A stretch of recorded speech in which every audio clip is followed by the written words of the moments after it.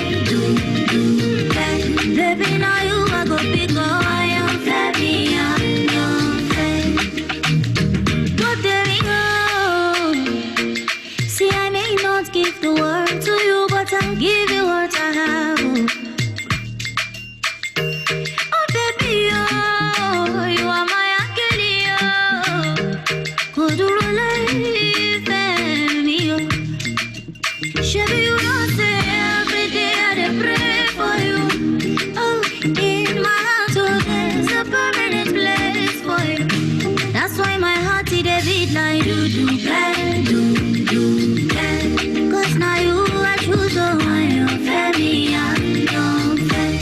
I sing for you, wanna be like you do, baby, now you I go big, oh, I am family, I don't fair. Only for you it'll be like you do, oh. I sing for you, my baby, oh, do, oh.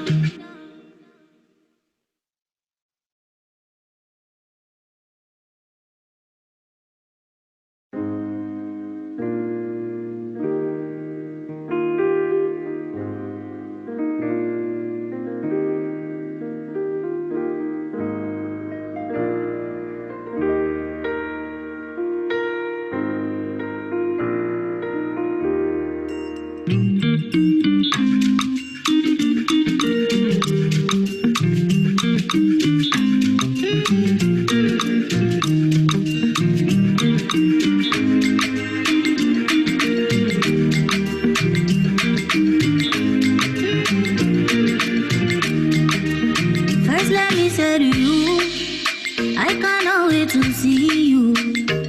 You are the treasure I've been waiting for. Do you know how much I really need you? I dey pray for the day when I can finally kiss you. You know, say every day I dey pray for you. Oh, in my heart today's a permanent place for you. That's why my heart it a beat like do. Cause now you I choose, oh, I am family, I know fair. I sing for you, wanna be like you do. Baby, now you I go big, oh, I am family, I know fair. But there we go. See, I may not give the world to you, but I'll give you what I have.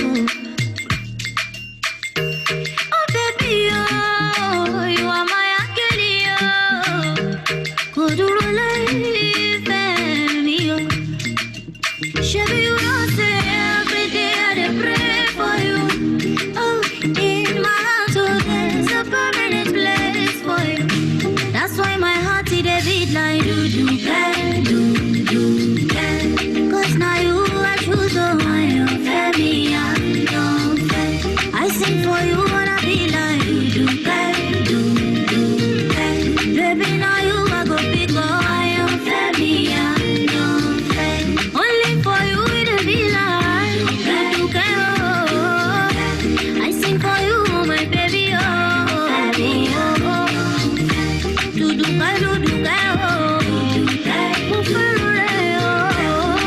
I am family, oh, you family, oh.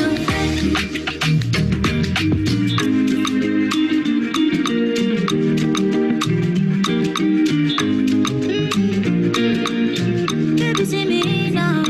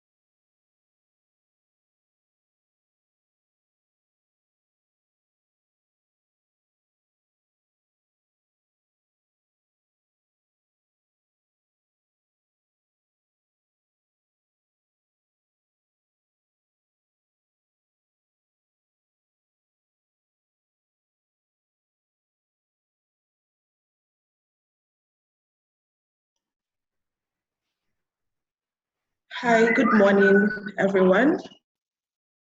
You're welcome to the day one of the Basic Financial Modeling with Excel. My name is Hadiza Shitsu, and I'll be the training coordinator. So far, we have just 6 attendees online now. So I'll wait for about 5 minutes for other participants to join before we commence. Thank you very much.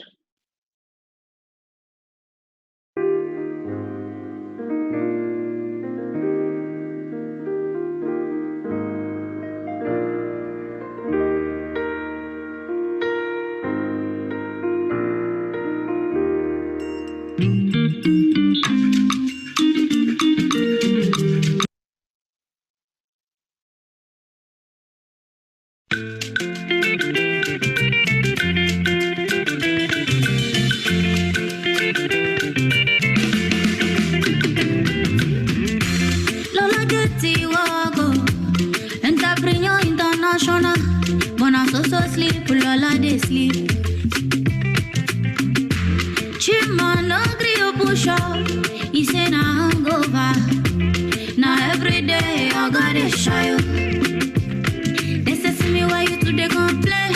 Tomorrow they forget it today. Yo, Igba go fairly body like, but tell me time now money. Oh, silence time now life. Oh, silence time they run oh, you run oh, use and well. Oh, silence time is precious. Oh, silence every second. Oh, silence time now gift oh, use and well. Oh, silence.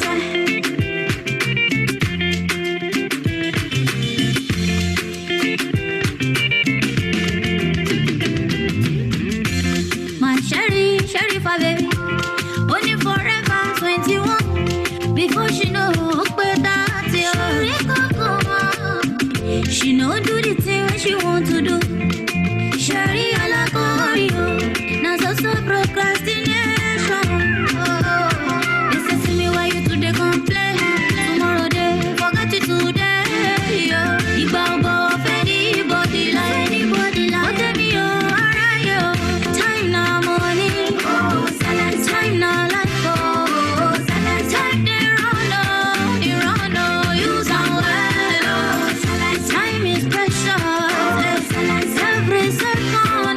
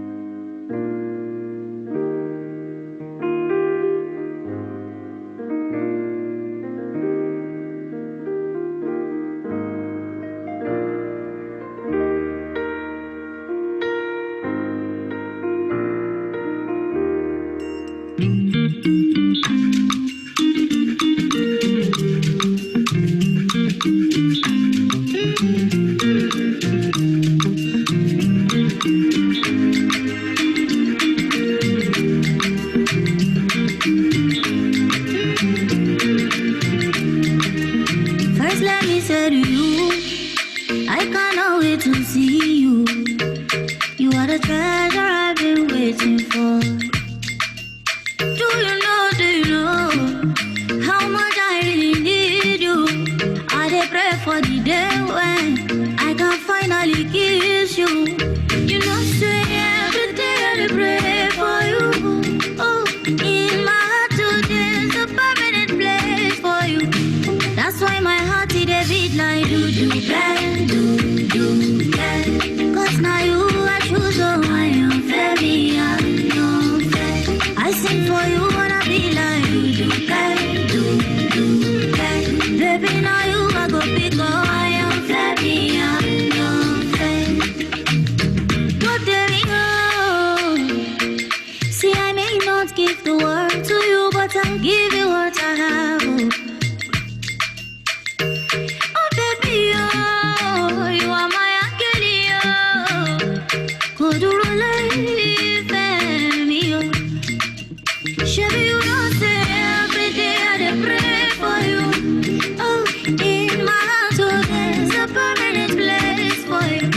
That's why my heart it dey beat like do bang, do bang. Cause now you I choose, oh, I am very, I am fair. I sing for you wanna be like do bang, do bang. Baby now you I go pick, oh I am very, I am fair. Only for you it be like do bang, oh. I sing for you, oh my baby, oh. Do bang, oh. Oh, very, oh. I am very, oh you very, oh.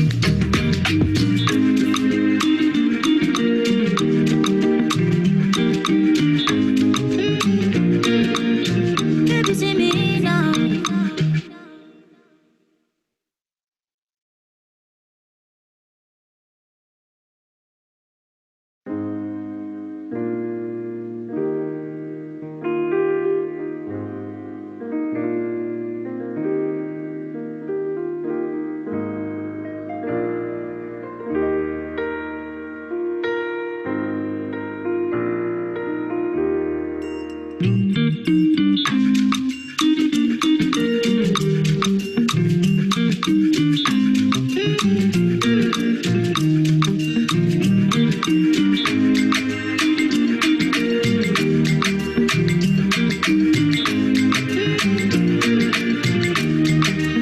First let me say to you, I cannot wait to see you.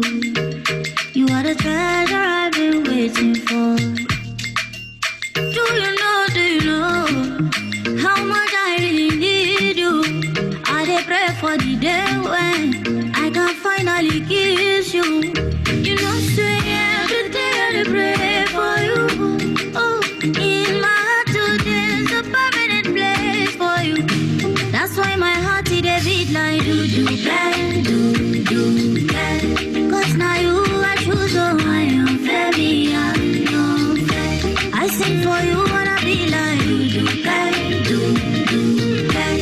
Baby now you I go pick, oh I am very, I am fair. But there we go. See I may not give the world to you, but I'll give you what I have. Oh baby, oh, you are my angel, oh. Could you relieve me, oh? Shabby, you know, say every day I dey pray for you. Oh, in my heart, oh, there's a permanent place for you. That's why my heart it dey beat like do bang, do bang. Cause now you I choose, oh I am very, I am fair. I sing for you wanna be like do bang, do bang. Baby now you I go pick, oh I am very, I am fair. Only for you it be like do bang, oh. I sing for you, oh my baby, oh. Do bang, oh. Oh, very, oh. I am very, oh you very, oh.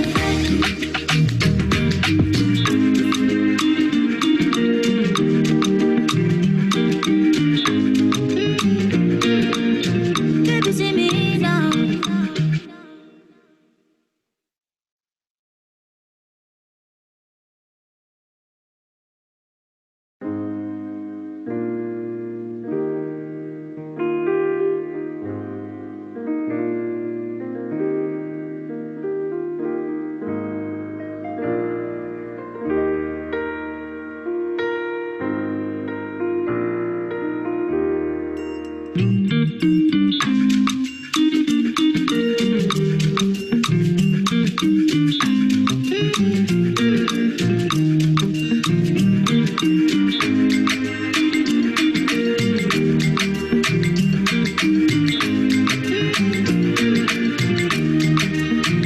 let me say to you, I cannot wait to see you. You are the treasure I've been waiting for. Do you know how much I really need you? I dey pray for the day when I can finally kiss you. You know, say every day I dey pray for you. Oh, in my heart today's a permanent place for you. That's why my heart it a beat like do bang. Cause now you I choose, oh I am fair, me I am fair. I sing for you wanna be like do bang. Baby now you I go pick, oh I am fair, me I am fair. But there we go. See I may not give the world to you, but I'll give you what I have. Oh baby, oh, you are my angel, oh. Could you believe me, oh? Shabby, you don't say every day I dey pray for you. Oh, in my heart, oh, there's a permanent place for you. That's why my heart it a beat like do bang. Cause now you I choose, oh I am fair, me I am fair. I sing for you wanna be like do bang. Baby now you I go pick, oh I am fair, me.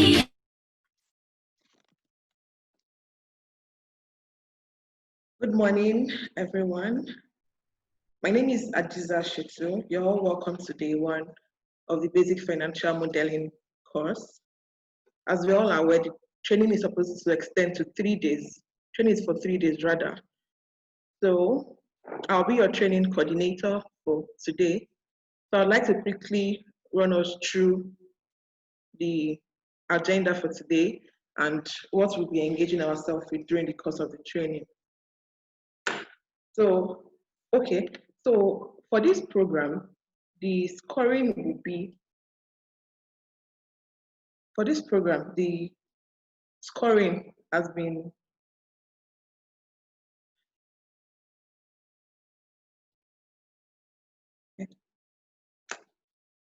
okay, sorry.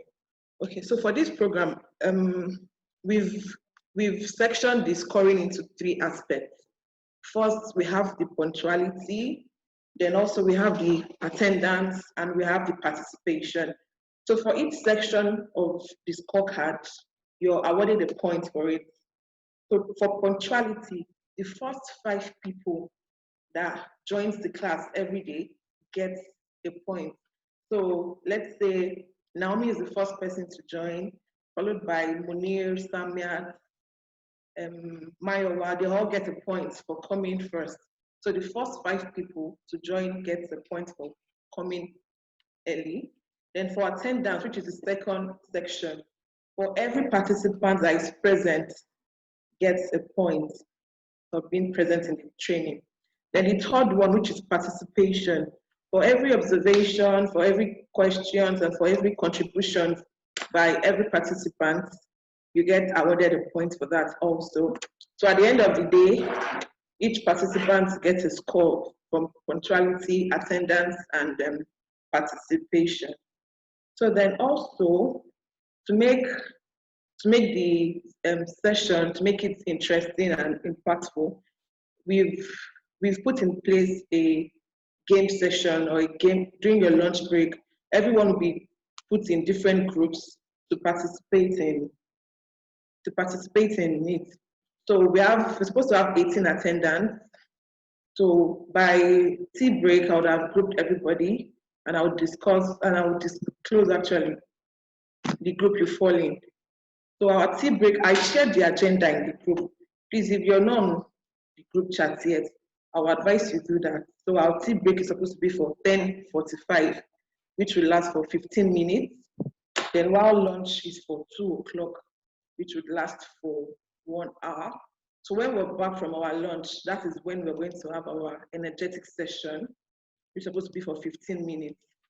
Please, I would like to indulge us that we all return early when we go on the break, so we can stick to the time and stick to the agenda of the day, so we can all enjoy the program. And if you have any question, you can raise your hand in the chat session, in the comments, so the facilitator gets to see your question and gets to answer your question. Thank you very much, everyone. You're all welcome once again. My name is Hadiza Shitu, and I hope we all find this program interesting and worthwhile. Thank you very much. So at 9 o'clock, the facilitator is going to step in. So we still don't have everyone yet, so we'll just use that to wait for everybody. And also, please, if you have not attempted the pre-test question, please kindly do that now. We have just 5 minutes left. Please kindly do that while we wait we have about 5 people left to join the group. Please, I will indulge us to kindly do that. And if you have any question, please do not hesitate to ask me. Thank you very much, everyone. Okay, so now is the introduction part. We can all enable you can unmute so we can all see everybody and everyone gets to introduce themselves.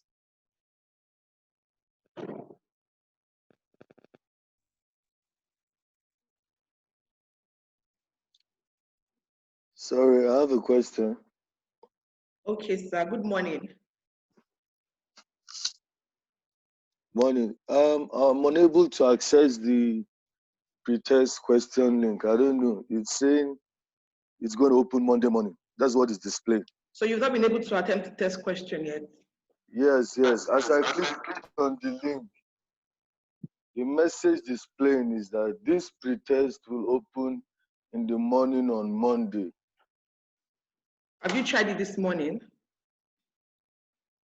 Yes. Okay, my team would look into that now. Yes, so that's okay. All right. Please, can you introduce yourself?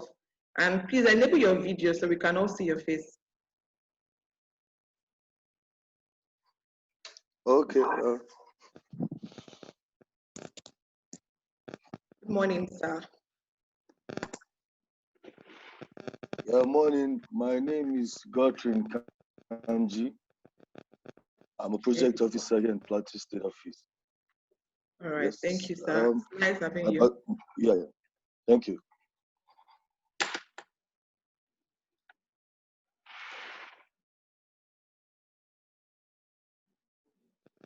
Munir Mohammed. Yeah, good morning. Good morning, sir. How are you doing today?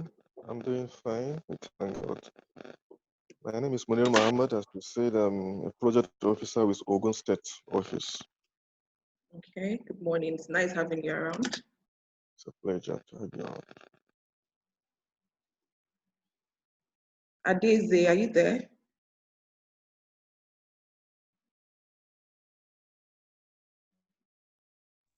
Hello, Adiza. Good morning. Good morning.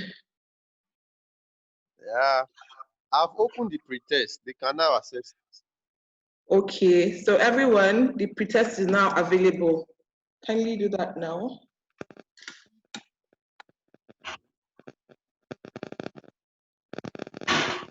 Aminu, good morning.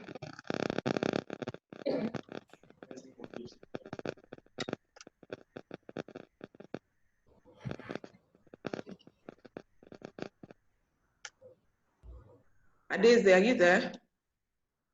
Yes, I am. Morning, everyone. Good morning. So I'm Adeze. I work with Operations Division.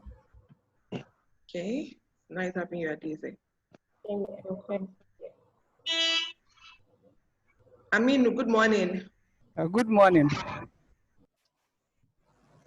Can you hear me? Yes, we can. Good morning. How are you doing, sir?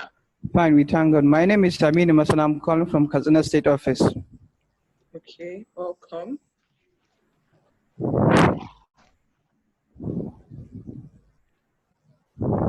Ghana, good morning.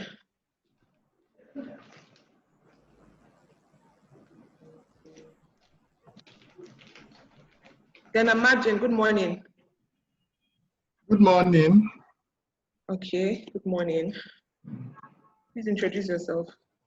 My name is Ghana Margin. I'm a project officer in Large Enterprise, Healthcare and Petrochemicals Division. Okay, sir. Welcome. Chukwebuka, good morning.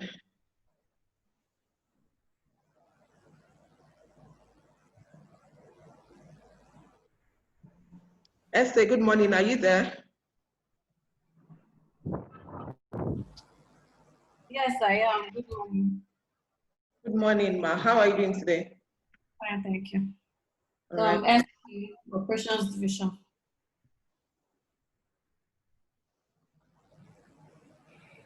Welcome, Esther. Chukwebuka, are you there? Yeah, I'm here. Good morning. Good morning, sir. Chukwebuka, project officer, Healthcare and Petrochemicals Group. Okay, welcome. Thank you. Adeyemi Olabisi, good morning. Are you there?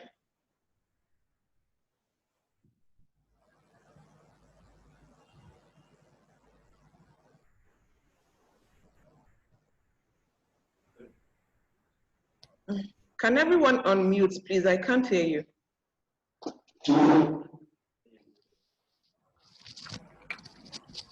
Adeyemi Olabisi, good morning. Amafa, good morning. Good morning. Yes, good morning. Please introduce My yourself. name is Amafa Itupolu Fumilayo, Okay. Risk Management Department Division. All right, good morning, ma. Welcome. Thank you. Patsy, good morning. Are you there?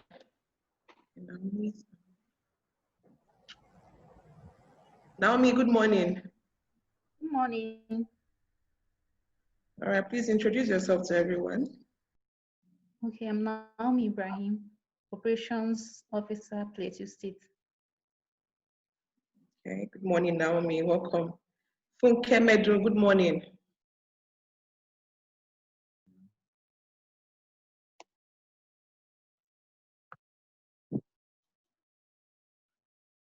Patsy Ameju, good morning.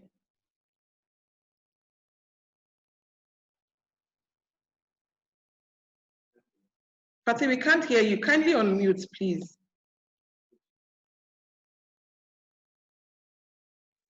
Patsy.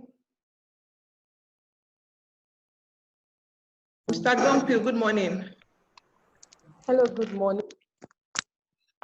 Good morning, ma. This is Medal.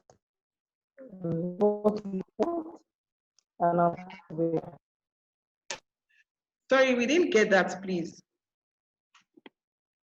My name is Funke Medal. Okay, good and I morning. work with LeapWord.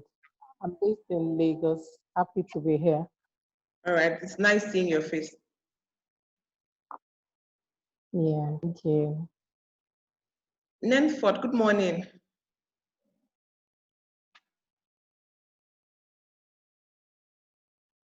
Mr. Nenford, kindly unmute, please. Good morning.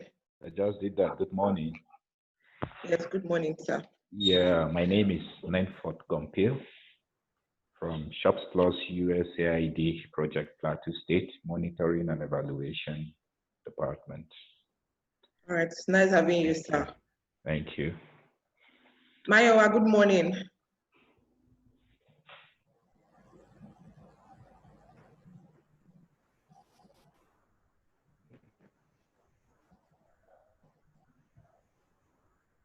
Uzo, good morning. Are you there? Yes, I am. Good morning. Good morning, Uzo. We can't see your face. Kindly enable video, please.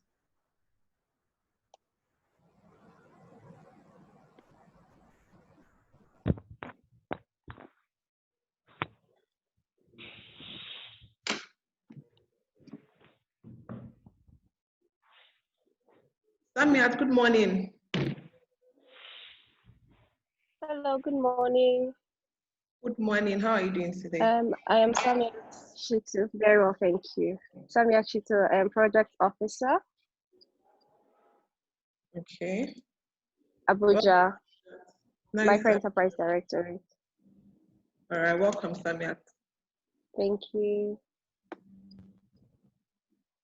Adeyemi, good morning.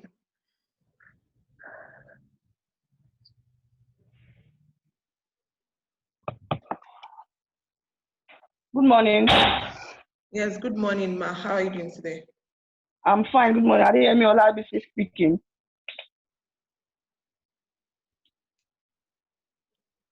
Welcome. So I think we're done. Okay, Chibu Ebuka, are you there? I think you're the only one that we've not introduced yet. I'll introduce myself. Okay, sorry, we didn't get to see your face. Good morning, sir. Good morning. All right. Mayowa, good morning.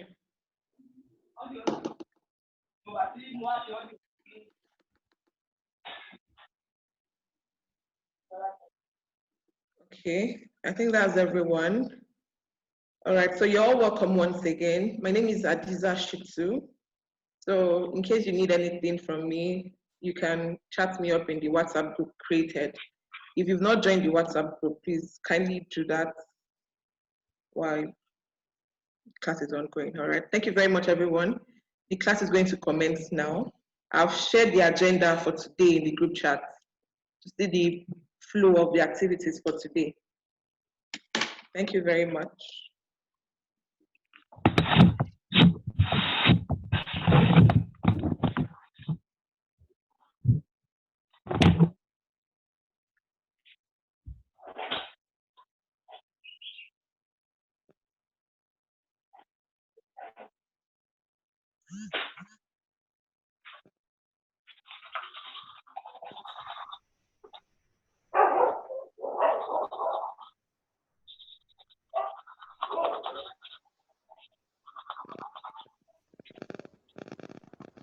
All right.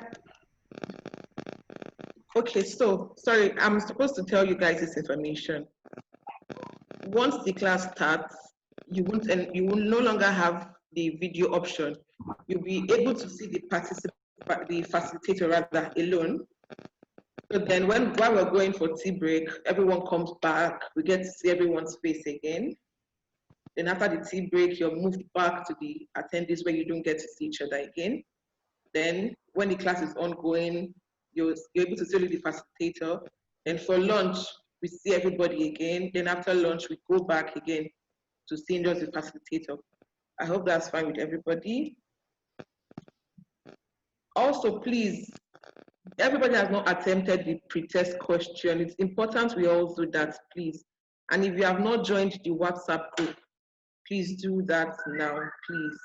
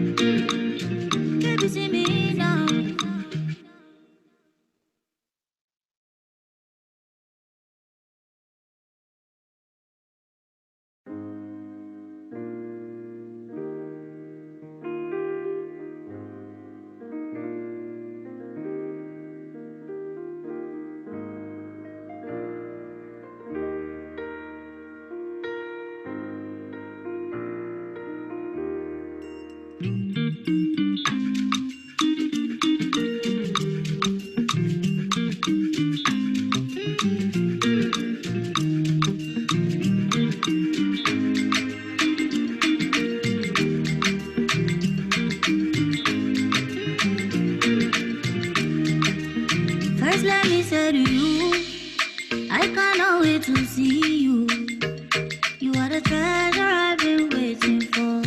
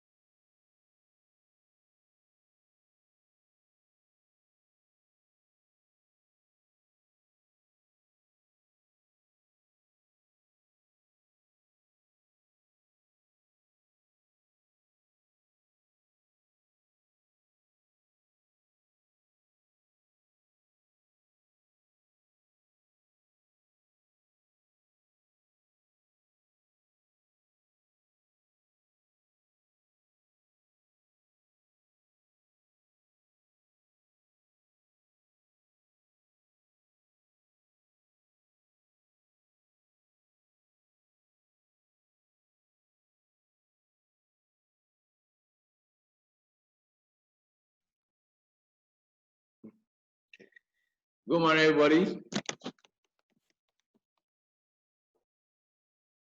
They can't hear. Can they hear? Okay. Good morning, everybody. My name is Olukunle Babajide.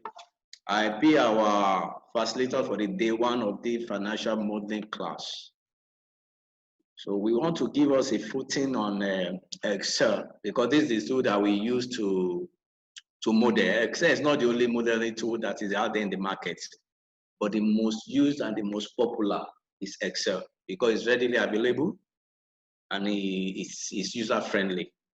So, but before we can go ahead to do the proper financial modeling, we have to get the understanding of how Excel works because that's the tool we are going to use. So our starting point is just to tell us what are the new features we have in Excel because they are making it better each and every day. So that's why I want to show us what are the things that are available. And it depends on the version you are using anyway. You know, we have what we call the legacy version, that is 2003, from 97 to 2003. Then as from 2007 up to now, 2019. So they have been releasing a new version that we call the ribbon type of user interface. So every three years, we have 2007, 2010, 2013, 2016, and the current one now is 2019. So as they are coming out with these new versions, they are improving on the functionality of Excel. So now that we have 2019, a lot has changed totally, completely. So it's now, we now even have a new engine of Excel, new engine, and where they introduce new functions. So we have what we used to call the Control-Shift function before, but now, and anytime you write that kind of function, you have to use your Control-Shift-Enter to get the result from the function. But now you don't have to do that again.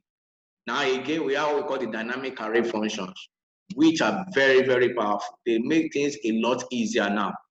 I remember one time I was trying to do something for somebody.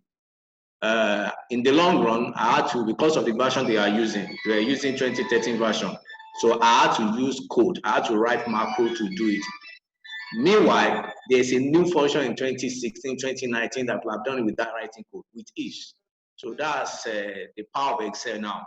So I will say that if you don't have or don't get the latest Excel version, which is 2019, or at least from 2016, we are doing ourselves a disservice. So let's look at very few of them so that we can run with the rest of the outline. So now we have what we call from 2016, we have what we call, how you can see my screen. So we have what we call ask me or tell me or search. Now if you want to do anything, this is the place I'm clicking now, the bar I'm clicking. We have what we call ask me or tell me, anything you want to do. Maybe you want to filter, you just type filter there. So it take you to the place, just click it. You see, it will show you. So that's one of the first thing they introduced, like a search. Hello, sir. Okay, I should take it again, right? Yes, sir. Okay. I was saying that the very first thing they came out with in 2016, that's 2016, that they added. Actually, the way it works, I will still go back to what I just showed now. But what happened was that people, most organizations, they use 365, Office 365, which is the better one. You know, it's based on subscription, and you tend to get the latest feature anytime it's introduced because it's online. It's online. You need to get it. So as at 2016, for 365 people, they already have some features. So it's when they now came out with 2019 version, they now had to add those things that were already existing in 2016 version to those 2019 that are having it as a desktop, maybe as a licensed one, not on 365. So what I was saying is that one of the things that first came out when they introduced this in 2016 is this tell me button. You can see this like a bar, like a search bar, like a Google, that anything you want to do, even if you've forgotten that, okay, you want to use one function or one feature, you want to perform a task, but you don't remember which one you should use. just with your own idea, like in English, like you want to search for something, just type inside this box. So I give an example that if I want to filter now, I just say filter. As I'm typing every command or feature that I need to do, that it will pop up. I will see it. You can see. I will see everything drop down. In fact, it even took me to sort and filter. So I will just click it. So okay, if I want to answer that, I will just click it. So I will just know that okay, I can go and use filter there. I can do this. Let me type it again. Filter. Yes, sort and filter. You can see, I can see the button. I can see, so I will have selected my data. I will just click it and just give me because there's no data. So it takes you to that particular command that you are trying to use. So that's the first thing. So another thing is that they added 6 functions, 6 new functions. Let me go to this page. 6 new function, which is this concat, text join, ifs, switch, max ifs, and min ifs. Now, all these ones, all these functions, the only one that I can say are totally new are the max if and the min if. Why am I saying this? When you say concat, we already have what we call concatenate that was already existing. There's a concatenate function that is you want to join text together. That are concatenate. We already have it that can join text, but it's more complex. It's not really easy to use. It's not robust. That's the word I can use. That as a data is not robust. So they have made this one the concat now. It's even, in fact, I normally tell people that one of the longest function with name function in Excel is concat. You have to write it in full, although you can use another shorter method I call shorthand like ampersand, which is the shift 7, that is the join symbol. But that's what they just came out. They just came out another one that are easier to use than that. Then the text join is even more powerful. They are doing the work of this concatenate, but they are doing it better. This concat and text join, they are doing it better. So more better. That you can, in fact, with ease, you can, with this text join, you can decide to say, okay, you can indicate what your delimiter will be. That is, if I want to join text, if I want to put text together, let's say, for instance, an example which is practical is this. You have the name of the employees, like HR person. The person has the name of the employee in the organization. Then he knows that if he wants to create the email address, it's just maybe the first name dot last name, then at the address of the company. So to quickly create it, you can do it with text join. It will easily create that without doing it one by one. Just highlight everything, write the function, then select it. So it's very powerful. So with concatenate the former one, it will take a long time to regular time to do that. So that's it. Then the ifs. If function, which is a logical function, is already in existence. We know that. But what this one is doing now is that instead of doing what we call nested ifs, that is when you want to test different logical position of something we are doing. If you have to test, they use a lot of ifs. I've seen people using like 10 ifs together, and it can be very complex. It's even not easy to audit that kind of a formula. So with these ifs now, it's easy to do the words, what we call what? The nested if, without doing those if long if. So it's shorter now, and it's even more readable there. It's even easier to audit. So that's the ifs. That's why I'm saying that they are not really new, but they are just making those existing functions, they are just making them better for us to use, to do whatever we want to do that we have been doing. Then switch is similar to if, to nested if. So switch is even better than ifs. So it's doing the same thing. It's a logical function type of a function. But what it does that is compresses nested if, even better than the ifs. So they are in the same category like the normal if logical function that we have. That's it. But the new ones that I can say they are really new is the max ifs and the min ifs. Why am I saying this? We know that we already have what we call the sum ifs. We have what we call the count ifs. We have what we call the average ifs. These are aggregate functions that we are using to do conditional calculation. What does it mean? Now, if you want to do a logical test, but after the logical test, you still have to go ahead and do aggregation, like summing based on a condition, like averaging based on a condition, like counting based on a condition. So those functions are already in existence. And we have them in plural and singular. They used to have sum if without s, and sum ifs with x, count if without s, count ifs with s, average if without s, and average ifs. And the difference between the two is that if you are just doing your aggregation based on one condition, you use the one that is singular. But if you are doing it based on more than one condition, you use the one that is what? Plural. Now, the plural one can even do the work of the singular one. So I didn't know why they decided to, it's just a waste of resources, so to say, that's the way I call it. But when they're now coming out in 2016, that's all, the only thing that's available to do that, you want to know the highest in a series of number or the lowest in a series of number. It's just that we have max and min. So there was no max if and min if. So by the time they are coming out with this function to do the same thing, the same kind of aggregation based on the condition, now did max ifs and min ifs. They didn't bother to do the singular one, which is no longer be useless. So they just did max if and min ifs. Whether you are testing more than one condition or just one condition, you can use whether this one, max if or min ifs. So these are the two that I can really say is new. I really knew that there was nothing, we didn't have anything before now to do that kind of we have to write kind of what we call array function, array formula. We have to combine if logical function with max, which is an array function. So we have to do that. But now you can easily do it. So that's those are the new functions they added. Then they added new chart types too: tree map, sum burst, waterfall. I remember that when I used to do some reporting, and this waterfall chart is very, very beautiful. So we have to be using very complex formula to do it. But now, once your data set is correct, it's fine. You just select it and it plots it for you. So that was a great, for me, it was a great improvement.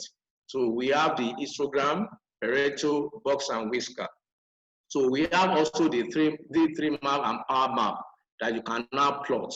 So they have really changed the ending. Now in 2019, all this one came out in 2016, although it was only available to those that have 365 as at that time. But by the time they now came out in 2019, they now added it for everybody. This one, they came out in 2016. But these ones now, they just came out in 2019. In fact, it was first available to beta subscription. That is, though inside there's something called insider option. So we have to test it. I'll register for that. So when it was before it was rolled to the public, we had access to it to test, to give them feedback. We are using it. It was so beautiful. So they have changed the engine totally. Make array from filter going to then from the tab looking for your filter icon, you don't have to do that. You can, this filter now, you can on the go, on the fly. This is the kind I say I had to write a code because that kind of analysis they wanted me to do for them in that company. They wanted to report by profitability, but they say it's also complex. So in the long run, I had to write a code to do it. Meanwhile, if they were using 2016 or 2019, I could have really used the filter function. 2019 rather, but it just came out 2019. I could have just easily used this filter function. So it's very, very, you filter by criteria. That's it. So we have the rand array. Rand array is just for you to generate random number. You just give it the number of columns, the number of rows, you just generate it for you and give it, maybe you want it in decimal or you want it in integer. So you can, the sequence is just to give you series of number, but they have the powerful, let me say, use cases. Once you know how to combine these things, they have very powerful function. In fact, it has made life easier, very easy. You can, there's no, in fact, some of us that used to brag that we can write code, say they have even cut our wings by this new function. So we can't do shakara again. So single So that was the sort. You can see, you can now sort by function too, not just these sorts that you have to go to data, you can sort by. So after writing your formula, in fact, in your formula, you can make it dynamic that as you are writing the formula that gives you a series of value or a series of names or whatsoever, you can say, as you are giving the result, sort, maybe descending order or ascending order, or from highest to lowest or from lowest to higher. So if your data changes, it sorts again by itself. You don't have to keep sorting. If any number now, maybe before okay, by the time you do your analysis, your report, maybe the first person that is having the highest now will not be the person again when another analysis is done. So you don't have to say come and sort again. By itself, you just sort it automatically. So it's dynamic. That's why they call dynamic carry function. They are very dynamic. You don't have to do anything manual. Once the function is in place, because it's a new engine now in Excel in 2019. It's a completely new engine. They have changed the engine of Excel. So now you have the sort, you have the sort by. If you are using 2019, I will demonstrate some of this. You will see the power that is in them and their use cases. You have the unique, so you can do unique. Like when you say you want to remove duplicates, you know that if you have duplicates and you see this, you can do the formula now. I just want the unique.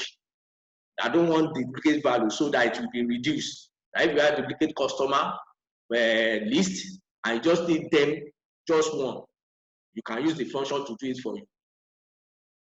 You can use the function and it will be dynamic. So if you add to the list and you just give you the unique one. And if you just want the one that is just up, that people don't know that if you are doing a remove duplicate, there's another side to it. There's a way that you can say, okay, out of these duplicates, I want to see the one that is not duplicated. That's just one. You can do that too. I know I have duplicated list, but in the duplicated list, is there anyone there that is not duplicated? That's the one I want. You can use the function to do that too. So it has two parameters that can indicate that for you to choose. So, and then with this dynamic array function, the new engine in 2019, there are two concepts. We have this hashtag symbol and the @ symbol, which means implicit intersection. So the best way to understand this is to do them, is to demonstrate them. So that's the best way, because there's something called the speed concept. The speed concept means that that when you write a formula, you want a formula for a range of cells. Let's say, for instance, the most popular function, I call it the world famous in Excel, is VLOOKUP. So when you are using VLOOKUP, definitely you want to look up a value, then return a value. You are looking at one value and going to another database to return a particular value based on the value you are looking up. Once the data is the value you are looking for is available inside the database. So when you are bringing it, maybe let's say, for instance, which you are going to see, the example you are going to see, you have list of customers. You have the list of customers. Now, you now want to get the address. Maybe you have the address where you're about. For one reason or the other, I want to get the address of those customers into a particular people. You know where their address is sitting. Maybe not just of but 3 customers. So you can do VLOOKUP. So once you do VLOOKUP to return the address to that place, you have to copy down the formula for others. Let's say for 10 customers, maybe out of 10,000 customers that you have in the database, just need the address for 10 customers, and look at the database and give me the address. So you now have to copy for the 10. But in this new engine, the speed concept means that once you type the formula for one, it speeds to the rest. It will recognize that you are doing this formula for just 10 customers. So once you type it right for one, by itself, it just go down for the rest. So you don't have to say you are dragging. So that's the speed concept. And in doing that, in understanding that, you have to understand the @ symbol and then the hashtag symbol. So that's what that does one for. So that by the time you are using this dynamic array function, they speed by themselves. You don't have to do that, copy down. So now in the process, after they came out with 2019, in the process of recent, I think maybe 2 months ago, or maybe 3 months ago, they now came out with this XLOOKUP function and XMatch to break the problem, or to solve the problem of VLOOKUP. We understand that VLOOKUP can only look to the left. It can't look to the right. So you can only look vertically. You can't look horizontally. And all these things, you know, the way they do these things, that they respond to users' feedback. There's something called user's voice in Microsoft. So you can go there. If you think that there's a function that they should include, you can write it there. But the only part I don't like is that they have to wait for people voting for that, what you have suggested. People to vote for it before it's part of what we have voted for that they are bringing out now for us. So people have complained about VLOOKUP, the problem we cannot be able to look to the right, only to the left. So in the long run, they now came out with XLOOKUP that solves that problem, that can look just like if anybody knows index and match, it's just like index and match. And this is just one function. In fact, it's better than index and match. So you don't have to combine index and match to do your, just understand how to use the XLOOKUP. So it can look vertically, it can look horizontally, it can look to the left, it can look to the right. And even can give you what we call the address of a range of cells. It chooses reference. It's so powerful, this XLOOKUP. And they now come with XMatch too. You know that when you come to lookup functions mean that you want to get a value, an item from a list. So those are lookup functions. So there are some that gives you the position of that item before you can retrieve them. They first check that is the item actually in this database, or where I'm looking for it. Is it actually there?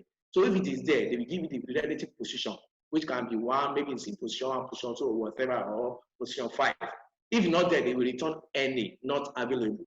So that's what match does. So they now introduce another form of match that match too. You cannot look anywhere, horizontal, vertical. So they have made it better. So we have new lookup function that is not very powerful. The XLOOKUP and the XMatch. That's about lookup function. Then they now have what we call the forecast sheets. Basically, when it comes to financial modeling, which is the main course we are doing, when it comes to financial modeling, there's no way you won't do forecasts. That's, you are forecasting from historical data, unless you are doing new business. That in fact, even in business, you have to do a research. When you research, you have to look for data. From the data, that's where you make it the projection. So forecast is an integral part of financial modeling. So now they now have a new feature that say forecast. You can see it here. You just select your data and we project it for you. It will project it for you based on it. You just get, and it will project it for you with graph. You will see the trend. That okay, you can see, and you give you a level of confidence. The level of confidence it usually is 95%. You can even change it. And there are forecast function they introduced too.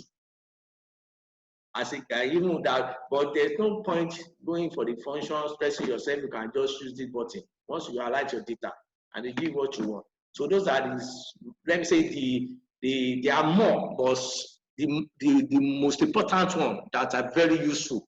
So those are the ones that I've given to us. Those are so you can check them out yourself. So that's about what is new in Excel. So let's go to now the data management. Any questions so far?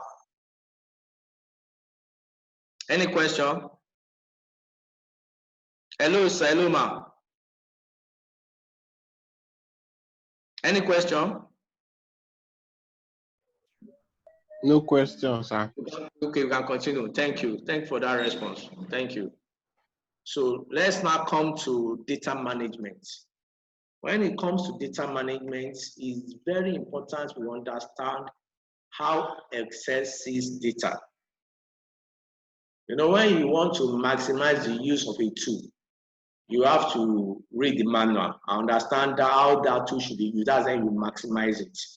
So the same way, although Excel is great, Excel can only be great if you understand how it sees data.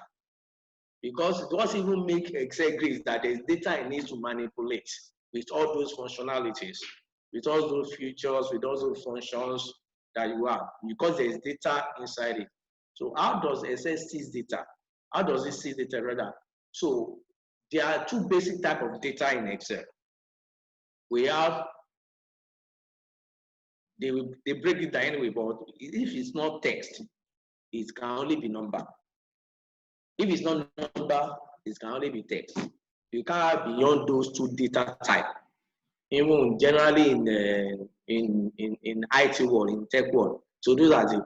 For now, the number part in programming they call the text part the maybe string, but the number part is now divided into different type. So you can have your date as a number, you can have your currency as a number, you can have decimal number, you can have a whole number. So that's why number is.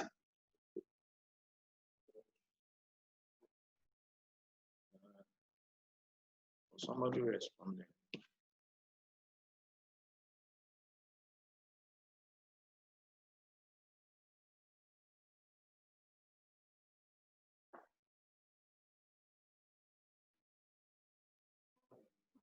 Okay, I can go ahead. Okay.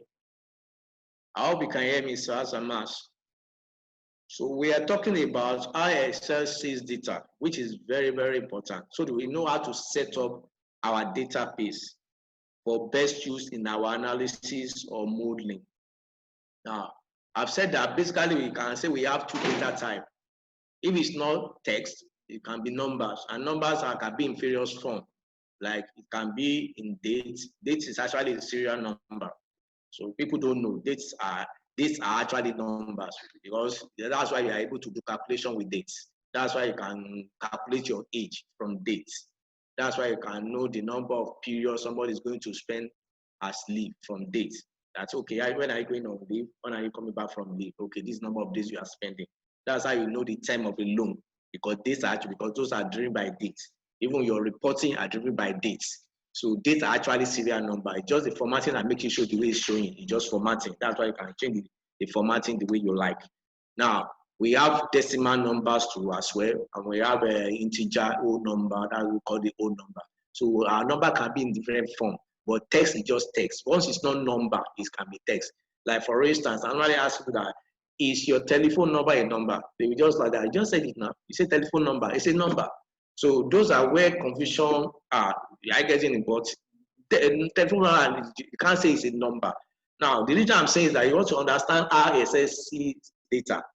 Now, when we say telephone number, though it's made up of digits, but as long as that number, that what you are calling a number, which is made up of digits, as long as you can't do calculation with it, Excel doesn't see it as number.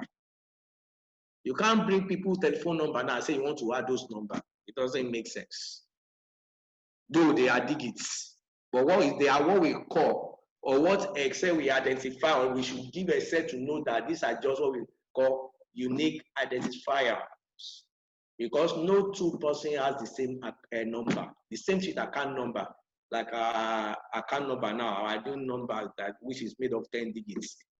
Although they have digits, but you can't say they are number in the set. To Excel, those things are not number. Because if your account number starts with 0 and it has to be 10, there's a way you must store it now that 10, because if you just type 001 something, we just chop up the 0. Because Excel, we assume that you are trying to type a number that you can do calculation with, but you are making a mistake that no more number starts with 0. That's why it's taking off those zeros. That's why I'm taking off those zeros. But you have to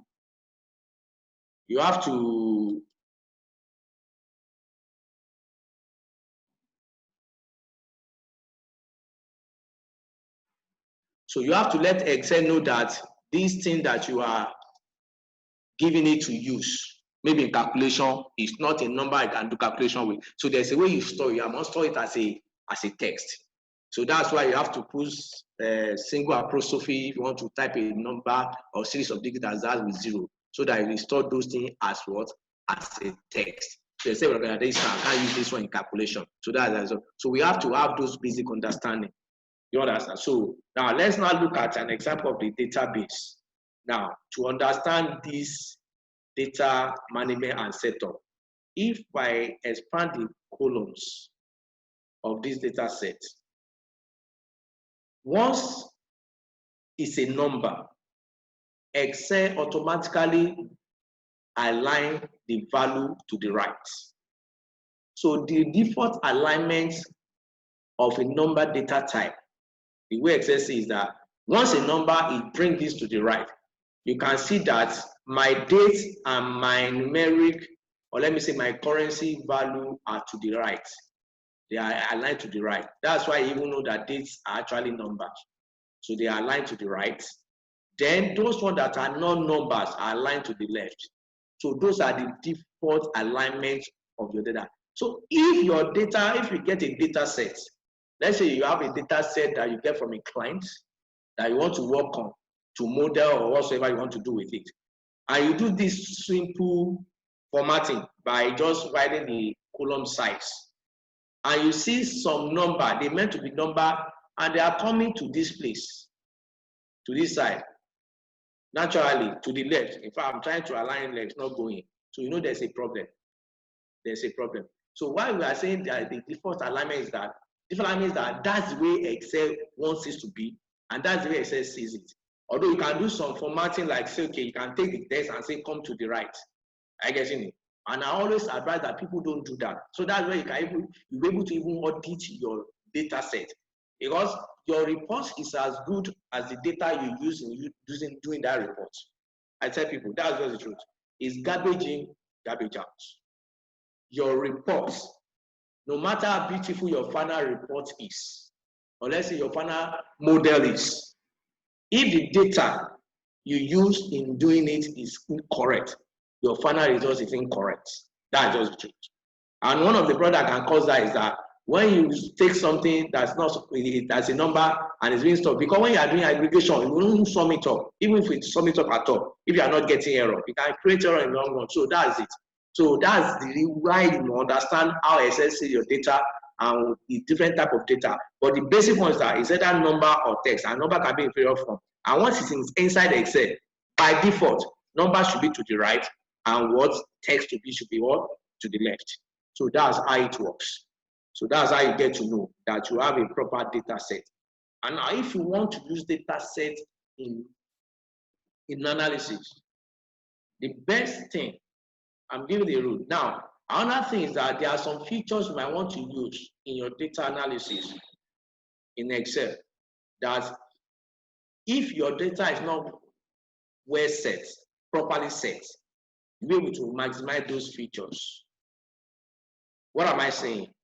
You can see that I have 4 columns of data. That is, I have 4 fields. I have the dates, the customer column, I have the currency column in millions, and I have the region. Now, these things is compact. It's just one data set. They are related.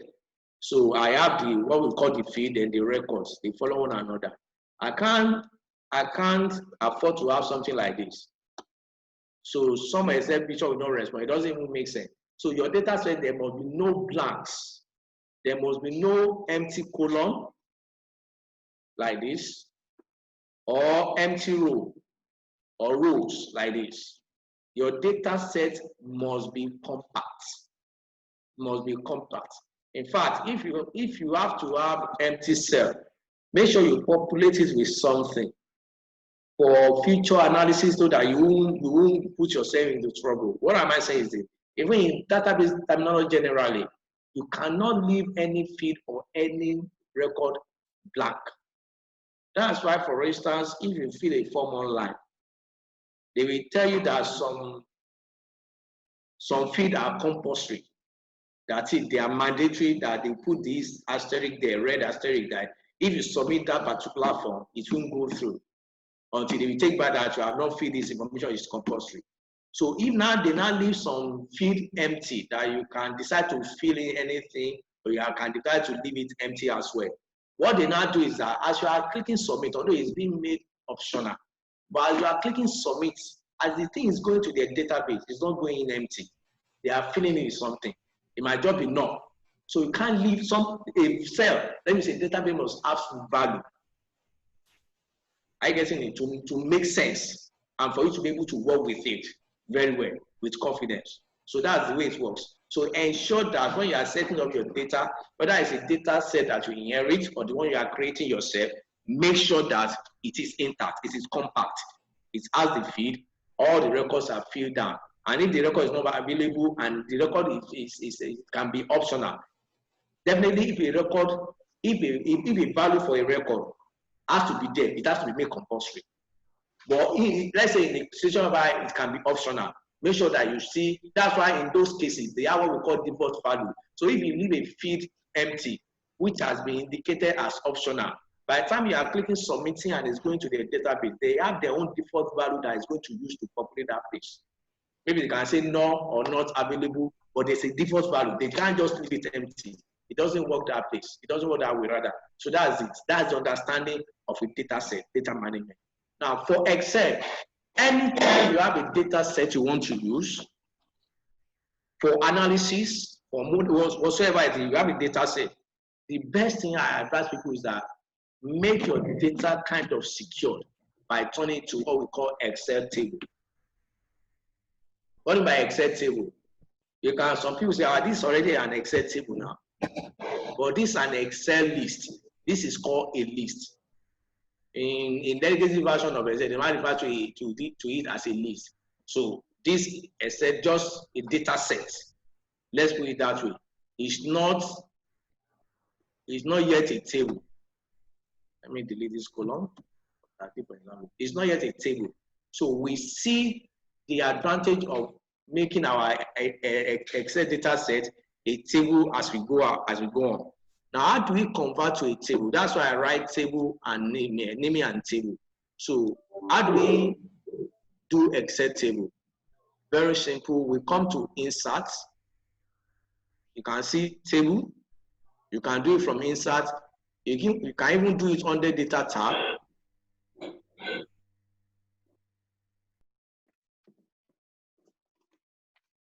You can convert to a table under, if you are using Power Query or Power Pivot, you can do it there.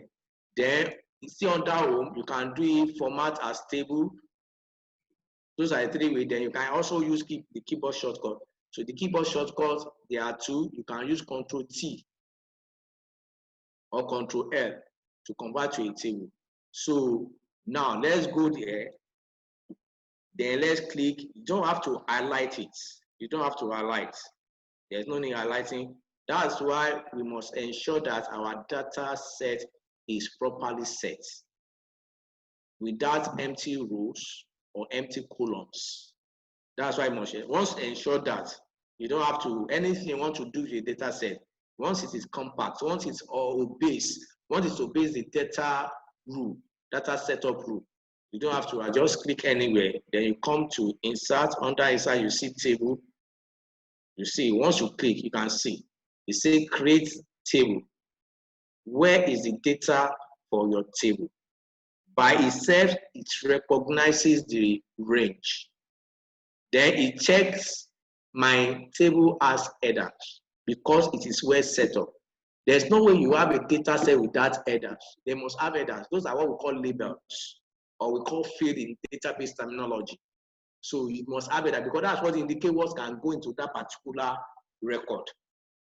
For instance, I say that if you want to fill a form and somebody just gave you a blank sheet that fill your bio data, you get confused because there are no indication which one should go which way.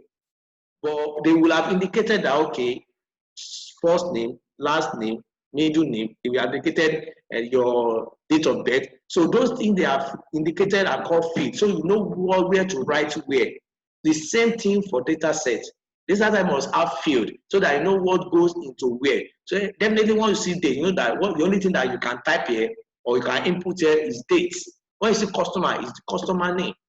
When you see currency, you know that it's money that is expected in that place. So that's why. So you can see it's recognized that we have to just click OK.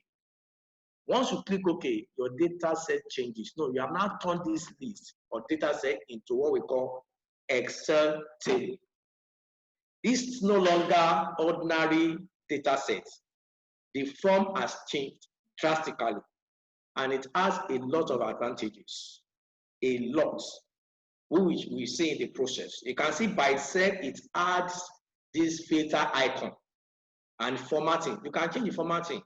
Immediately you do that, you get an extra tab in the ribbon that belongs to it. I hope you can see my screen. You get an extra tab in the ribbon that belongs to which is called design. That's design. You get it. So anything you want to do with it, you'll be able to do under design. You get it. So you can do the format, you can change the formatting, you can change formatting style, maybe the one that suits your company color scheme, or let me say official color. You can change it, you can hover it, so you can select anyone you want. So it doesn't matter, you can change it. Then the next you want to do after you have created an Excel table is that you want to come and change the name. You will see under, you see the tab here now. You must once you select it, it activates the design tab. Then you have all these commands in its own design tab. All these commands that are grouped. In the first group, which is the property group, you will see the default name. The default name is as if you are creating a worksheet too. If you create a new worksheet, we give you a default name, maybe sheet 1 or sheet 2. The same thing is okay, you have created a table now, it's table 1. So you have to come and give it a meaningful name that properly represent that table. They say that when you are creating worksheets, you don't just leave that sheet 1, sheet 2. You rename those worksheet tabs to reflect the kind of information they contain. So the same way, once you are creating tables, because you can have different data sets in your Excel workbook. You can create as many tables as you like. So once you create a table, it comes with a default name. Table 1. If I create another one now, it will be table 2. But you can't just leave it like that. That one is not explanatory. It's not safe. So you have to rename it. So you come to this box and rename. Let's just say our customer. You can say customer and the customer T. T stands for table. Customer T. So you hit enter. So, and there are naming conventions. Name can only start with letter. You can't start with number. And name must not contain spaces. If you have to use more than one word to indicate the name, you can separate them with underscore or write them together. Are you getting it? But you must start with a text, and then you can't use Excel reserved name, like a colon name. You can't say CR1 or C1 or R1. C stand for column, so you can't use those Excel column name or reserved name to name your table or anything you are naming in Excel. So you choose a name that clearly represents, it must be representative so that you can quickly understand, remember, okay, this is the name that reflects that data set. So you choose that name, and the name must not contain spaces. And if you must add spaces, you can put underscore. Then you can't start with any other thing than letter. It must start with letter. A name must start with letter. So that's it. So once you are done, the structure of this data set has changed now. As we go on, we see the advantages, but that's how you create it. So once you are fine with this now, you can now start doing analysis based on this data set. You can now start doing maybe aggregation, or maybe you can use it to do pivot table, whatsoever. You can filter with this. You can see, you can filter. Once I click this, I can filter. I can use sort in any direction or order that I want. So I can, but where we see the power is when we are writing formula using function. So that's it. That's about the data management. That's how you manage your data. The way it is set up, understanding the data type, that the way the default alignments are. For number, right, yes. For text, left. Ensure that there's no blank rows, blank columns. As much as possible, ensure there are no empty cells. Your information must be filled in. You said that it's not available. Something must sit inside that cell. Are you getting it? So once you have obeyed those rules, and it is intact, then for you to maximize that particular data set, maybe in analysis or in formula or whatsoever way you want to use it, it's better to convert it to an Excel table, which you have seen the way to do it. You can use the keyboard shortcut Ctrl+T or Ctrl+L. You give it the same dialog board that will indicate that we want to create a table, or you can come to Home. Under Home, you will see it format as table, yeah, or under insert table. We already have, that's why it's gray out. We already inserted the table, that's why it is gray out here. So once you have created a table, you have another design tab that belongs to the table. It wasn't there before. It's because we have created a different object entirely. That's why we have this. If I click outside it, you see that it disappeared. It's not the default tab in Excel. It's because of the kind of data set we have created that now we have access to this.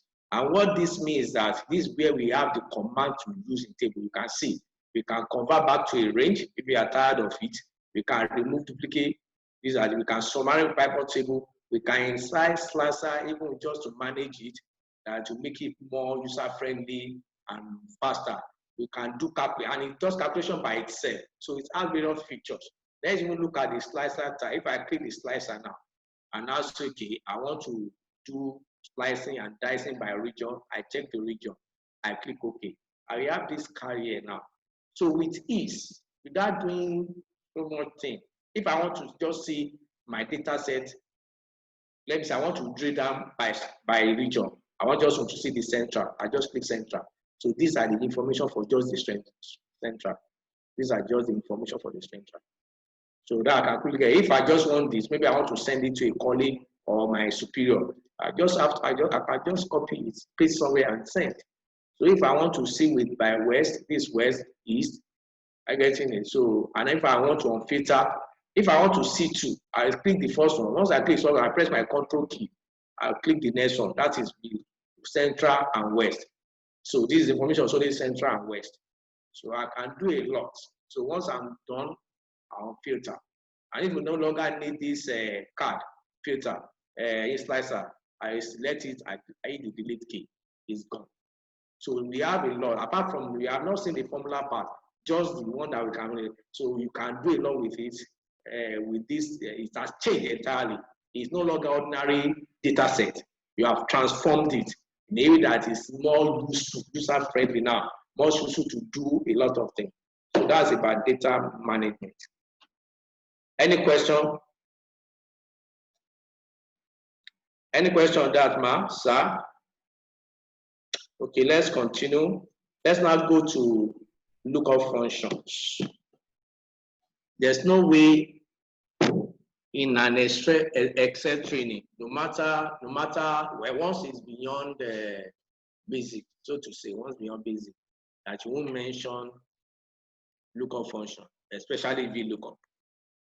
Especially VLOOKUP. So, because you always look up data. And what makes it so popular and so important is that everything we do, everything, even people that are using VLOOKUP don't know they are using VLOOKUP manually.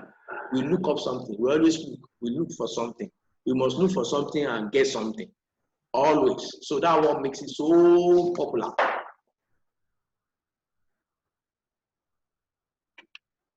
So popular. You can ask your question in the chat box. You can type your question there in the chat box. So popular. I give an example. We are bankers. When you go to a bank as a customer and you want to get your account balance, you approach the customer service officer. All the customer service officer, all he or she needs is your account number. That's why we say those things are what we call unique identifiers. So my name is not really important. It's no big deal who I am. It doesn't, the bank doesn't really want to, unless I'm a billionaire, so to say, maybe Dangote, but it doesn't matter. What matters is my account number, because what's happened is this: in the same bank, definitely in my lifetime, I've seen 4 people that bear my name the same way. 4 in my lifetime. I've seen it. 4 in this life. I've seen them. Imagine now we using the same bank, and they now refer to us by our name. Definitely, I will be claiming the one with the highest money, with the biggest money in the account. There'll be confusion. So that's why they've assigned us different account number. So my name is not really relevant. They can use it to confirm that, okay, what's the name of it? You register the account. But what really matters is the account number. So once I give that account officer my account number, that check my balance also there. In that types that because he doesn't or he doesn't know, understand to know how the thing is working. It's not a business or his business. All he needs is my account number. Once we just tap into the system and click enter. What the system is doing is that it's taking that my unique account number and it goes inside the entire database of that bank, which can be all over the world. Because it's one database, it might be in the cloud, all over the world, wherever they are. We can be, let's say, millions of customers. But that one is unique to me. Once it goes there, we now go and look for my own in the midst of all those account number, that unique one, and get my balance and look for it. What the system has done is just VLOOKUP. That's what it has done. Nothing. So everything, even a woman that is going to market, we have made a list of what she wants to buy. That, okay, I will buy so. This is the amount I budgeted for each one. By the time she gets to the market, she brings out the list. Maybe the first store she gets to, or the first shop she gets to, the thing she wants, she sees there is not the one on the first of the list. She wants to get this is on my list now. Now look at the item and look at the price by the right. That means she has not been look up, but she doesn't know. So you do really look up all the time, every time. So that's why I call it the world famous. That's why it's so popular. So and it's very important because in Excel, you'll be, in fact, when you are doing modeling, you look for a value here, maybe the revenue of this month, okay, to know to get okay, what revenue. You do grouping even by lookup. You do some other analysis using the lookup. No, then let me say VLOOKUP, using lookup functions because we have different lookup functions. Because VLOOKUP is so popular, so VLOOKUP is there. And by the way, V stands for vertical. That is, you look up vertically. So that means we have HLOOKUP, which means horizontal lookup. So as we have, the reason why VLOOKUP is more popular than horizontal lookup is that you rarely see a data set that is set up horizontally. 99% of data sets in the world are set up vertically. What do I mean by that? Let's go back to the data management. If you look at this, our data sets, you can see that it is set up vertically. And the meaning is that in a layman time is that we have more rows than columns. Simple. There are always more rows than the columns. What it means is that you have more records than the fields. You have more records than the fields. For instance, in your bank, you have employees, maybe tens of thousands of employees. Now, all you need for those employees maybe can be just when they resume, when they are appointed, their age, their email address, their house address, their date of birth, their department, their units. At most, it can't be more than, let's say, 20.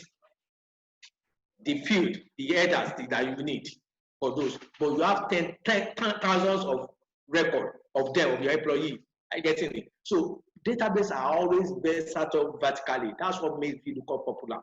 They are set up vertically. You already say that is set up horizontally. And in the like I've said, the meaning of vertically set up is that there are more rows than the columns. There are more records than the fields. That's what it means. So let's now look at how to use this VLOOKUP. How does it work in practice now? Now, I want to do something. I want to compare. We look at VLOOKUP, match, index, the XLOOKUP too, if you are using 2019. You use VLOOKUP there and now show us how we can even look up with pivot table. Some people dread formula. Some people just don't like it. But tell them to do drag and drop. I just want to do just try this one, drop it here, I get my result. Fine. So some people don't know that we can even do lookup. We can look up with pivot table. So it is possible. Right from 2013 anyway, when they added the data model concept in 2013. So it's possible to look up with pivot table. So let's see the formula first. Now, we have this list of star. Then we have the departmental code. Then we have the hour they are worked and the rates per hour. Now we want to get to a layman. Let me somebody that is not in HR. Somebody that's not in HR, like somebody in finance wants to use the data now. And I say, I don't understand, or maybe the person wants to do aggregation by department. I say, I don't understand this, just the environmental code.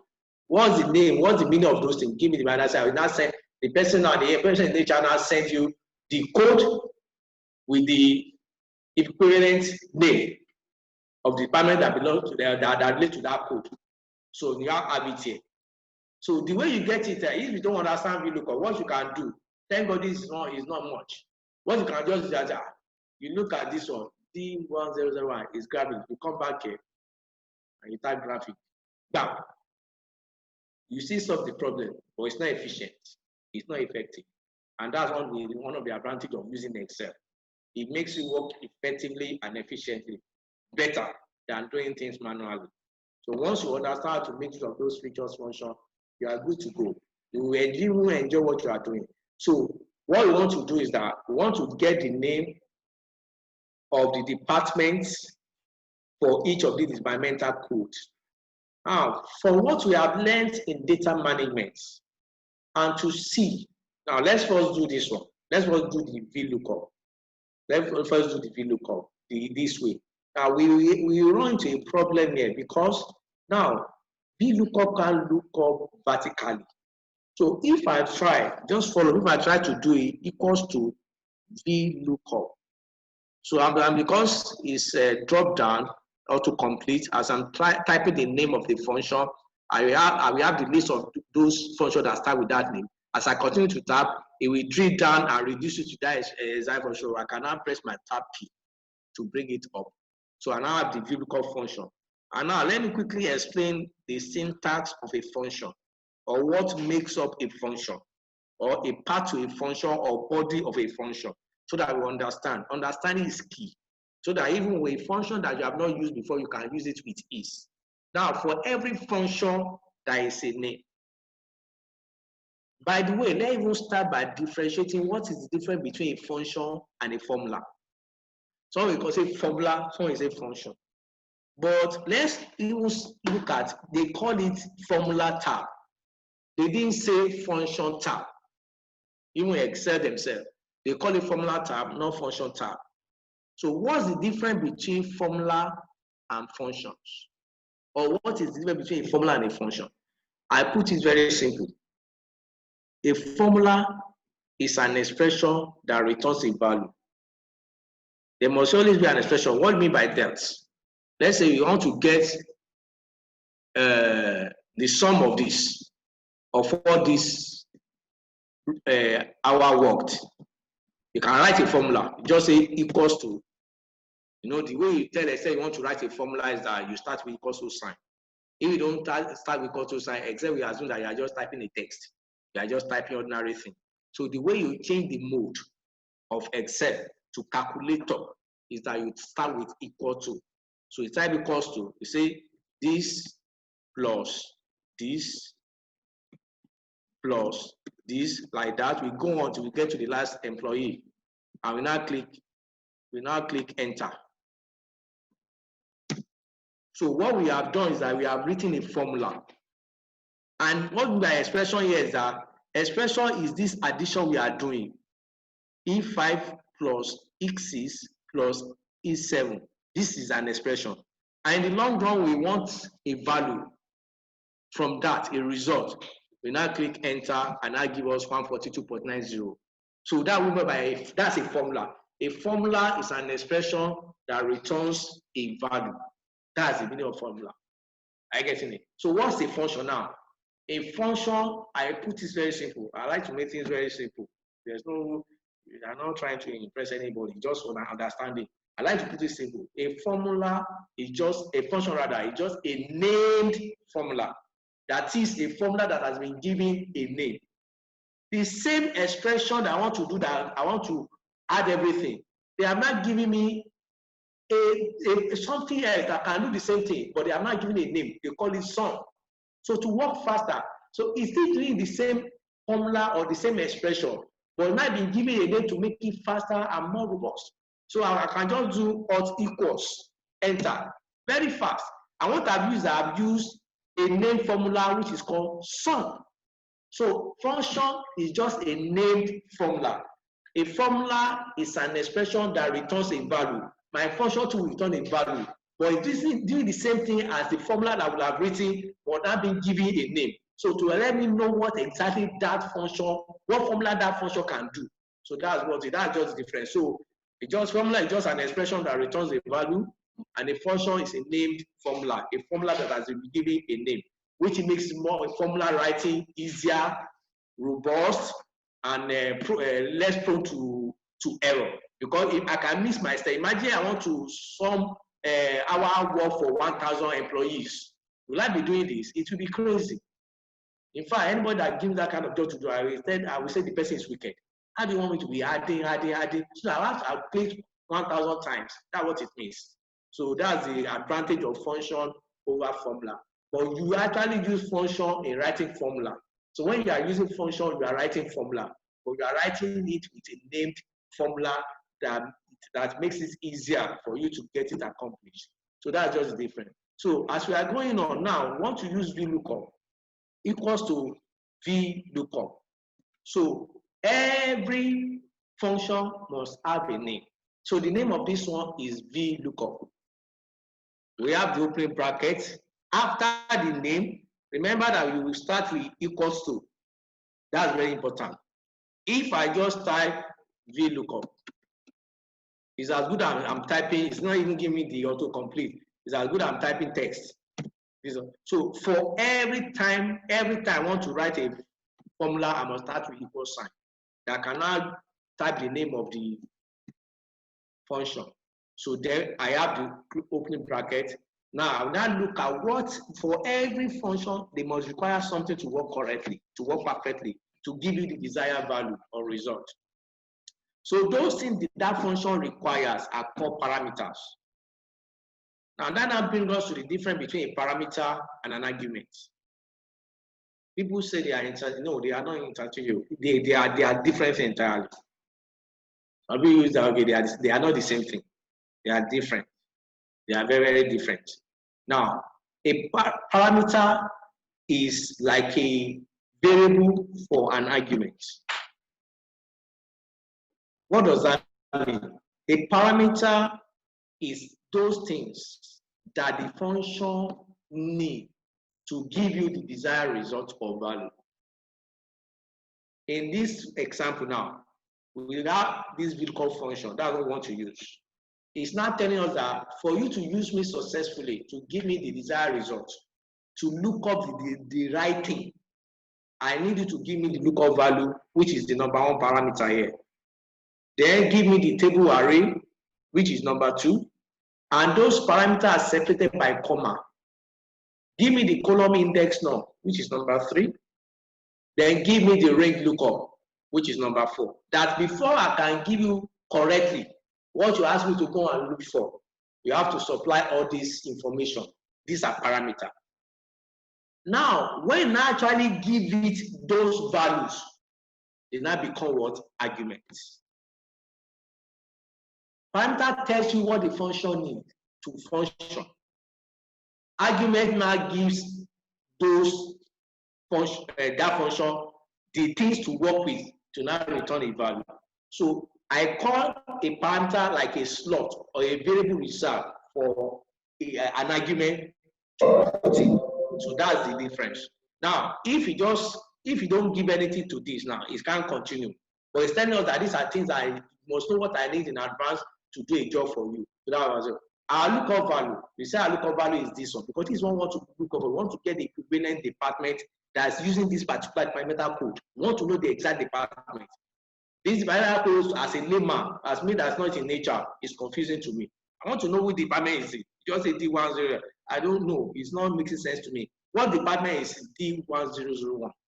So I say, okay, bro, since you have sent me, the person in HR has sent me a departmental table, so to say. That okay, I can look it up myself. I can't do it for you, can do it, but let me give you what you need. So you know the equivalent department for a particular departmental code. So I type it, I put comma, because remember that every parameter is being separated by commas. So the next thing, the next parameter, now I've supplied the argument now. So this C5, that is the value that is in C5 is not the argument for that parameter now. So it's fine. That function is fine. So I will continue to the next one. You can see this one is now bolding. That's table array. My table array will now come to this place. That's why I say table array. Table array has to be more than one cell. Now there's something common you are looking into an array in a function. Before 2019, we have the dynamic array. In 2019, you don't need to do this one I want to do again. This locking. You have to lock. There's something called locking, or in financial modeling, we call it anchoring. You anchor those reference. And the reason is that because we are going to copy, the way it works there, I tell people to understand behind locking. Just don't lock for locking's sake. You just don't put the absolute reference for putting in for putting sake, or just don't put the dollar sign for putting in sake. Why are you doing that? I say the two things that you have to consider before you know whether you are locking or not is that, are you writing a formula in the first place? Yes. If you are writing a formula, then you consider it. If you are not writing a formula at all, there's no, you won't think about that. Now, the more important one that you now consider more, the fact that you are writing a formula is not, it has not ended there. If you are writing a formula, just know that you are writing a formula. Now, if you are going to copy that formula to other cells, then that is whether you now consider whether you put dollar sign or not. Is in the copying to other cells, so that you won't be writing each formula for each cell. That when I finish writing, we look up for this one, I go and write, we look up for the second one too, and for the third one, and for the number of records that I have. It doesn't work that way. So the two things I need to consider whether I will lock or not, I will not lock. Or where I will lock is that, am I writing a formula? Fine, if I'm writing a formula, good. Then if I'm writing a formula, is the formula is going to be copied to other cells? And then I must consider it. Now, if I even writing a formula, but the formula is not going to be copied to another cell, there's no reason thinking about locking or no locking. You don't have to think about it. You don't have to bother yourself. I want to put dollar sign. Since the formula is going to just sit in one cell, and I'm not going to copy for other cells. But if I'm copying for other cells or to other cells, I have to put into consideration putting of that dollar sign, which means anchoring or making it absolute or making it static, so that it will move by the time we are copying for other customer in this example. So we have to put that. And now to probably put your dollar sign, you can type it manually, which is not efficient. You can miss your step, you can misclick. The best way, even by the time you have selected your table of array, just play the F4 key. F4. F4 will put the dollar sign for you. Now there are two ways it works. If your F4 key works directly, straight, fine. But if it doesn't work directly, it means that you have to do F8, F4. That is second function.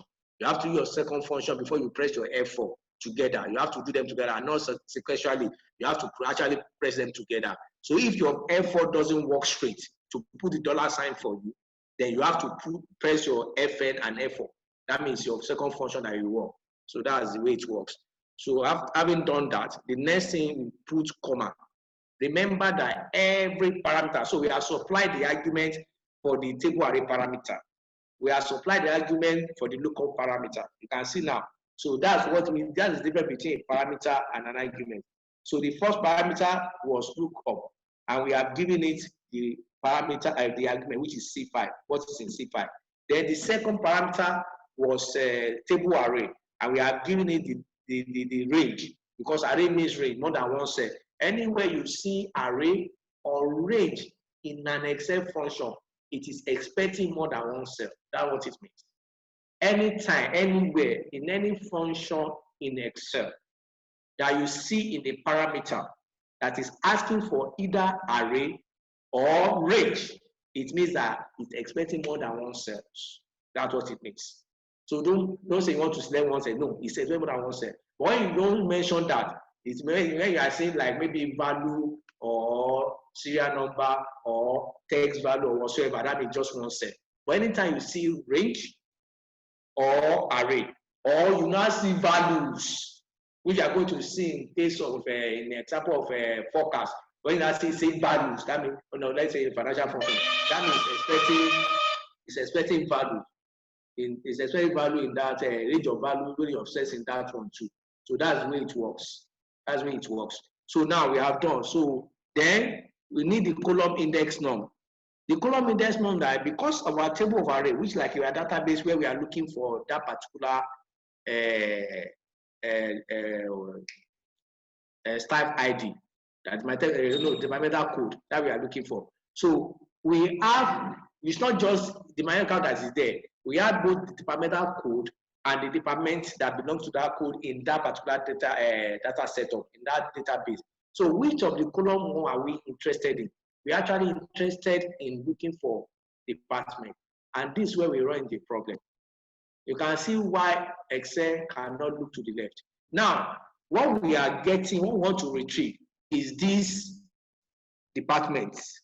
But our department is to the left. I get it? And our code is to the right. So if you highlight this now, we have highlighted this, and if you say, what is the column index?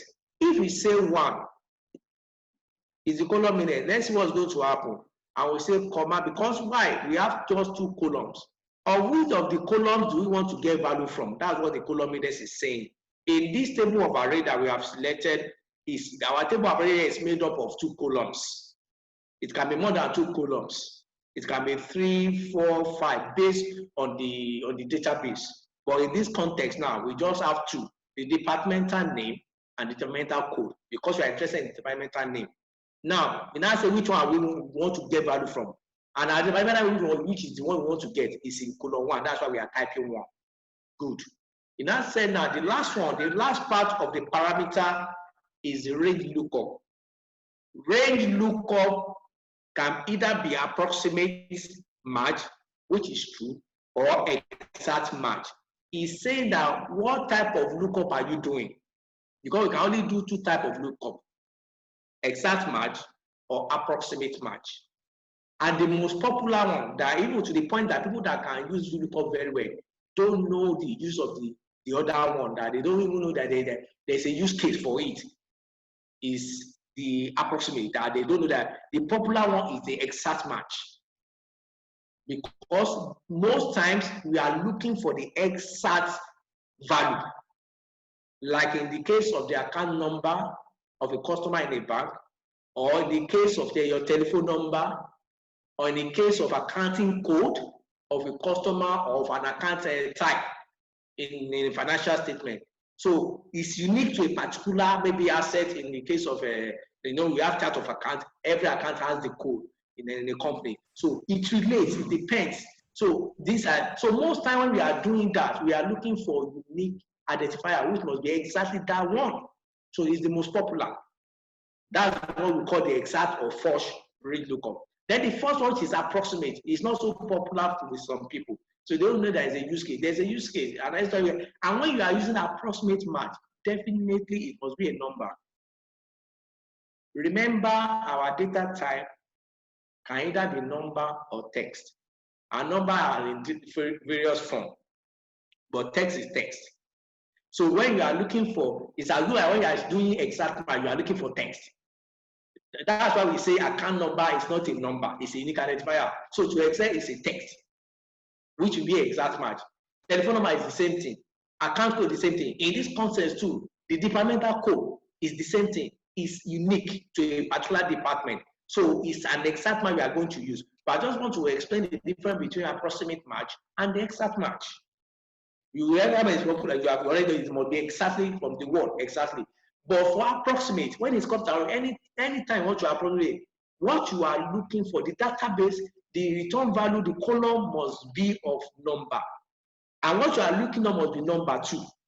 Because it's only number that can be approximated. You can't approximate what is not a number. You can't approximate an account number or telephone number or an account code. Or in this example, this departmental code, you can't approximate it. They are not numbers that you can approximate or do calculation with. So anytime you are looking for a number you can do calculation with and that can be approximated, is when you use approximate math. Example, like a tax rate table or payee table that you subject, it comes in brackets. That if you are earning from so amount to so amount, this amount of the tax rate you are subjected to. So it's in bracket. So it's approximated. Somebody say, okay, you are earning between 500,000 and 1 million. Your tax rate is 15%. So let us say, for that person, for that employee you are looking for, the person is earning, let's say, 650,000. It's more than 500,000, but it's less than what?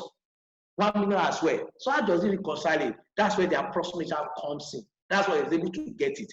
And the only way it will work is that your table of array must be sorted. Must be sorted in ascending order. If you go to read the Microsoft documentation, that's what they say. To get the correct result, it must be sorted. What it means that in that like a tax rate table, so it must be sorted from those people that are earning from the lowest to the highest. So the rate must be from the lowest to the highest. So you cannot use it. So it's being used when you are looking up numbers that can be what? Approximated. So that's where you use that, because most people don't know the use case for the approximate math. But in this our example now, and that range lookup is the default for this function. Now in a function syntax, when you say any parameter that is in square bracket, it means that parameter is optional. What are we saying? Look at this for parameter lookup value. It's not in square bracket. It is compulsory. Compulsory. It is mandatory. Required. The table array too, not in square bracket. Required. The column index term, not in square bracket. Required. But when we come to this last one, range lookup, which is the last one, now put in square bracket. By being square bracket means that it is optional. And all in a function that you have a parameter that is optional. If any parameter in a function is optional, they always come last. They are always the last one in that syntax, in that syntax of that function. So in this context now, and once you don't supply it, it means that Excel has its own default that it's going to use. And this context now is when we are doing approximate match, which is this true, that we can say we don't want to leave it off. I can say, okay, we don't need to supply the true or the one thing, so we can leave it off. But once it is exact match, we must say it is exact match. We must indicate it's not optional for exact match. So we must either select false or type 0. I get it. So that's it. Because in Excel, not just in Excel, in computer generally, true means 1, 0 means false means 0. Everything in computer is binary. You can't go beyond zeros and 1. I get it. It's on and off, on and off, on and off, 0, 1, 0, 1, 0, 1, 0, 1, 0, 1. So when you see true in the computer general, like in Excel now, true is 1, false is 0. Since we are using false, I like to put 0 instead of typing false. Or I like to put 0. So you can either say false or 0. I will close the bracket. So we have completed. So we are giving this function every argument that the parameter required. So that's it. Right. But now we are going to hit a problem. If I click enter now, it's saying any. The reason why it's saying any is this. In our table of array, except VLOOKUP. Now, that's why they changed, that's why they came out with the new one, XLOOKUP. VLOOKUP can't look to it can't look back. It can only look to the front. It can't look to the left. It can only look to the front. So that's why it's not working. So what we do in practice is that normally, which is not efficient, is that you are coming to change the order of this. You have to copy this and move it to this place. You have to do it like this. So I have to come and copy. So that's what we do. How we are doing this, that's what you are going to do. I'm going to change the direction. And what I did is this. I just use, let me Control Z. You can copy like, you can cut like this and insert cursor. Or you can highlight the one you are moving like this and come to this edge and move this like this. Once you move it, you release your right click, you see this list. Shift and copy, shift right and copy, shift and move, shift right and move. And I say shift to the right and move.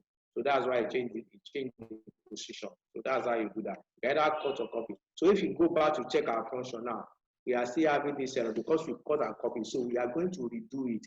So now it will be correct. So that we take it one more time. I'm going to delete it.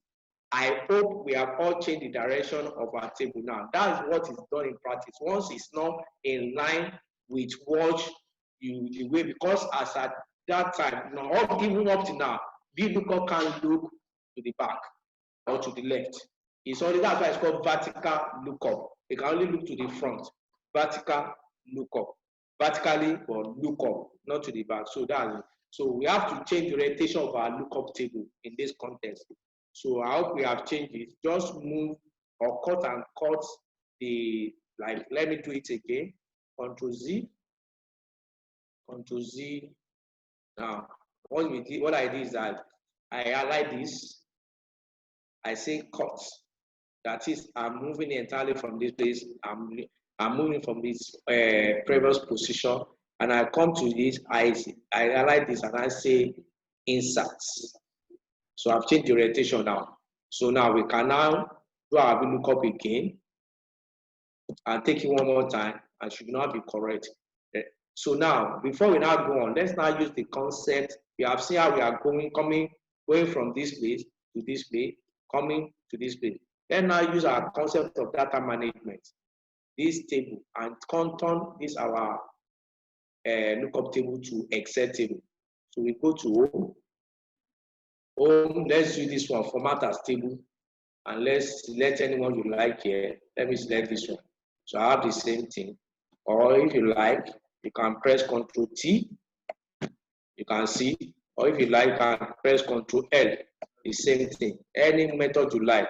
Maybe you want to come to insert and say table, or home and say format as table, or press Ctrl T or Ctrl L. Anyone you choose. Just format as table. That's what matters. And once your table has said that, because this is a proper, although it's a small data set, it's a small data set of 8 rows, 2 columns, but still a table. It's a table. It's a valid table. It has obeyed every data management or table rule or data set rule. It has column field and it has record. No empty column, no empty row, no empty cells. I get it. So once you have done that, you click OK.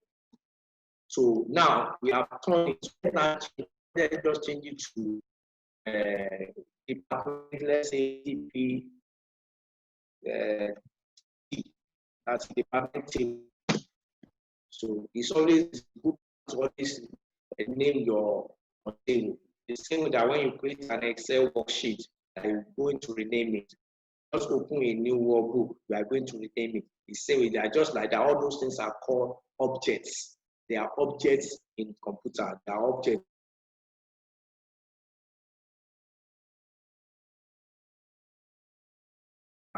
The first property must give a name. Even your chart you must give it a name. Anything you create. So let's give it a name. Department dep.t. Or anything you are comfortable with. Once you follow the naming or naming rule, that must start with letter. It must not start with a number. There must not be places, spaces. If you have to put spaces, you have to use underscore. They must be together. So once you obey that, just give it any name you like. So once we have named it, we see now, we are beginning to see the advantage of turning your data set by managing it into an Excel table. So once you are done, so let's now go back to this place and write our VLOOKUP function again. Equals to VLOOKUP. As we are typing, it's up to filter. Now you can even cultivate the habit of reading the screen tip of this. Of what the function does. This is called screen tip. This thing I'm moving is called a screen tip. It tells you in summary what the function that you want to use, what actually it accomplishes, or it can do for you. Like for this, say, look for a value in the leftmost. You can see in the leftmost column of a table. That's our table here. Left, because it was not in left, what you are looking for is not in left level. So, and then return a value in the same row from a column you specify. By default, the table must be sorted in ascending order. That's why that one comfort, that range lookup, that approximate by comfort, that by default must be sorted. That's why. So because that is the default one. So if it's not sorted, you can now use the example we are going to use here now. So we bring it up. Our lookup value is this the first departmental code here. We want to go and get the equivalent department that uses that code. That's what we are saying. We want to go and look for this departmental code in our lookup table or departmental table to get the equivalent department that will make sense to us in finance. So now say comma table array. Remember, instead of coming here now, we want to see the first advantage, one of the advantages of turning your data set into Excel table. So we don't have to go there. So we now have access to that particular table anywhere we are writing our formula. We don't have to physically go to that place.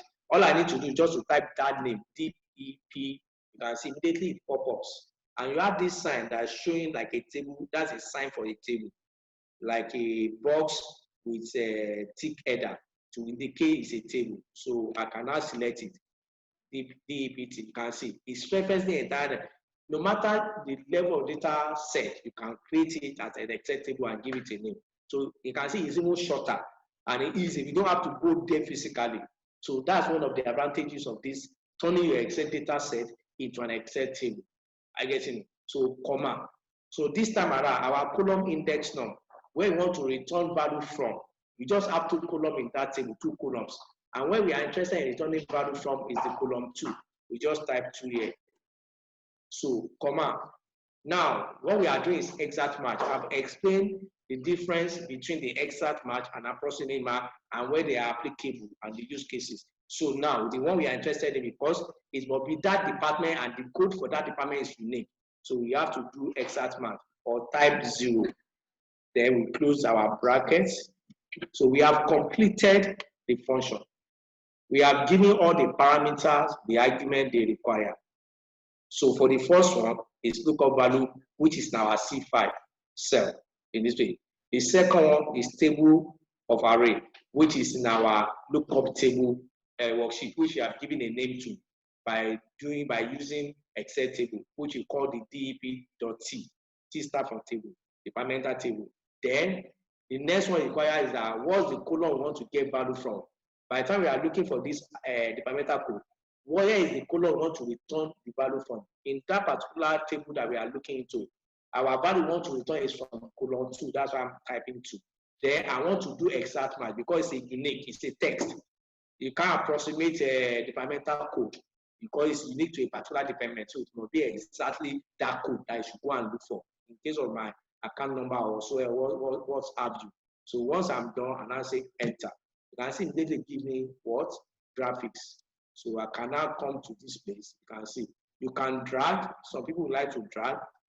That's how some people do it. You drag, or some people there are ways you can populate your formula with what I say.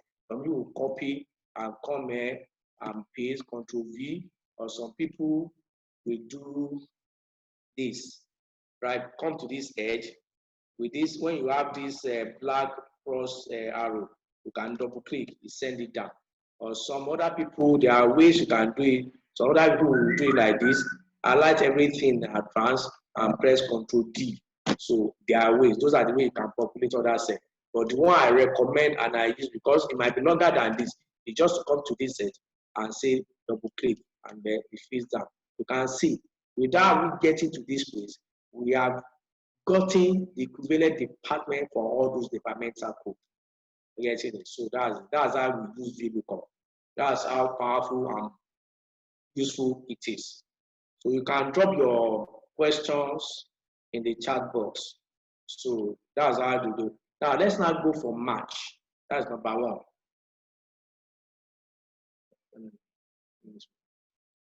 I should tell you.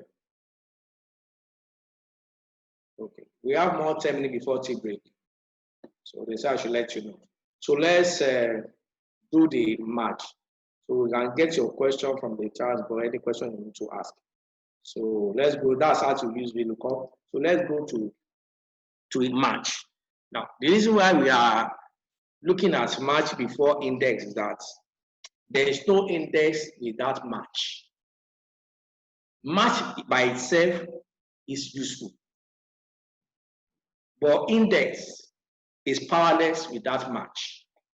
If anybody have used it before, you bear me witness that match itself is useful, but index is powerless. You can still use it, but that means you use it as if you are doing something manual.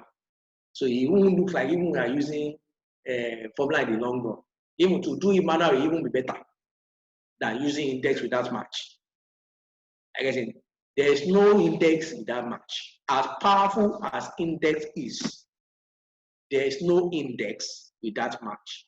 That's why we are looking at match first. So I want to match. What does match do?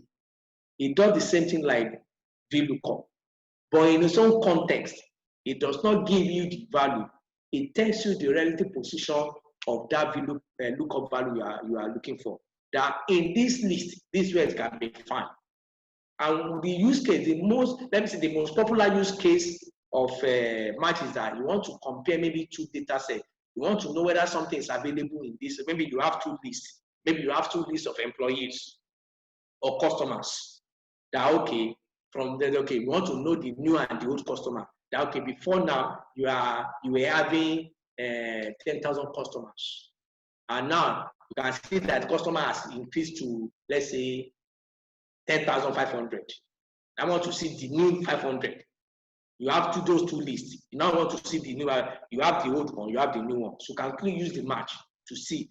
So once you do the match, you will see that once you are comparing the old with the new, I getting it. You will do it match in the new, and you look up into the old.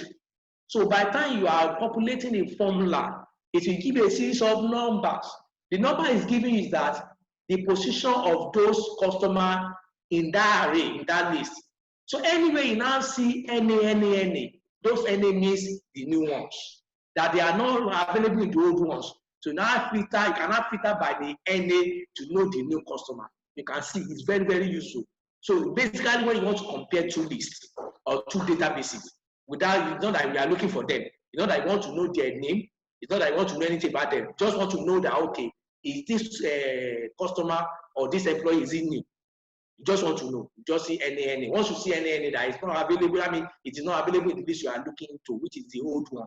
That means, oh, okay, you are new. So that's the use case of match. And that's why it's very powerful with index. Because index can't do that relative position. That's what we call it by itself. So, but match will help him to do the relative position, and index can now bring it out. I will now see the difference between index and VLOOKUP. So why, if you are just looking up, why use index? We can use VLOOKUP. We have seen the problem with the VLOOKUP. We have seen it, that it can't look to the left or it can't look back. But index doesn't have that problem. But as powerful as index is, without the match, it's powerless. So how do we use this? When time is up, let me know. So let's now look at how we use index. We already understand the function syntax. Every function has a name. You start with cosine. That means I want to write a formula using a function. Every function has a name. You have the opening bracket, then parameters separated by commas. Then we have the closing bracket. That's how you use a function. So equals to, the name of this function now is what? Is match. Match. You can see if you quickly read the screen tip. The screen tip says returns the relative position of an item in an array. You can see relative position of an item in an array. And I've told us that anytime you see array or you see a range in a function syntax, it means more than one cell. It was more than one cell. That's just it. That matches a specified value in a specified order. The order is given to them that meet it. So now let's bring this up. The first parameter we should supply is lookup value. We're still going to look up this developmental code. So that's our lookup value is in C19 now. We are giving that value, comma. What is our lookup array? Our lookup array is inside this table here. But we are not interested in the entire table. That's why he didn't say, look at this very well. He did not say lookup table array. He said lookup array. Table array that VLOOKUP is asking for is different from lookup array. A table most times is more than one array. It's more than one column. Once it's more than one column, that's what we call a table array. But what this one is looking for is that just a single array which can be horizontal or vertical. Just a single range of cells. It can either be vertical or horizontal. A single range of cells, just single, one column. It consists of just one column, no more than one column. Once more than one column, it has become a table. But when it's one column, exactly one column or one row or one column of a range, it is called lookup array. So that's what's expecting. It's not the entire. So now, if the lookup, what you are looking for is the departmental code. Now, in this array, this is our array. This is what it's expecting, not the entire table. So in this context, there are ways, because we have converted to Excel table, it is easy to select any part of this Excel table. So if you want to select the entire array of that column, you can see my arrow now. You see the area my arrow is black. Tick black and pointing down. I just click it. It just select it for me. I don't have to alight. Let me escape. What I did is this equals to match. This is what I want to look for. I come here. I need only this array. In fact, they say we'll have defined this array. In fact, we can get it from our name. You can get, okay, let's get it from our name. Let's get it because we already have a name of our table. Match. Our lookup value is this, comma. Our table of array is DEPT. Then to get that column, to get the column that we are interested in, because this is a table now. This is a table now, a table of array. This is a table. But we are interested in only one column. In the first column in that table. To get that column, we put square brackets. So once you type square bracket, I want you to have an Excel name, Excel table name. You want to have an Excel table and the name. To access all the column there, all the properties of that particular table. Once you type the name of the table, after the name of the table, just type square brackets. Square bracket. Your square bracket is always before in front of your P in the keypad. Square bracket. Once you type it, you have all the property of that table. So what we are interested in is what? Departmental code. You can see this one, departmental code. That's what we are interested in. So you select it, you duplicate or press your tab key. Once you are done, you close the square bracket. So that's how you can refer to it without going to that place. Remember, that's one of the advantages of our table. So you don't have to physically go there to use anything you want to use. Then, comma, the next thing is this. The next thing is this. It's not asking for match type. In its own match type, we have 3 categories.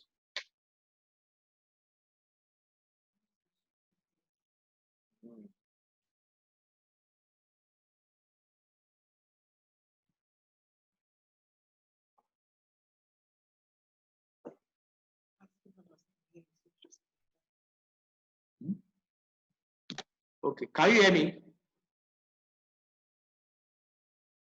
Naomi, can you hear me? Please signify if you can hear before we continue.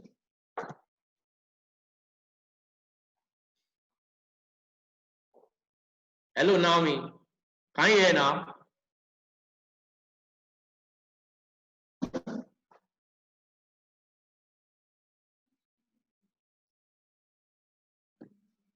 Okay. So now that's how you can get to the part. So now in this match type, we have 3 categories. Unlike in the VLOOKUP, we have 2 categories. In this match type now, we have less than, we have exact match, which is one that we are going to use anyway, and we have greater than.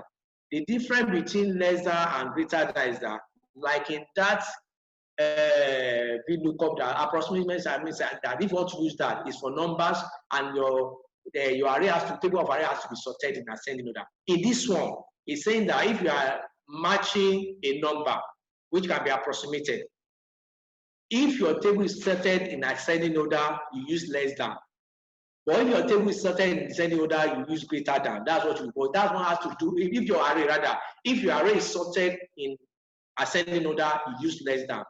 If your array is sorted in descending order, you use greater than. That's just what you use. Once you are matching numbers, you remember that it's number that can be approximated.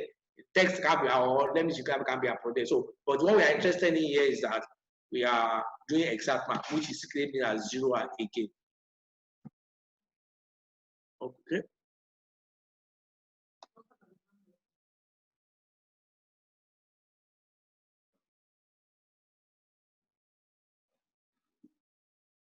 Okay.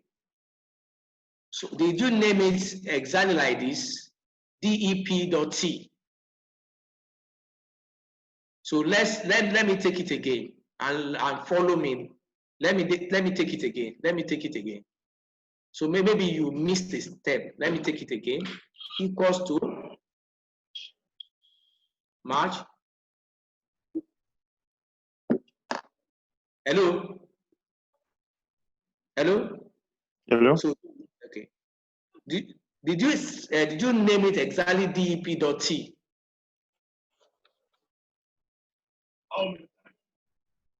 That's your table name. Okay. This lookup value, comma. Now you start typing the name you are giving to your table. DE. In my own case, you will see the sign here. Can you get that? Do you have that in your drop down as you are typing it? So once you have it, tab. Now to get the list of properties in that table, and the one we are interested in is the column that contains our departmental codes. That's what we are. So to access all the properties in that particular table, I say you start with type after the table name. In this place, in this scenario, which is DEP.T, that's the name I've given to my own table. Whatsoever name you have given to that, your own lookup table. So that's what you type. That's what you get here. So to now access all the properties in that particular table, after the table name, you just press the square bracket, open square bracket like this.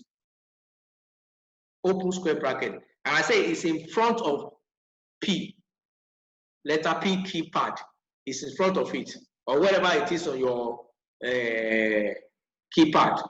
So open square bracket. So are you getting it? Do you have it now? I hope you have it now. So you go to that one because we are interested. You have you see at row this row. Leave that one. You see your feed your columns there. We have only 2 columns. You can see the sign of the column by the left with this brown kind of paper. So department code, the department there. We have all data. So what we are interested in is the department code. So you highlight it. You can double click, but the best way so that you don't miss yourself to press the tab key. If you like, you can double click it to bring it up like this. So once you are done, you close the square brackets. You use the close bracket, they face one another on your keypad. You use it. Once you are done with that, that means you have indicated that in my departmental lookup table, the column that I've named DEPT.T, the column I'm interested in is the departmental code column. That's what I'm saying with all this. Because I'm looking for only just a single array. That it can be horizontal, it can be vertical, but in this place it's vertical. That's it. So the next thing is comma, and I've explained the difference between less than, greater than. Because in this context, we want to use exact match 0. So we close the brackets and we say enter. So the same trick. We come to this edge, double click. You can see they are serial. So that means this in position 1, position 2, like that. That's what you are saying. You can see 5, 5 because they are. But let's not go and test. Let me just come here and let's assume that we don't have this department there. Let me just delete it. You see, it's going to say not available. You can see that these are not available. That's why it's saying any. You can see this is not available. So that's what we are saying. So that's it. Let me take it back. So it just tell you the relative position of those. Even if I saw, let me even saw this. You see that the relative position will change. Let me just sort this one data. Let me just sort in descending order. Descending order. So I've sorted in descending order now. If I come back to the page, you can see the position has changed. That D001 is position 6, D1009 is position 1. So the position has changed. So it just tell you the relative position based on the way they are listed. So that's the way it works. So that's the way it works. So I hope the person got now. Okay, let me look at the charts.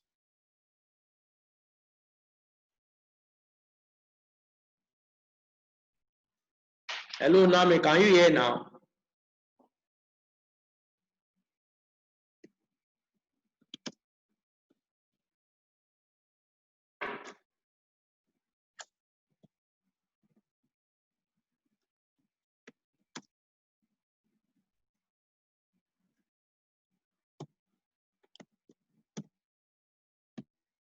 How many minutes do you have left? Okay, yeah, we are done for this one. So, okay. So we can have a break now. For how many minutes? So 15 minutes.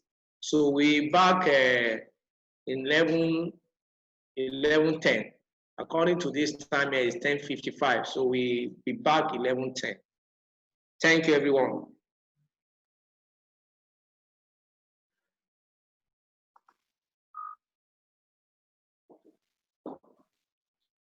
Okay, say hello. I've not stopped because somebody asking the question.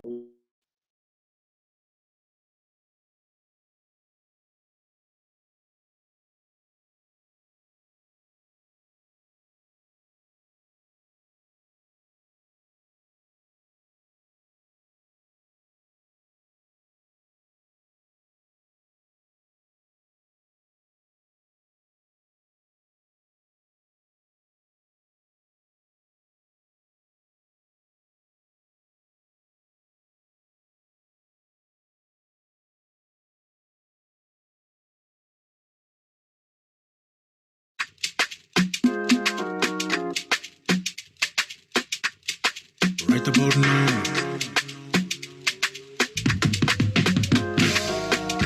I need.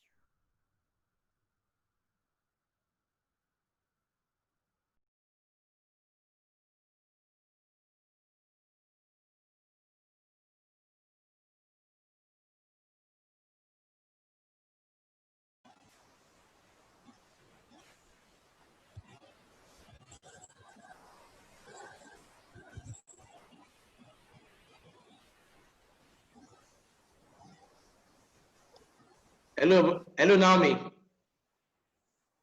Hello, Naomi. Hello. Hello, Naomi. I've unmuted myself. I'm trying to unmute her, but maybe she's the one that is supposed to unmute herself. Hello, Naomi.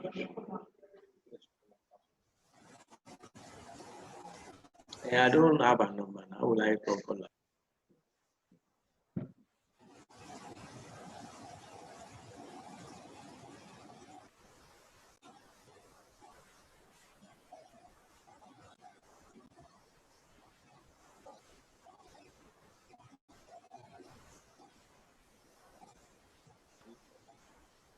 Hello, Naomi.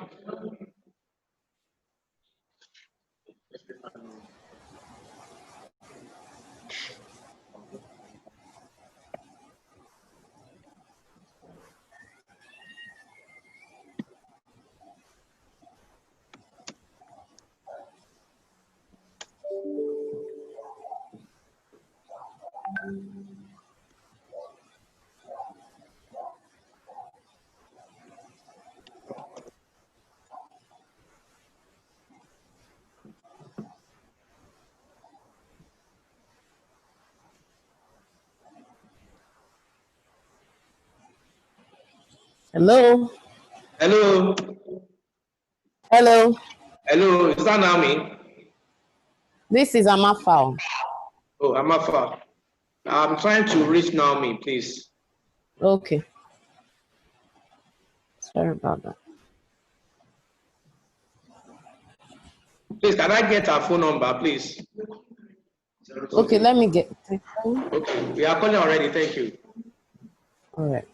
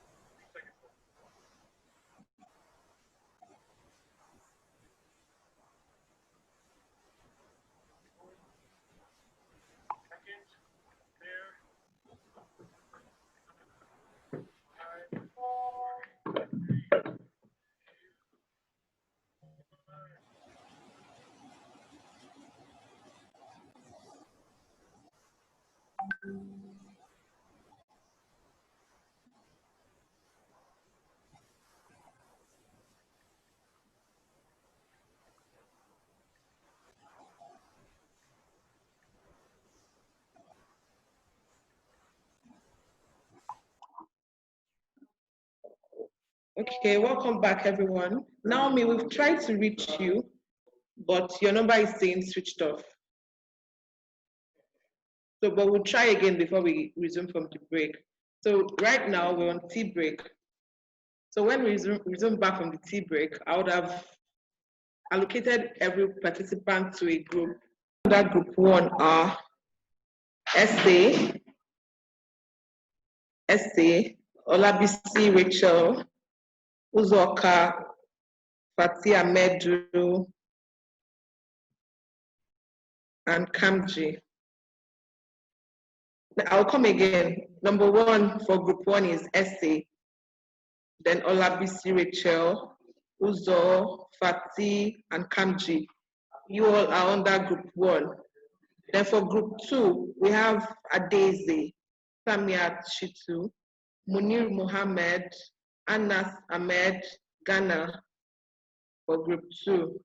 For group three, we have Naomi, Oluwafumilayo Amafa, number three, Mayowa Oyekon, number four, Albarka Ishaya, then number five, Chukwebuka Godson. So now I would like, so for group one, you need to nominate one person as your group leader, or sorry, group representative rather. So the person will be the one to represent you in the game section. So can I have nominations, please? Just one person.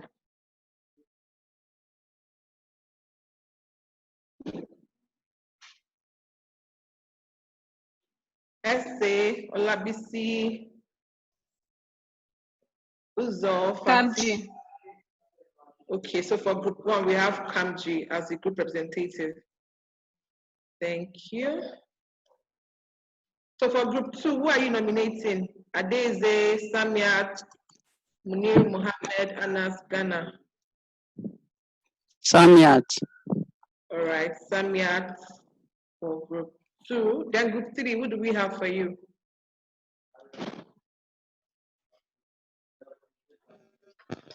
Samiat. Group three, Naomi, Fumilayo Mayowa Ishaya Chukwebuka.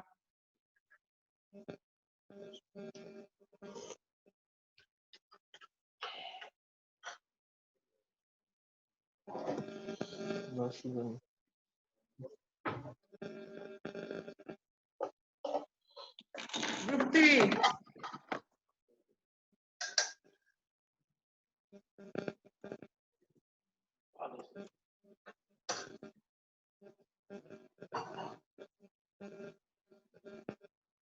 Munir, sorry, Fumilayo, Naomi, Mayowa, Shaya, Chukwebuka.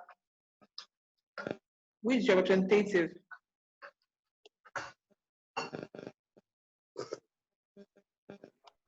Amafa. Okay.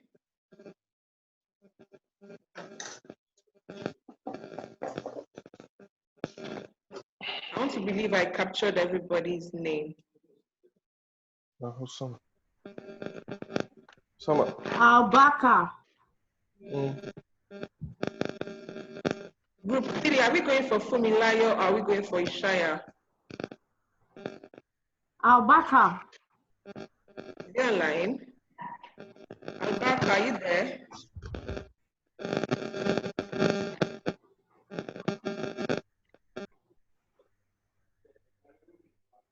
Albaka is not online, so I think we have to go with Amafa.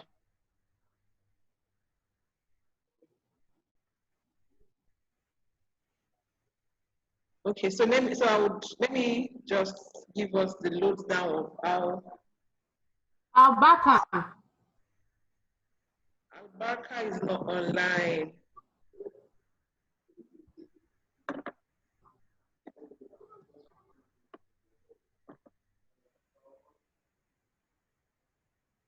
Okay, so we'll continue with our classes now.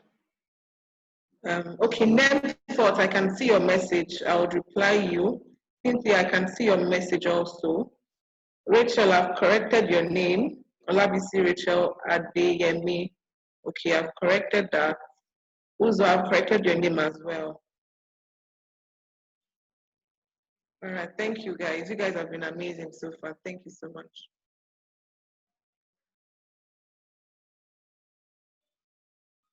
Okay, Mayowa, I can see that as well. Is everyone fine with your names now? Essay, Olabisi, Rachel, Adeyemi, Uzo, Fati.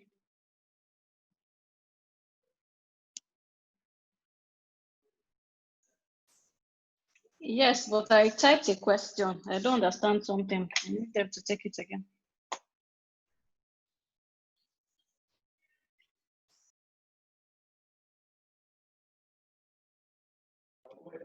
Sorry, I didn't get that. Please, can you type your question again in the chat session? Naomi, we tried to reach you earlier. Your number was switched off.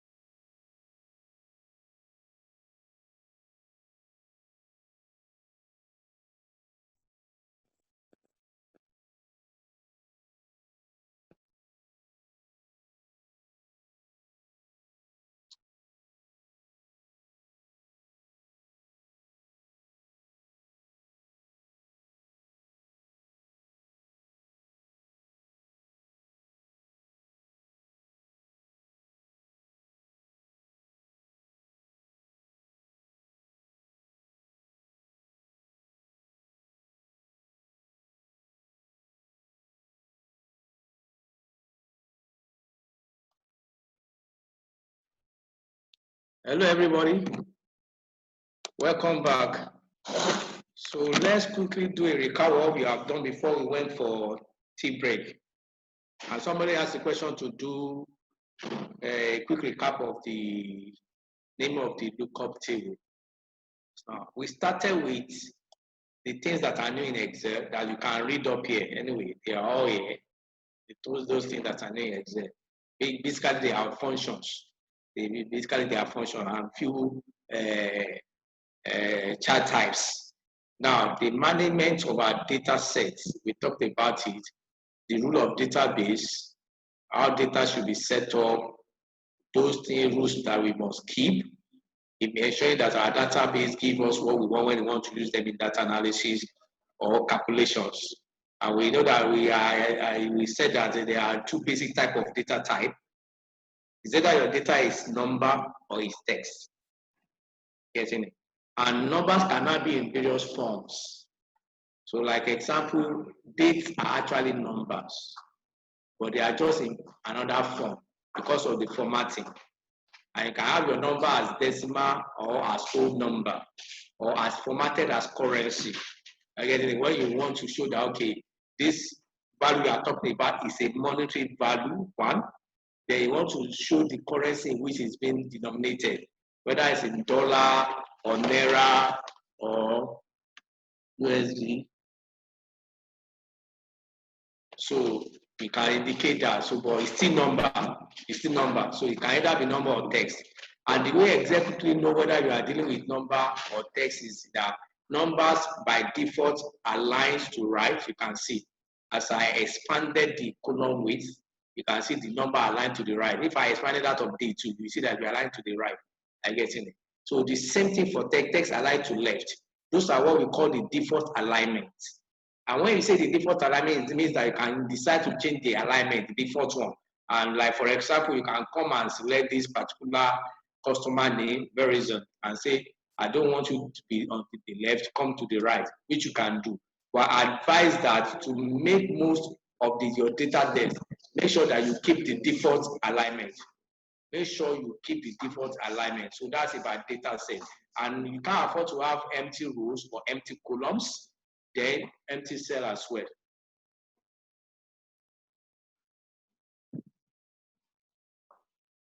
Oh, they're not saying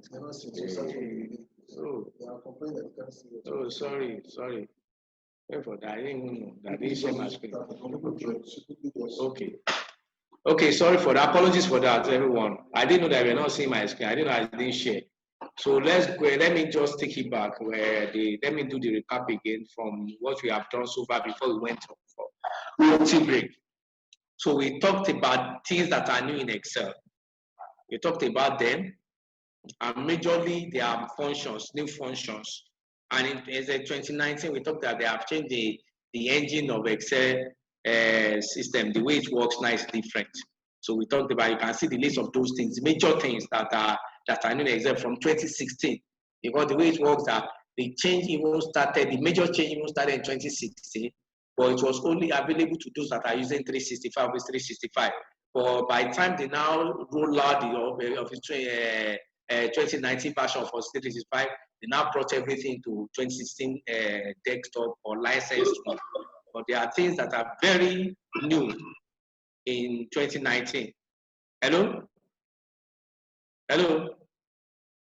So there are things that are very new in 2019. So you can look at them, you can check them up here. Now we talk about data management. That your data should be set up, correctly set up to make most of your data, whether in data analysis, whether in data modeling, or whether in calculation, the way your data should be set up. That the way Excel sees data is very, very important. What is, for instance, what is a number to me as a person, as human being? Now, we have to understand one thing, that it doesn't matter how you see things. It doesn't matter how you think. To make most or take advantage of all the functionality that is in Excel, you must understand how Excel thinks. That's what matters. To me, I can say account number is a number. But if I want to use it in Excel to give me the correct thing, how Excel will see the account number. by the time I input it into Excel. So there are two basic type of data that you can have in Excel. Basic, they are broken down into different forms. They tell you there are 4, but they are two basic. Is either a data type is a text or is a number. Now what is text is text. But you cannot break the number part into different forms. So you can break the number into different forms. It can be in decimal, it can be a whole number, it can be in currency format, it can be in dates because dates are actually numbers. I get it. Now Excel has a default alignment. How you quickly know whether a number, whether a data type is a number to Excel or it's a text, that what we call string in computer, in programming, is that you see the default alignment. By default, numbers are aligned right. You can see what by alignment. By the time I expand the column width, you can see all the numbers, all the numerical numbers, as in numerical values rather, in millions of naira, they are aligned right. Then if I expand that of day 2, you can see it's aligned. It's that's calculations with dates. It's possible to calculate what our age is. That's why I calculated it's going to calculate what the time of a loan is, or what number of days are you spending concerning your leave. So you can say, okay, I'm going to leave on so when are you coming back? Okay, this number of days you are spending as leave. So because these are actually numbers, formatting that makes it show like this. So at the back end of every date you are seeing, there's a serial number. So that's why it's aligning right. And for text by default they align left. And when we are talking about default alignment, because you can decide to come and change the alignment. You can select this particular very customer and say, I don't like the way you are aligned to left, and say, come to the right. It's possible. But I advise that just always, so that you save yourself headache in the long run when you realize that you are not getting what you should get. So just make sure you maintain the default alignments of this data type. And if you even inherit a data set, you can do a quick test to know what is going on. Now, whether the data sets are properly set up or not. So another thing is that you should not have empty columns or empty rows in your data set like this. Like having empty column like this. That's not, you can see. You can't have anything like that. Then for rows too, you can't have empty rows. That you should have empty like this. So it's not proper. So your data set must be compact, intact, just one single one. Then try not to have empty cells.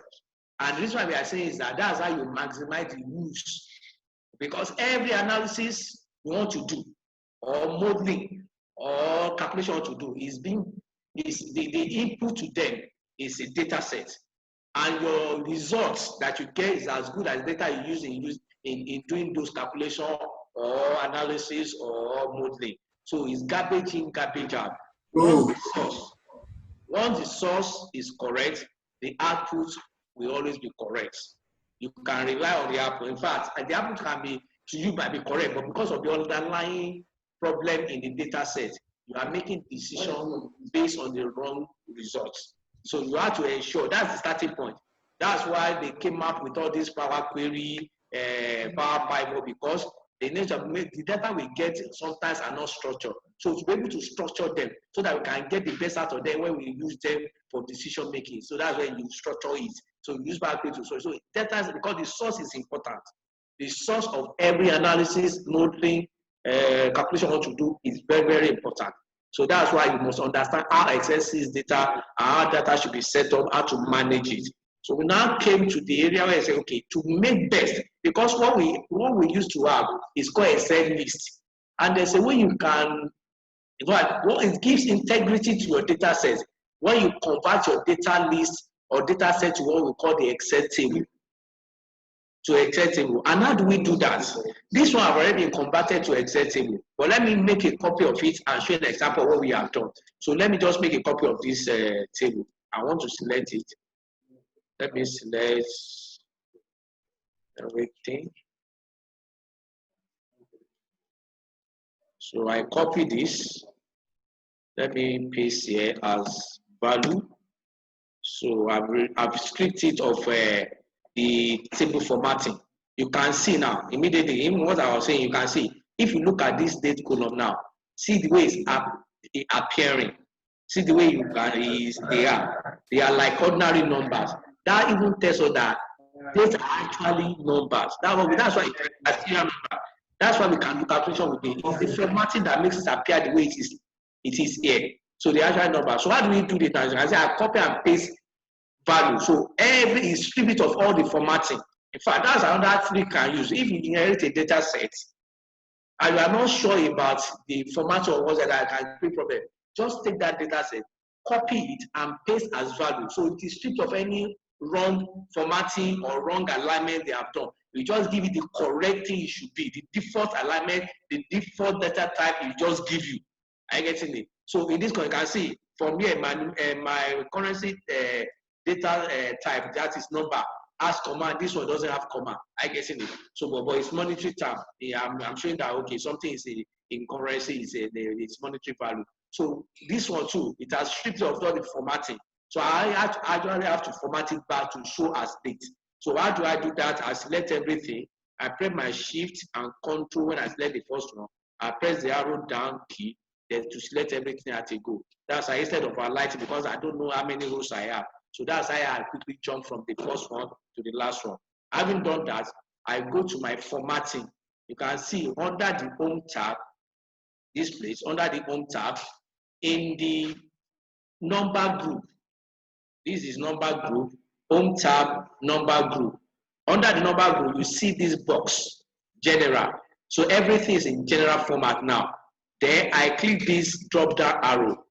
And then inside this, I have different formats I can select from. These are the default ones, the standard one. The general means that no specific, as it says, no specific format. No specific format. This one is number format. I have currency, accounting, and you can see this number, currency, accounting, short day, short time, long date, time, percentage, fraction, they are still number data type, but in different forms.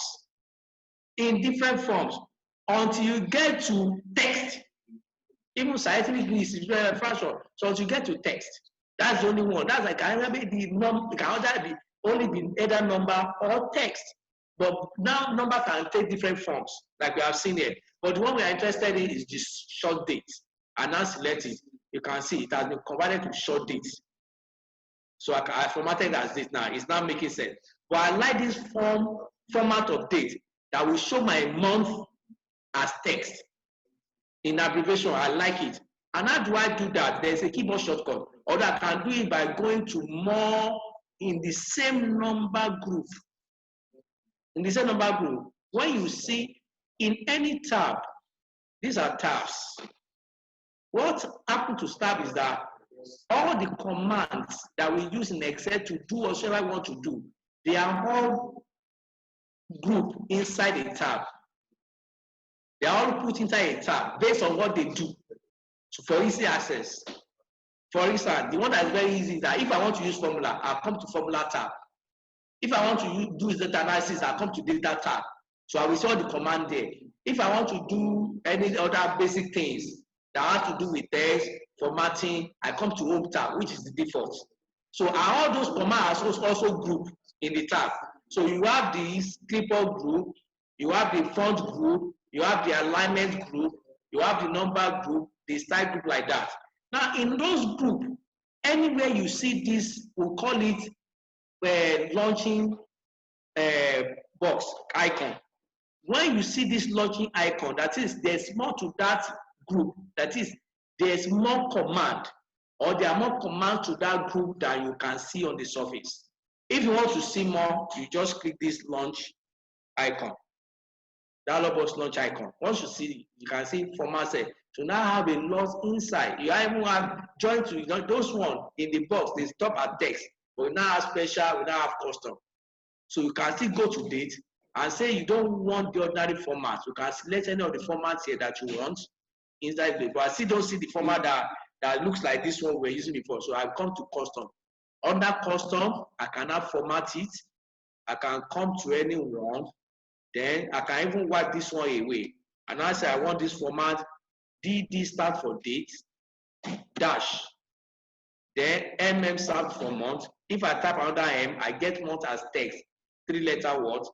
dash, then YY stand for year. That's how you format it. So you can do your own custom for that's why it's called custom. But when you are formatting date, this stand for date, the least you can have is 1. The maximum you can have is 4. M stand for month, the least you can have is 1. The maximum you can have is 5 for M for month. Y stand for year, the least you can have is 2 or 1, and the maximum you can have is 4. When you type 1, I just give like that. So that maximum you can. So for date to format date, the least is 1, the maximum is 4. To format month, the least is 1, the maximum is 5. To format year, the least is 1, the maximum is 4. So you click OK. So it's now looking like this other one now. So we have formatted it. You can see from number, we have formatted as date.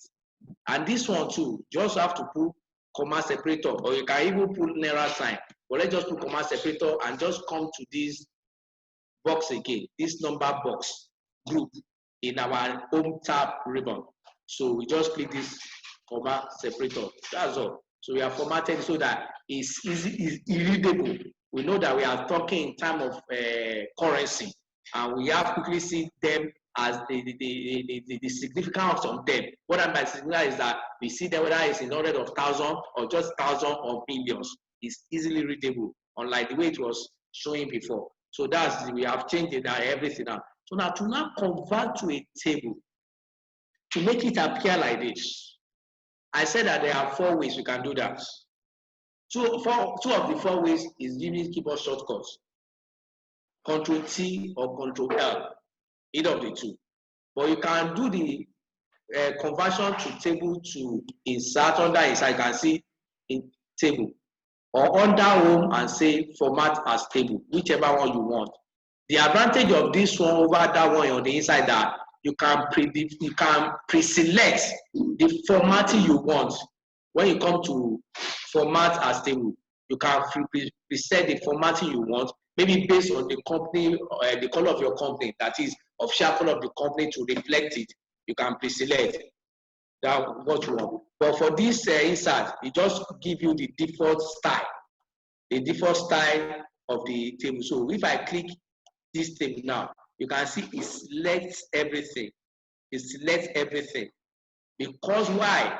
Because I didn't have to analyze. I just select anywhere inside the data set and I click table. The reason why is that because I have obeyed the data set rules. My data set is correctly set up. It's okay. So that's why it's recognized. You can see create table. Where is the data for your table? It selects the range by itself and it recognizes that my data has headers. Because every data set, the starting point is the headers, which we call fields in database terminology, or the column headers in Excel. We are calling columns. I get it. So that's the starting point. Once you are done, the next thing is just to click OK. Once you click OK now, something will happen. It transforms it immediately. I even put this drop down icon for you by itself. You didn't have to put it. And it changed the look entirely. This is no longer ordinary data set now. It is now Excel table, which has a lot of features, powerful ones. In fact, it made this table very dynamic. That when you add to the data, when data increases, any formula, any analysis, any modeling that is referenced that data set will update by itself. You don't have to come and change the range. It updates by itself. No matter as the data shrinks or expands, it updates in whatsoever formula, modeling, analysis you have used that data set. That's another advantage. And that is all. Immediately you do that, you have this what we call the custom tab. We call it contextual tab, that is content sensitive tab. That's what we call it.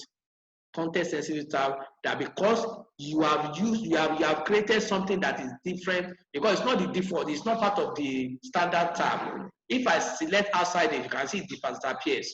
If I select that particular data set, you can see this data design comes in.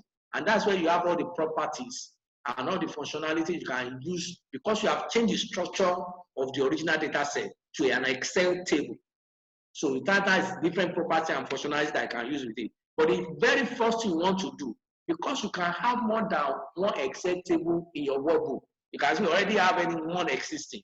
The next thing you want to do, you want to rename. You want to name that table the same way that when you create Excel worksheet and it comes with the default name sheet 1 or sheet 2, that you change the name.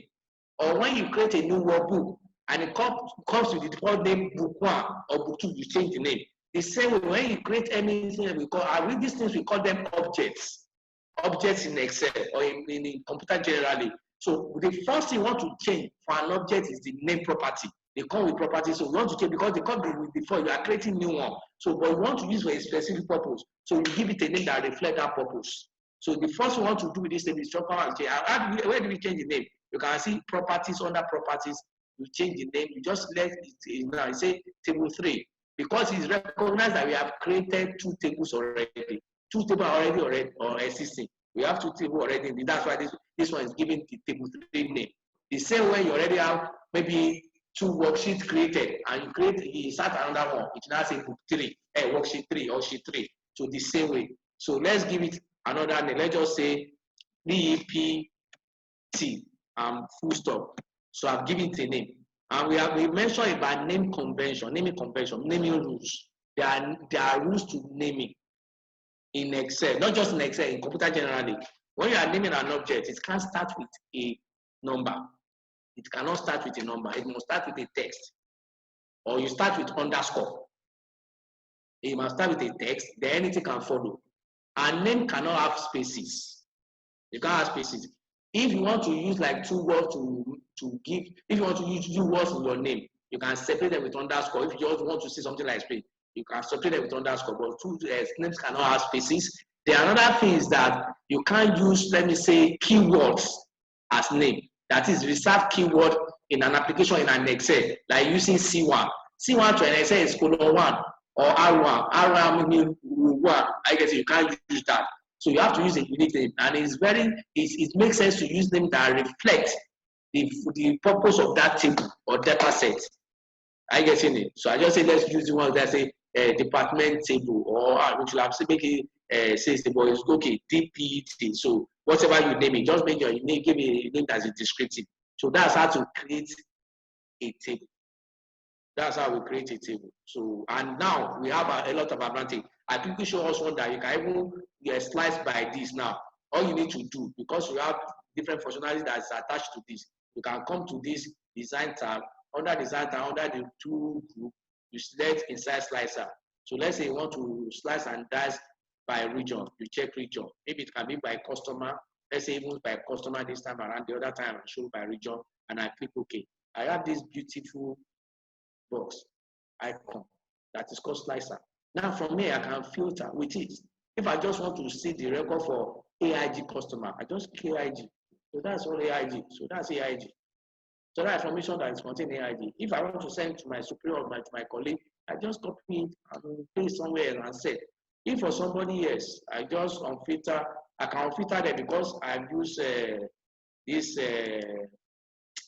what do you call freezing. That's why the thing is collapsing. So if I want to see more than one, maybe I want to see ANT and maybe Chevron. I will click ANT.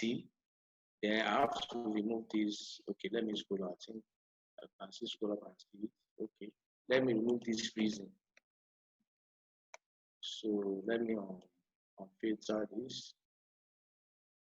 So I move my here. So I just press my control key. I press my control key and then I press the other one as many I want to. That's even in 2016, 2019, there are multi-select icon that I can use. So I press control and I press chevron. So I can see the two. That's chevron. So maybe I see there, control key, the chevron. So that's information for the two. So I get in it. That if I want to add compact, I still press my control compact. So this information for just AT&T, compact, and what chevron, and see chevron. So chevron only have one record. So that's how I can see multiple ones. I get it. So if I want to unfit that. So those are one of the advantages, a lot of advantages by converting your data set to an Excel table. So that's it. So I can read it. So that's how so now when to lookup functions. So we have seen how lookup functions work. The problem with lookup function, they have to work around it, although we have a better one now that is called XLOOKUP, a part of the new thing in Excel that now solves the problem of VLOOKUP, because VLOOKUP stands for vertical lookup, and it can only look vertically and to the front. It can't look back. That's the problem. So if the data you are looking for is at the back of the data you are checking in your database, so it won't get it because it can't look back. So to solve that problem, they now came out in this, like 2 months ago. It's still very new. It's what we call the XLOOKUP. So it can look anywhere. It can look vertically. It can look horizontally. It can look to the right. It can look to the left. It can look in the intersection anywhere. Just say, I want to look for this thing. As long as we get it for you. So which you are going to see. So now look at this traditional or legacy VLOOKUP. That is how it's being done. We first encounter a problem and we now work around it. And the concept of VLOOKUP or the lookup function, we always look up something. We always look up, whether maybe when you are leaving home, I don't know whether you are at home or if you want to go out, look for your bag where you have kept it. You look for your shoe where you have kept it. And when you are looking for your shoe, definitely you won't have only one pair of shoes. Plenty. There's one you are looking for. You always look for and retrieve it. Even your bags too. So you look for plenty bag. Which one matches my clothes? You look for it. So we always look for. That's why it's so popular. Looking up is so popular. And I gave an example of a bank and a woman that even went to a market with a list. Manual lookup, a list of items she wants to buy with the prices.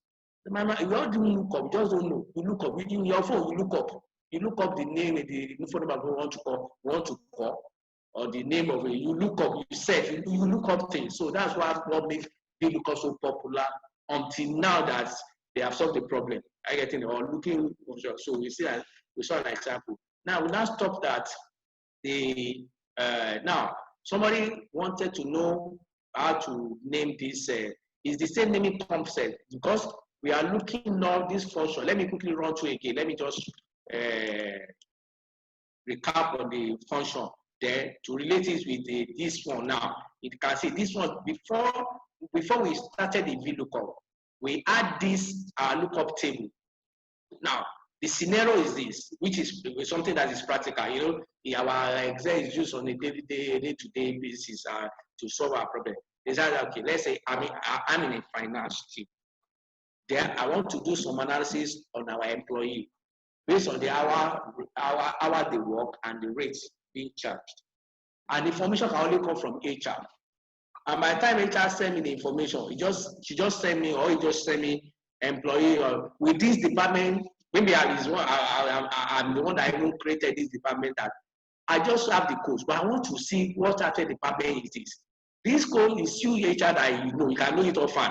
It makes sense to you. But to me, right now, I want to do analysis by, I want to filter by department, but I want to see the actual departmental name, not the code.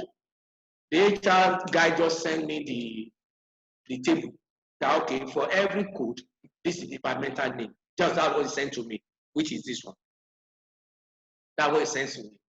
So I got it. But for me to take advantage, because I'm not being more efficient in the use of my Excel, because I've been told that I can cover my data set, no matter whether it is big, whether it is small, the size doesn't matter. As long as the data set and obeys the database rule that is set up properly, I can take advantage of my converting it to Excel table. And I think that because at a lot of advantage, it makes me work effectively and efficiently more. So I now quickly remember, having gotten this thing from him, and I converted it to Excel table. By going through that process, I selected it. I came to insert. I press it's clear because it's already converted to Excel table. I converted it under design and named it department.t. That means department table. So I've named it. So to take an answer. Immediately I've done that, to now do my lookup is very easy. I just equals to VLOOKUP. Now I said that for every function, we even learned the difference between what formula is and what a function is. So because people don't know, some people don't know that, okay, there's a difference between formula and a function. And what we said that formula is an expression that returns the value. You have an expression. An expression can be maybe division, subtraction, multiplication, raised to power, whatsoever. You are doing some expression. You are putting values together like equation to give you a value. The end result, I want to get a value or a result. That's a formula. And to put it simple, because there's no point making things complex. The way I understand it now, and I put it that, okay, the way it's just when you say a function is like a named formula. A named formula. That is a formula that has been given a name. And that's an example of some function. Because if you want to do adding, you say equals to this value plus, you put adding symbol, which is plus. You add them, that's an expression. And what you want to get, I want to get a sum.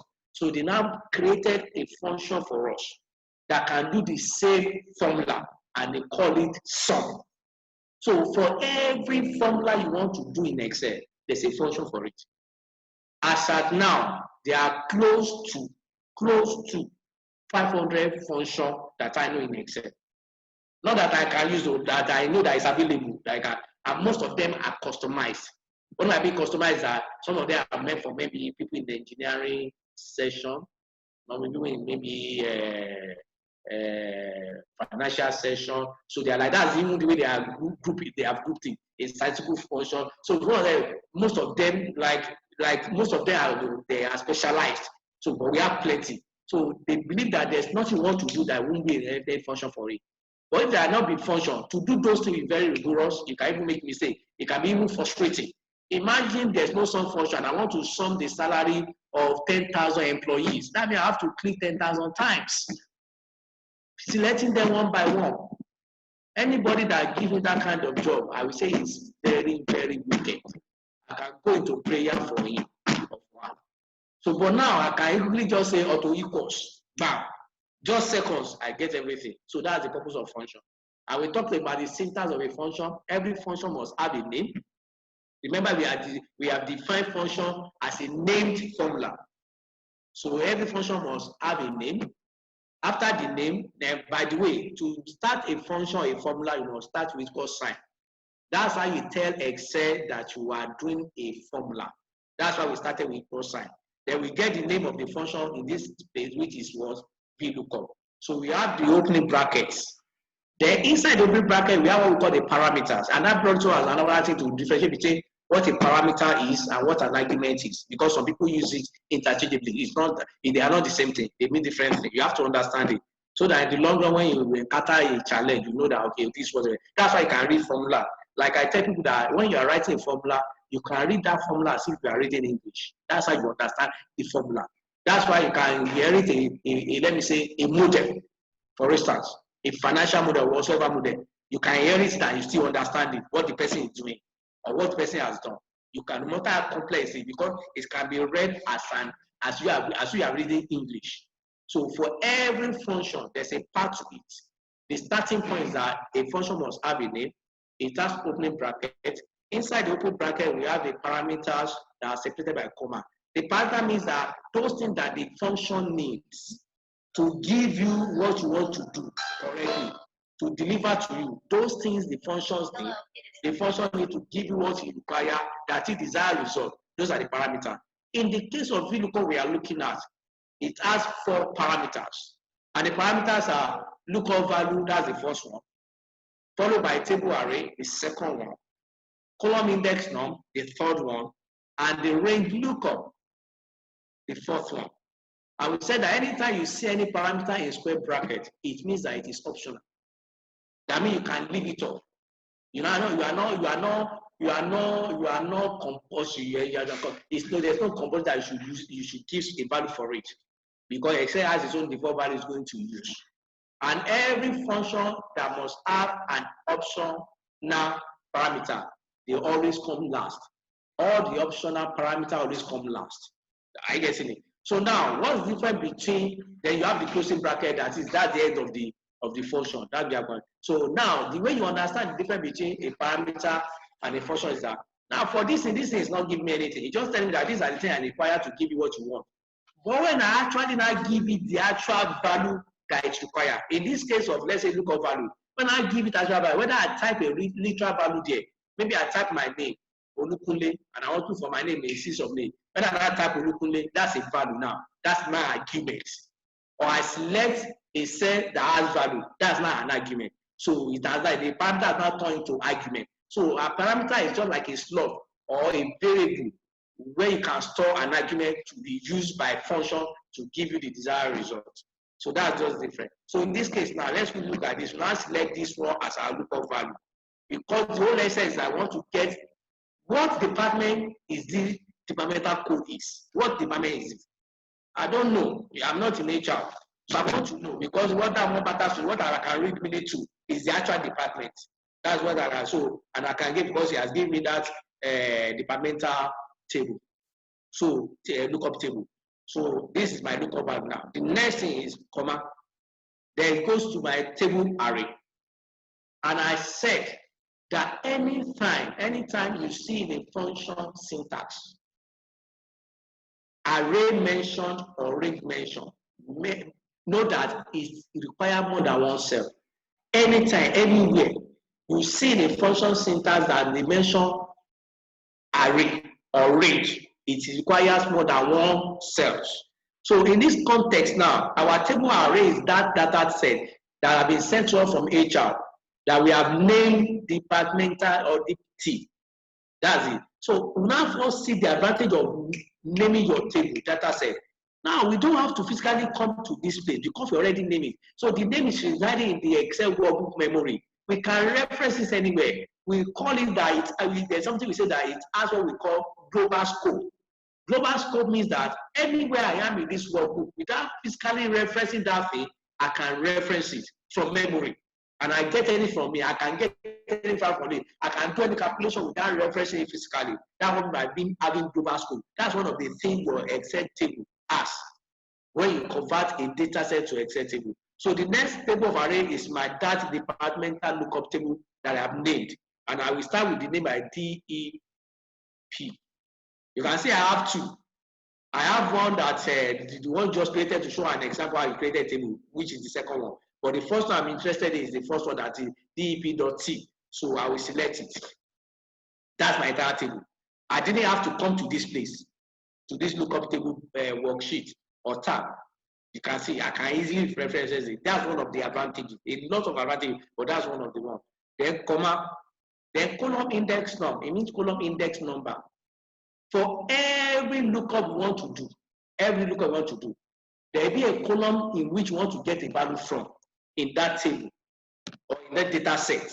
That's what is required. That after looking up this value of departmental code, what do you want to do with it when you see it? When you see that table, you are looking it up from. If you see what is it, what's the use of it, I want to get the department, the name of that particular department.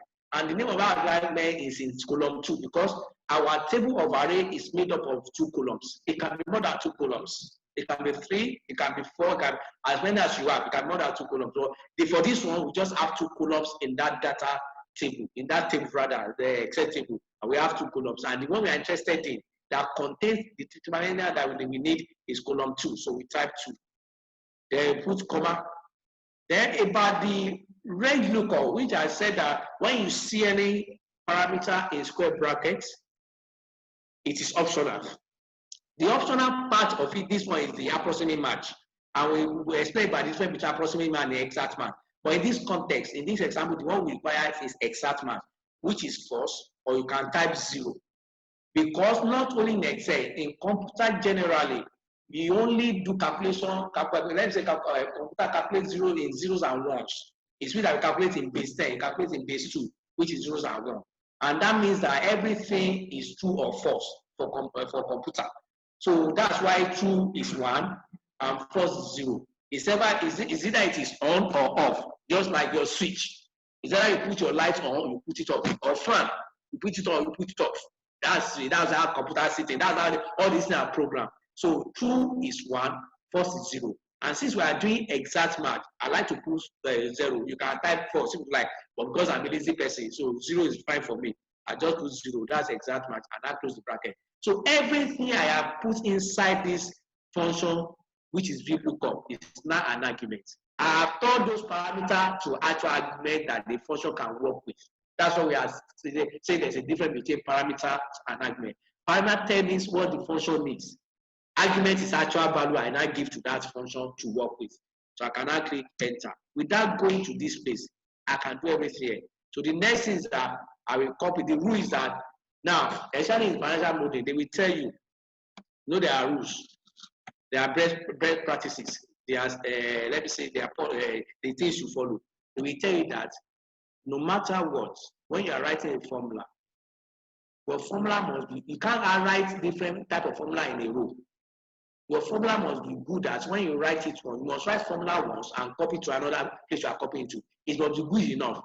You can't be writing different formula for different cells. Your formula that you write it at the left corner of that range you want to populate it to. Excuse me, please have a question. Please have a question. Sorry to take you back. No problem, sir. The lookup table. Yes, I'm having trouble. I missed the part where you labeled it. You know how you put in the formula department T, and it referenced this graphics part. Okay. In the VLOOKUP formula, right? Yes. Okay, I should take. Let me take it again. Okay, let me take it again, sir. So what we did is, let me start again. VLOOKUP. That's the name of function we want to use first. Yes. Good. So I look up value now, because the purpose is that for everything you are doing in Excel, you are solving problem. You want to get something. Yeah, I understand. I understand the formula part. I'm saying the lookup table itself. The next, yes. This one. Yes. So how we created this, right? Yes. Okay, we should recreate it. That's what you are saying. Please. So sorry. Okay, no problem. Okay, no problem. So what I'm going to even do is that, let me delete. Okay, I won't get. I don't have it. Okay, let me make a copy of it, like that or that one. Special as value, so that I stripped it of all the formatting. So this is my header. So the way is exactly the same way that we created this in this data management, but we are going to do it again. Very simple. We have this list being sent to us from HR, but because we know we are going to use it in formula, and not to make to be more efficient and effective, to be fun with what you are doing, and to even it's kind of security and data integrity. So we are not manipulating it, you just have it. You have it compact, you have it by itself. So is that we convert to an Excel table. And if you notice, we have this standard tab. So, and I said there are 4 ways that you can convert to Excel table. Now, as it is now, it's just ordinary data set of 2 columns of 8 rows. Data set, but I want to convert to Excel table for a purpose that I want to be able to use it anywhere and with ease. Now, there are 4 ways. 2 of the 4 ways is keyboard shortcut, which is Ctrl+T or Ctrl+L. T stands for table, L stands for list. Why? Because before 2007 version, in the legacy version of Excel, that is 97 to 2003, they normally refer to data sets as list, L-I-S-T, list. But from 2007 upward, now referring to data set as table. So that's why they are using either Ctrl+T or Ctrl+L to convert to a table, Excel table. So if you don't want to use that, you can come under insert. You can see table. That's the 3rd one. You can see, you are seeing the screen tip that's showing that the keyboard shortcut Ctrl+T. Then you can come to O under format as table. And the advantage of this one over the one inside that from here you can predefine the color you want to use or the format you want to use. You can preset it. That's only just different over this one in the under insert. I get it. So if you don't use that one that you can preset, we just give you the default one, the default formatting as you convert. So if I press my Ctrl+T now, you can see immediately, because I have a standard data set that has obeyed every data set rule. No empty column, no empty row, no empty, it's compact. So that's why I didn't have to highlight it. I just selected any cell in that range, and I press Ctrl+T, and it sees my range. You can see say create table. Where is data for your table? It recognizes it. It gets the range correct.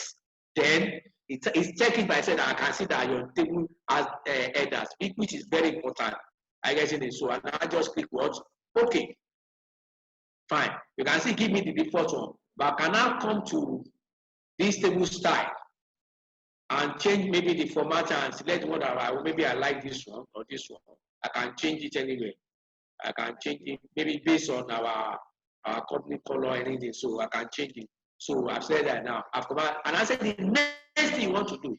But the first thing you notice that immediately it gives you a customized tab that belongs to that table. This is not part of your standard tab. If I select outside that table, you can see it disappears. It's because I've created something that is different. It's a new object entirely. We call them objects entirely. That's why it has its own tab. And the tab says all the functionality and the property you can make use of this table. That's what you have here. But the first thing you want to change is the property which is called name. The same way when you create a new worksheet or sheet that gives you sheet 1 or sheet 2, that you have to change it to reflect the data that is stored in that worksheet. You have to change the name of the table too. That's why it comes with this. If you check this property group to the first group to the left under the design tab, you will see that I say table 4, a generic name. It doesn't make sense because you can have more than one tables in your Excel workbook, which you have seen. This is the first one we are having. That's why I'm saying table 4. You say that we say sheet 4 if you have already created 3 sheets before that time. So you say table 4. So the next one to do is just to change the name that reflects the function of that particular table or data set. I get it. So we can just say, let me even write it in department code table. Enter. Only that I'm very lazy, I like to use short thing. So I'll give it a name now. So anywhere inside this workbook now, if I want to reference that particular data set, I don't have to physically come to that place. I just type that name and giving it to it. So that's what we're using in this lookup function now. That because the purpose is that I want to get for each departmental code, we want to get the name of that department for that code. You can now say equals to VLOOKUP. See already understand this one. So I've done that. Now say our lookup value is this one first, comma. What's our table array now? I can now say department. You can see the department code table. I select it, comma. My column index name is column 2, comma. My range lookup is 0, which is false. And I say enter. Fine. Without coming to this place, that's the advantage, one of the advantages of having an Excel table. I hope you got it, sir. I hope you got it. I did, but it failed. You are trying to do it. Yes, I was trying to do it as well. So once I changed the table name, I did all that. Okay. And you click enter. Yes, okay. Okay, now we know whether you have it or not. Let's say whether you have it or not. Come to this, this formula bar, this first box, it is called name box or address bar, this place. Okay. Come to that place, you will see a drop down icon there. Click it. Do you have it inside this place? Yes. Is it there? Yes, then it's you there. can make use of it. That means you have created it correctly. Okay. You should have it. What's it? So you can use it now. Just come to this place and try. By the time you are typing the first letter of those names, as you are continuing typing, you will see that we also complete this for you. We bring it up. When I type D and I type E and I type P, you can see I'm restricted only to those things that has DEP, which are all of my table name. You can see the sign. So the one I want to use is one we just created, which is this one. You select it. Simple. Did it work now? Yes, it works. Hello, sir. Yes, it does. Okay. Thank you. Okay, so that's it. So we can see there are, and one of the advantages is that we didn't have to go physically. We didn't have to go physically. Sorry for that. We didn't have to physically go to this page to reference. So we can reference it anywhere we are. So the next is to come for other cells. And I said that you can just go and use the autofill command by changing, make sure that when your cursor change to black cross arrow, just double click and it sends it down. And now know that, okay, I'm a parent, okay, now making sense to me. That, okay, this D1001 mean graphics, so okay, no problem, okay, I'm fine. So that's how we got to this place. So from there, we now went to March. Before we went for tea break. Are we okay? Any other question before we continue? Fine, thank you, everyone. Now, we now said that March is just like, it's under lookup formula or functions. Because when you come to formula bar, in the formula bar, you have the groups of, you can see function library. The tab is called formulas, but the group is called function library because you are using function to write formula. It's making your writing of formula easy or less easier and very efficient. So and this category we are looking at, they are under lookup and reference. If I click it, you can see every they are handy. You can know everything here. For me, I know everything, every function here for lookup. But the most useful are those that are looking at formula, that are looking at value rather.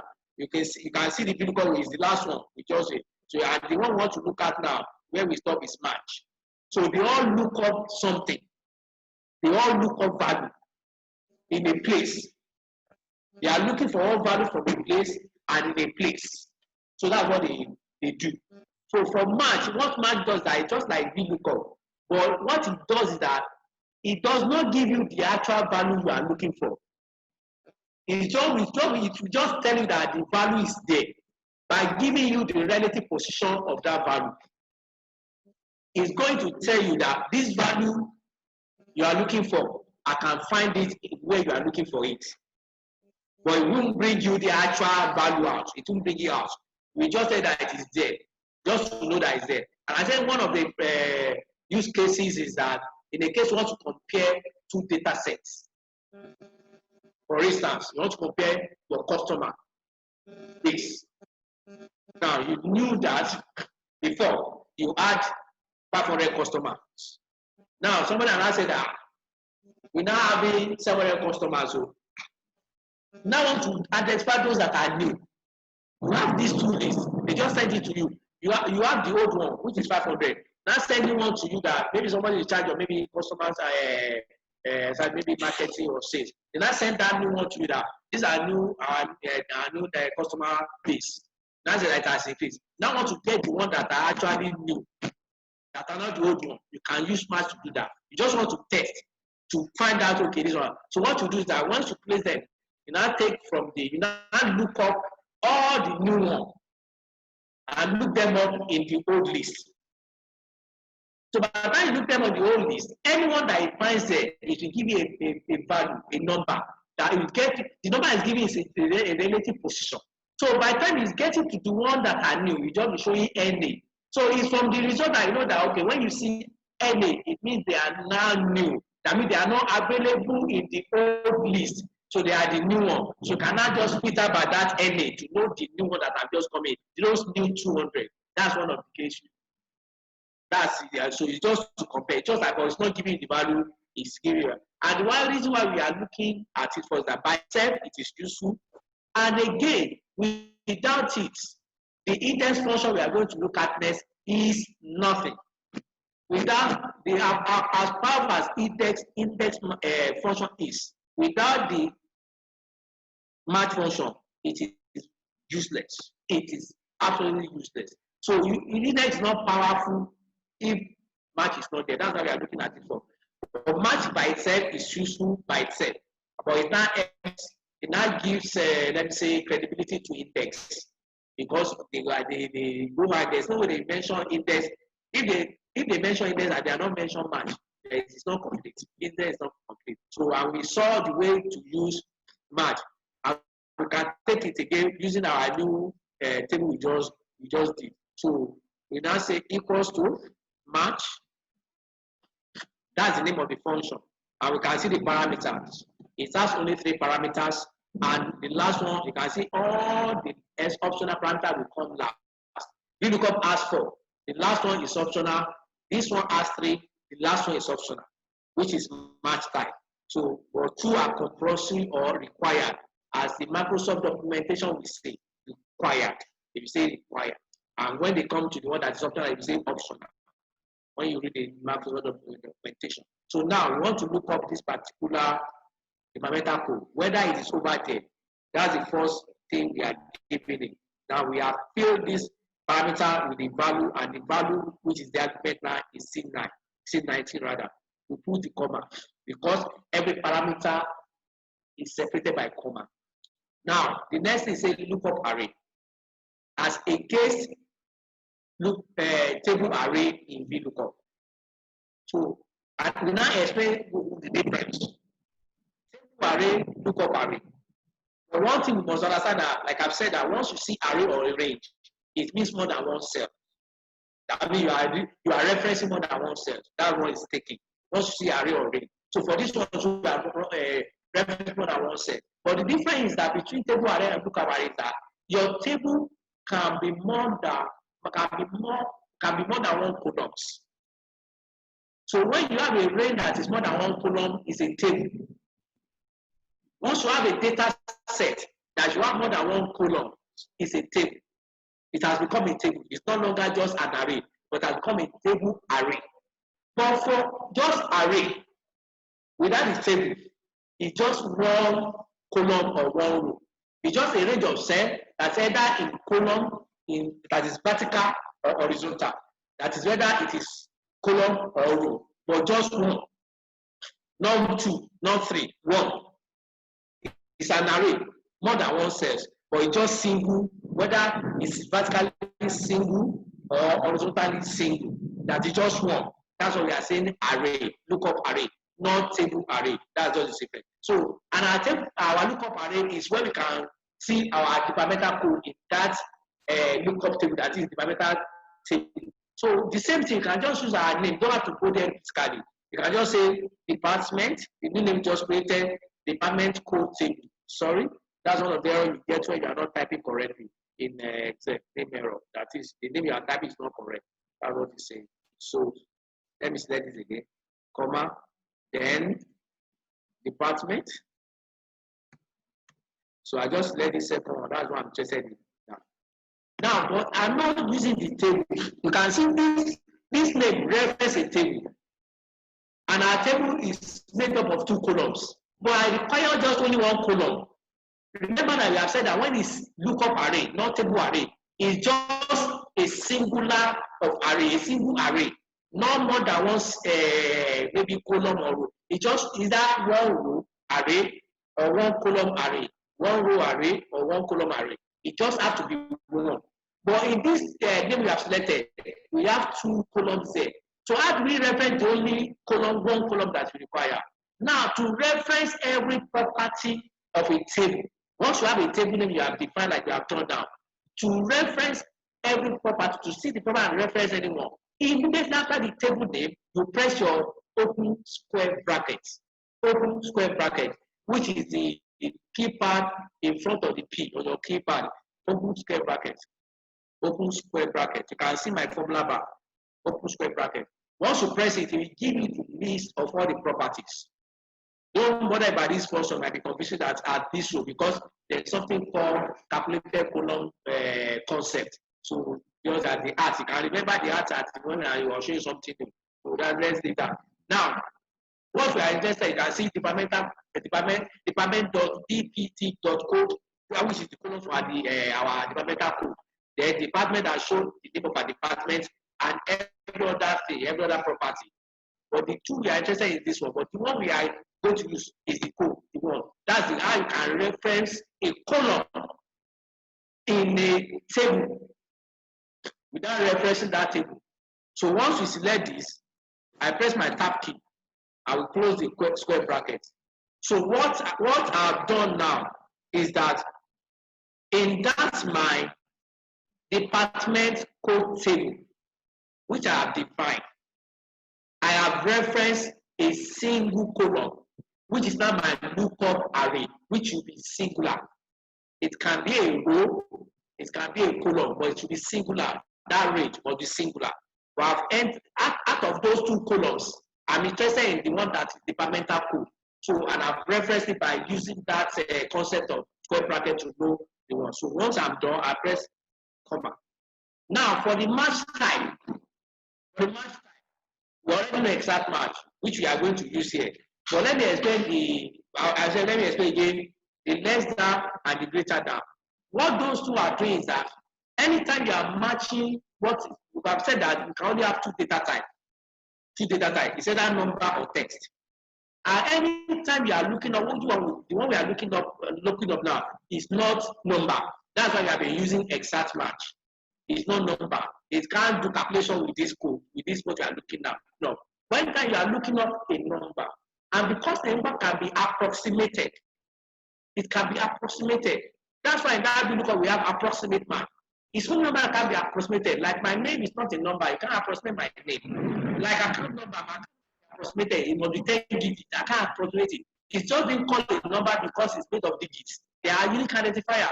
So anytime you are now looking up a number that you can do calculation with that can be approximated, and your lookup array is set up, let me say, from lower to the solid, that is in ascending order, you use this less than one. But if it's set up in descending order, you use the greater than. That is -1. That's the difference between them. So if your lookup array and you are looking up in this context, you must be looking up a number. It's a number you are looking up. Now, if that array of numbers are sorted in ascending order, you use this one. If they are sorted in descending order, you use this one as your match type. And because you are not looking up number, you are just looking up what we call exact match, like a unique identifier that represents what type of department it is. We use the exact match or type 0, like I like to do. And we close the bracket. So now we have supplied all the arguments for this function. Replace the parameters with all the arguments. Now we expect the function to give us what we request. So we type enter. So what means that in that list of departmental code, this code is the number one there. That's what I said. It will tell the relative position, but not the actual value, but relative position. So we now copy that. We say that there. So now say these are the position there. To test it, let's go back here and delete this one. This one says department. Let's say it's not existing. We delete it. We should get an ending. We go back and can see ending. That means not available. That's what I thought about how you can compare that. Okay, out of this parameter code that I have, which one is not? You just need to just add it. Maybe you just added that department. Maybe you just added that sales department, which is department code D1004. Now say which department have they added from here? You can quickly know that okay, that means this department is not in that list. I get it. That's it. So you have matched it. So that's the way it works. Maybe it's Control D. We get it back. So that you can quickly use it to compare two data sets, two lists, to know which one are available, which one are available. You can do that. So I hope you're all fine. Any question? Any question? Thank you. So let's continue. There's a question though. Okay, ma'am. We have your question. What's the question, ma'am? I think I'm lost because I'm trying it along with you. Okay, we are trying to do it. The match, right? Yes. Okay, let's take it one more time. Hold on, please. Okay, I think the issues even started with the VLOOK naming of department, because when I tried it, it's not you got. It's giving me name. So I don't think I labeled it right. Sorry, I think I know what the issue is, and that's what happened to me. So you need to swap where the department code is to where the department name is. They're on the wrong side. So if you move I've done that now. So you're fine, right? I've swapped it. Okay, I've done that. I've swapped it, but I still can't. I don't know. That's name of the table. So it's from this point, ma'am, right? Yes. So We want to. Okay, can you just take it from where we'll swap it? Maybe I didn't swap it the right way. I don't know. Okay. The original one that you are having, this original one. Yes. How is the structure? Which one comes first? I've already swapped it to what you have now. Okay, that's fine then. The swapping is not the problem then. Okay. That's what we just did because when we started, what happens is that we also wanted to show the problem of VLOOKUP because we said that they have introduced one that has replaced it, which is XLOOKUP. So to know the reason why they have replaced the XLOOKUP, we now have to show the problem of VLOOKUP. That's why we are having this structure in reverse order before, and we saw that we couldn't get anything. So to now, okay, use VLOOKUP correctly. Now say you have to change the table structure. Once this has been changed, that's no problem then. Maybe it's in the naming that we have the problem. So let me quickly take it again. Let's make it copy like we have not changed the structure of this one. We have not, it just new. Let me just new. I get it. Are we together, man? Yes, please. Now, we have said that the purpose that because when we talk about data management, and that's what most people don't realize. There's a way you can make life easy. Excel is meant to make life easy for you doing your job. That even enjoy it. I get it. You will see as very rigorous again. And there are things you can do, a lot of things. One of the things that when you are dealing with a data set, it's always very good, advisable to turn it to what we call Excel thing. And the way we do it is what we have shown. I'm going to show again. That you have a data set. Well, your data set must follow the data set rule. That you mustn't have empty columns, empty rows. You must have a field, a header, column header. That is the first one. The fourth part of your data set must be the column that what we call the field. Is no error. The reason why Excel is very interesting that it mirrors our manual process. Simply, it mirrors it. What we want to do manually or what we do manually is not what we want to do with formula or using Excel functionalities or function or features. That's just it. It's never like you can have this in a list on a paper and type department and list the department, I guess in it. But in this case, we are having it electronically so that we can easily manipulate it. And once you change the structure now, it becomes easier for us to do the manipulation, whether in financial modeling, whether in data analysis, whether in calculation, whichever way you want to manipulate it. So that's why you want to convert it to Excel table. But it is now just an ordinary data set, which is okay. But by converting to Excel table, we now have some benefits, very good, very wonderful benefits that we can get by the time we are performing operation on that data set. And how do we do that? I say there are 4 ways. One out of 4 ways, 2 is keyboard shortcut, Control-T or Control-L. T stands for table, L stands for list, because that's how they refer to data set in the legacy version and the new version. Legacy version, data is called list, new version is called table. That's why they are using Control-T or Control-L. Now, the other 2 is that you go and use the command on your tab.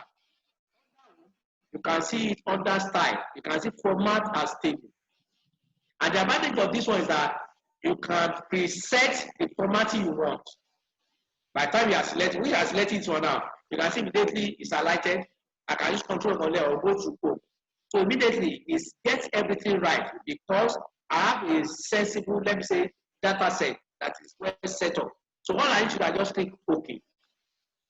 You can see the structure change immediately. Before now, it didn't have drop down icon. Again, it's not formatted, but everything changes. So it's no longer another data set now.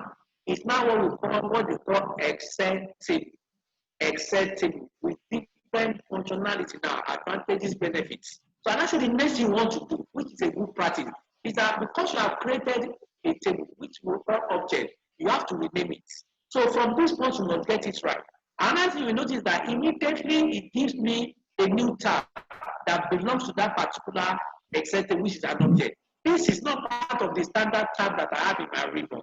It's because I've created an object that is totally different from what I have in my Excel. That's why it's out there. And what is telling you that anything you want to do with this table now, the commands can be found there. The functionalities. Sorry. Can you just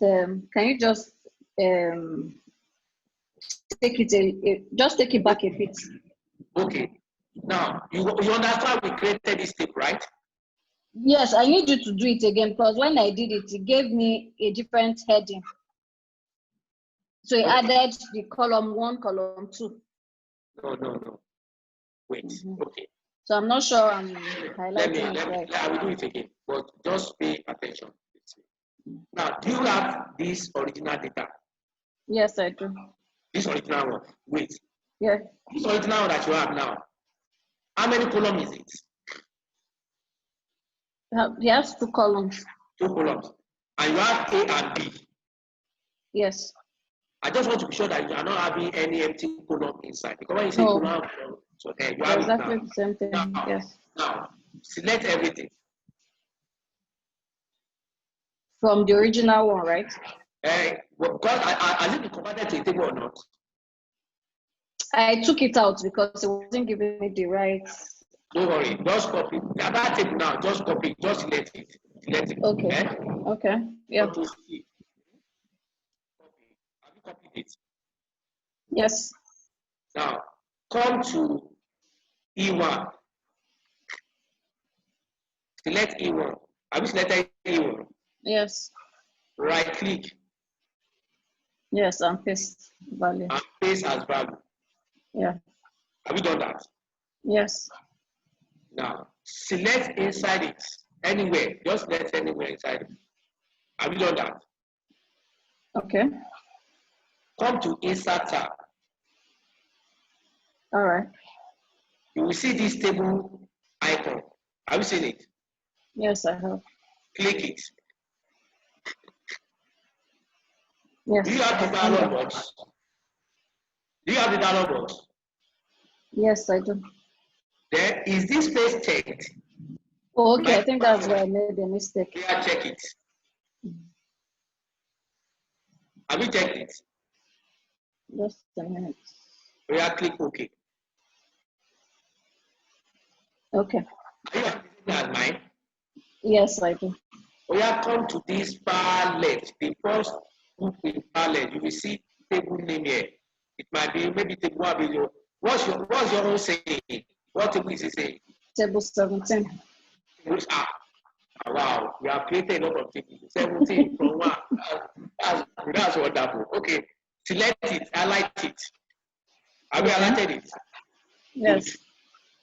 Okay, let's just call it DP for department. DP.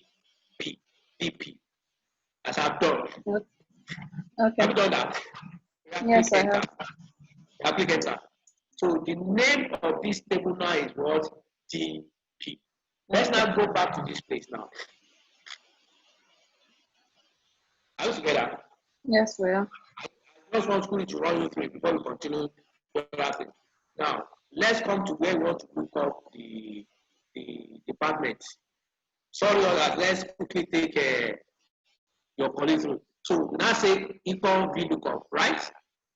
Do I have to highlight it or just put? Okay, I'm with you. Wait. Have you done type the function name? Yes, I have. Now, select this one. That's our lookup value. Okay. You should have C5. You're having C5, right? Yes, I have. And the next you want to press is comma. Okay. After the comma, now this is where that's what you have done now. All those paparazzi you have done, this way it is useful. So you don't have to physically go to that particular worksheet to reference our table of array. We have stored a reference to our table array inside the name called DP, which is the Excel table we have created. So what we need to do is just say DP, and you see that DP. Once you see it, can you see that as I'm seeing it now? Yes. Just press your tab key, tab key to bring it up. It's easier to bring it up like that. My tab key. Your tab key. Your tab key is those two arrows, one facing the opposite direction. I know, I've done it. No, it's okay. The next thing is comma. Then we are asking for column index. In that table we created, the column we are interested in is the column that contains all the name of the department. Because we want to look up the department equivalent name for this code. So it's in column 2. We now say 2. Comma. And since departmental code is not a number, It's a text, so to say, or a unique identifier. So we do exact match. You can either do exact match and say let it, or type 0. I like to type 0. So I will do everything. Hello. So when I highlight, do I type 0 or I just type 0 in itself? But select. You can select either false or type 0 after this comma. You can select this false. Okay. Type 0 inside this place, either of the two. Whether you have it false or 0 is fine. Are you okay? Yes, I am. Yeah, let's hit the enter key. Enter. You should get graphics. Yes. Okay, I'm all right now. Okay, thank you. So we can now click and set it down. So let's now go to index. So the same concept work for March. So let's now go to index. Thank you everyone for indulging us. So for index, like I said, index is useless without match. That's why we first looked at match. Anytime they mention index, match must come in. It's the one that dictates. So it must come in. So that's why we first look at now. Now we now want to look at how to use index and the power of index over VLOOKUP. We saw that the other time we first wanted to use VLOOKUP, and we have not changed the structure of this our table that we are having department before the code. We couldn't get anything. It was giving us any. But if we were to be indexed, it doesn't matter. It wouldn't have matter because it still gets it with the help of match anyway. So, but let's look as it is now that we have the structure correct in the way that VLOOKUP can do it. But let's look at the same way we can use index. So we start with equals to. The name of the function is index. That's what we are looking at. Now you can see the first parameter is array. And remember, when we say array means that it's more than one cell. It is more than one cell. It is more than one cell. But see, this one is not saying table array or lookup array. It's just saying array. You know, this one is saying array. Your array can either be table array or can be a single array. That's why it's silent about whether it is table or lookup array. That's the difference. So when it comes to this, you can use it for a singular array, whether it's vertical or horizontal. And you can use it for a range of array, a table of array, which has more than one column or one row. That's what it means. That's why I'm just saying array. But this array starts from which array do you want to get value from? Where do you want to get value? That's the array now. Where is the value you want to get is from? So let's go to that table physically. We can do without going to that physically, but so that you understand. So when you come to this table, the array you want to get our value from is the department. That's the department. Not everything is the department. And our array that we want to get something from can more than one column. We just select everything now. Let's say in a 2-dimension, maybe you want to get, let's say, a period for month. You want to get a value for January, then for February, it's consecutively like that. So we can use, just let those value that rate that has those ones, and we indicate column for each one get them. For this one, we just want the departments. So our array is just the department. Hope we are getting it. Now, comma. And the next, you can see we have two types. Let's take the second type. We have reference type and we have the area type. Let's take this reference type. The rate type is what we are looking for. We are doing this first type. So the next, this one has 3 parameters and 2 are compulsory or required, and 1 is optional. The column row is optional. Now, the next thing is our row number. Let's come back to this place and say our row number is, for instance, we still want to code it, that our row number is 4, comma, our column number, we don't have column number because we have only one singular array.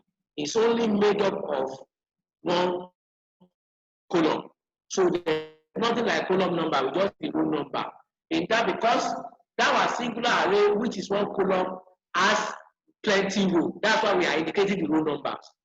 Because a single array that is made up of rows is a single column. One column but many rows. What we have selected is just a single column of departments that has 7 rows of departments. That's why we have to indicate the row number here. But for the column number, that's why it's optional, because you don't have more than one column, just one column. You don't need the column number, just close the brackets. You can see it says sales. What has it done? Let's go back to this. In this array, what is has done now? It now say, you see, you indicate that it's row 4. It now counts 1, 2, 3, 4, and now gives me sales as value. That's why I'm having sales here. So that's how it works. Now you can't see that now. If I want to do it correctly, I will still have to go for manual. That's why it doesn't make sense by itself. If I have to get this one for D110, which one is it? What row is it in this range? It's in row 1. I have to say 1. I have to come here. Control Z. Control Z. Control Z. Control. I have to come here. Instead of 4, I will type 1. Enter. So what it means that I will copy this one again. Instead of this one, D0019, I come here. D0019, HR is row 2. I come here, I will say 2. You can see it doesn't make sense. I'm still going manual. That's where that match comes in. To now make those row number or column number dynamic, we now have to replace those numbers that we require, whether it's row number or column number, we now have to replace them with the match. So instead of typing it, add code, we now have to come here. What we now represent is our number. Number 1 will now be row, will now be match, rather match. So what are we matching? We are matching this department code, comma, in what array? In this array, comma, you want exact match.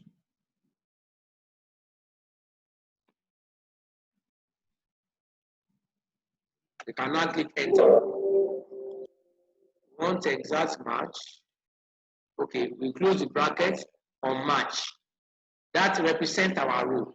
This match now, it represents our row. That will make it dynamic. That will automate the row value of our index that we were doing accordingly the other side. So that's what it was representing. That's why with that match, index is not useful. Enter now. Now for this one now, we can just copy for others and we get the result. By the time we come to the last one, then you will look at this sales again. You can see immediately if you evaluate this our F4 or rather F9, you can see it's giving us 4. So it sees it that in that place, in that table, in that array, this code, this my code is in row 4. So that what you need to get index is that what you need to get for me index is in row 4 that match has given you. So we are looking in row 4 for which match I'm giving you the value. That's what it's saying.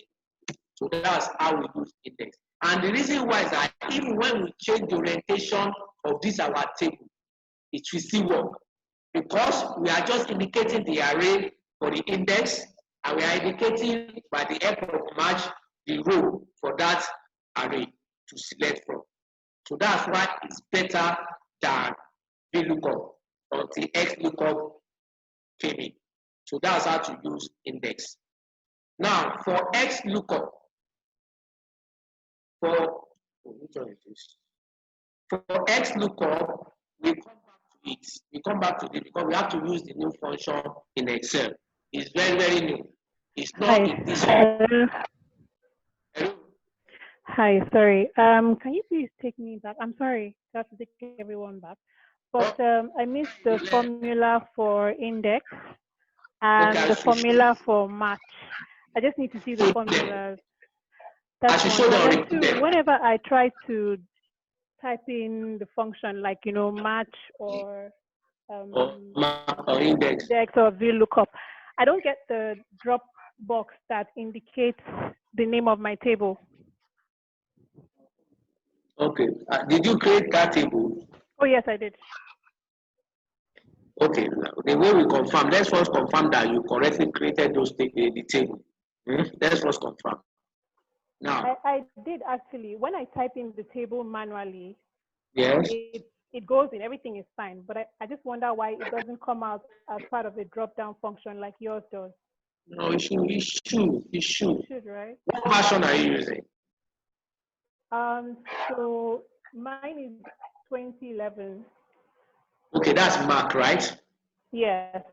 It's Mac you are using. Maybe I don't know. I'll be sincere. I don't know whether it comes out from Mac. Okay. So, Mac command is very, very different. Okay. It's very, very different. So, it's Microsoft that owns Windows. Yeah. So, and then Apple wants them to customize everything. They don't want to release it. They'll do how that will suit us. So everything, Mac is different. It's quite yeah. I think that's a challenge. Yeah, I think that's a challenge. That's why you are not seeing this program. It's not Okay, so if I could just see the formula for the match and index, please. Okay, we should repeat or I should show it. Just show me the formula, please. Okay, ma'am. So this is for match. Can you see it? Yes, I can. 1 second. Okay, that's the formula. So as we are looking at it, when you are done, let me know. As we are looking at it, we have the lookup value, which we are referencing our C19. Then we have our lookup array that I want to look up that value from, which is a range, and which is from the table we have named. So in the table name, we have to indicate the column because it's a single array. It's a single column or a single row that by lookup array. And we have two columns in that table. So we have to indicate that it's the column that says that is department code that we need. That's why we have that department code in square brackets after the table name. So that means we are restricting to that particular column. Okay. Restricting to that particular column. Is the so we have then the last part is 0, the kind of match you want to do. And since we are looking at exact match, which it must be exactly that code, that's why we use 0. Once you are fine with it, let me know so that we can go to and show you that one of index. Okay. Hello, ma'am. I'm here. Okay. Did you understand it now? Sorry, please. Your department code. Yes, ma'am. Is it this one highlighted right next to it, or it's from your lookup table? I didn't get that question, ma'am. So right next to your cell, after match, the department code. No, after the match function, we have the lookup value, which is C9. C19, yes. And right next to it, you have department code table. I have the name of it can be anything. I don't know what you have named your okay, table. So that's the name of your table. Yeah, so the name of my table is department 19. After the name of my table, because I want to reference a particular column in that my table that is made up of 2 columns. Yes. And the name of that column, the reference, the column heading of that column I want to reference is DE. I shorten department and then code. So how do I get it? If you are not getting drop down, because for window, I don't know. I've not done this. I don't have a Mac. I don't have a Mac. I don't like a Mac. That's just the truth. I don't like it because of this problem. So now, after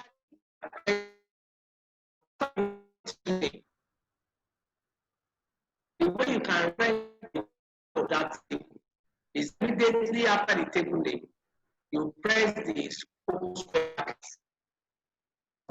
bracket. You can have the list of the properties. Where I can see the two columns in that table, which is department code and department. So the one I'm interested in, which is my lookup array, is I want to see if this particular code, is in that array. So let me backspace. If this one is that, so I just letted that departmental code heading in that my table, and I close the square bracket. So that's how I can reference each column in my table. If I don't want the entire table, I just want a particular column in my table. The way I reference that is after my table name, I will have to put the open square bracket, and that will give me the list of all the columns available in that my table. So I cannot select any field in that table that I want. The column that I want, the field name of that column that I want, I now select it. That's how I can select. That's what we have done here. So if you go back to this data set now, you will see that the name of that column is what? Depart.code. That's why it's showing me. Even if I, by the time I select it, if I close it, you get it? Yes, I do. Is it understood now? Yes. So that's it.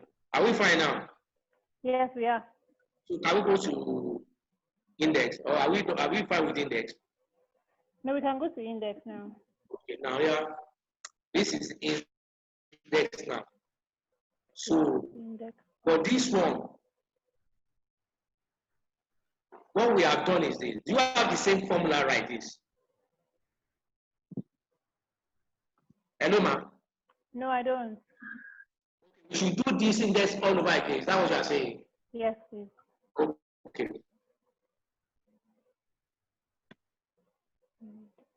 Okay. I will be following along the way. Equals to. The function we want to use is index. Yes.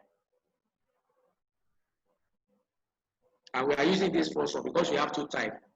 We have array type and reference type. So the most popular one is the array type. The reference type is kind of complex, but it's very powerful too. But most people don't use it. You rarely use it. So it's the first one we are using, which has 3 parameters. The first one is asking for is array. And I try to explain the difference between, we have been seeing array. In VLOOKUP we see array. In match we see array. Here we are seeing array again. But in the VLOOKUP it says table array. In the match it says lookup array. But in this one just say array. Now the reason why it's being silent about what type of array is that for index, your array can either be a table array or a lookup array. It can take any more depending on what the result you want to get. That's why it's silent about what type of array. For VLOOKUP, you say it must be a table array. That means at least you must have 2 columns. Let's put it that way. You must have at least 2 columns. That's what it means. At least 2 columns in your set of array, which is not a table.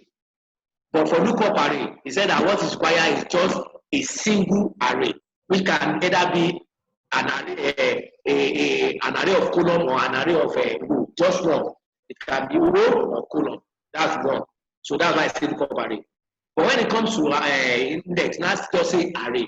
Now for index, it can take any of the 2. Your array can be a table array, and your array can be a lookup array. That's why it's saying just array. And it means that where you want to get the values from, where you want to get those values from. The value you are looking for, what array is it contained in? And what you want to get value from is just department. So if you come here, I don't want to use, although you see reference the table, but let's do it manually. Let's go to the references physically. Let's come here. So in this now, what we want to get value from, the array is just made up of single array. Now, for like lookup array, this is where you are interested. This value we want to retrieve. This is what we want to retrieve. So just let it. It's an array. Like I've said that once you see an array, it means that it's more than one cell.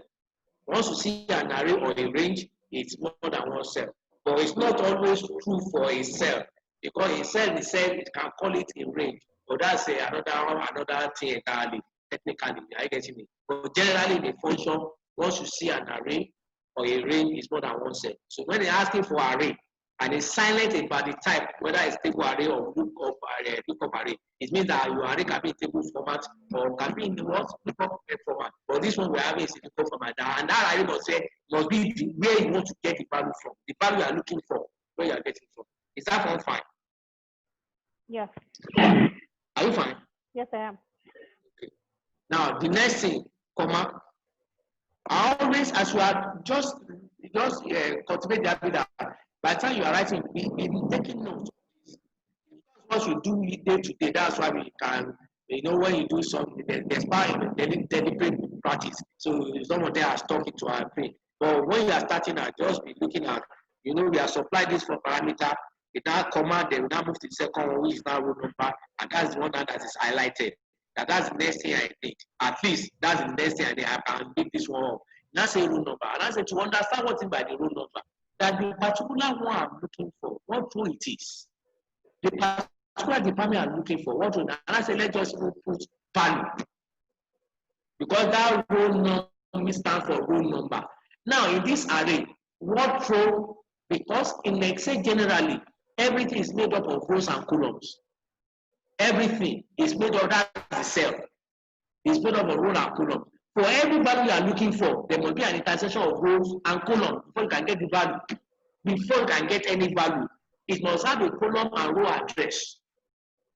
It must have it. It can't have either of the two. It must. It's a must. Now you have given a range as an array that, okay, I've seen an array. An array is a single array anyway. It's just a range of rows in one single column. But now I have plenty things there. I have plenty. In this array they have given me, I have just I have 7 values there. But there's a particular one you are looking for. What row? Out of those 7 rows, which row is the one you are looking for is? That's the row number. You now say let's just use manually to now see the importance of match. You now say 4. Let's say what you are looking for is row 4. You now type 4. Then can I say comma? Now this last one, which is optional. In this context, because our array is just a single column array. It's not a multi-dimension array, like maybe like a table array. So this column num is not required. We can stop it because this array is just made up of only one column. It's fine. If the column is only one column, unless you want to type just one, unless you want to type one, which is unnecessary. I get it. Maybe you want to type one, but it's not there because it's just column 1 is column 1, so it's there. So let's just leave that one. Let's see what happens and say enter. You can see it gives me sales. What this one is saying now, let me now interpret this. Did you get sales? Hello, ma'am. Hello, ma'am.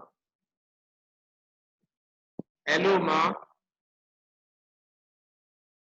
Hello, ma'am. Let me check. The network still okay. Are they still hear me? We are listening. We can hear you.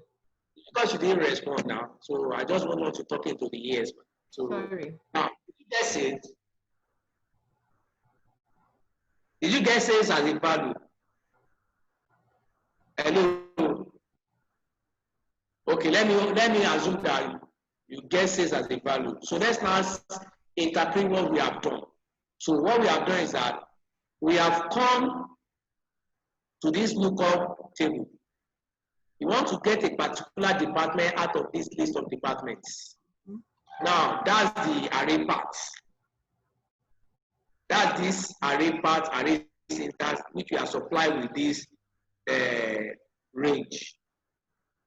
Now, we're now asking on which row. Now say it's row 4. So what is our now done is that since our array starts from row 2 to row 8, and we can't serially 1, 2, 3, 4. Because we are indicated as what in that array, what you are looking for in respect to that array is in row 4. That's why it gives us sales. And I said that since it's just one column, fine, you can just leave column up, or still type it there. You still get the same thing. That's how it works. But now say now, let's not say want to copy for that. Even it's not even correct for this one because this is in 1. This one should be row 1. This particular is 1. Let's not type 1 here, which is graphic. And I type and I set it down. It give me graphics throughout.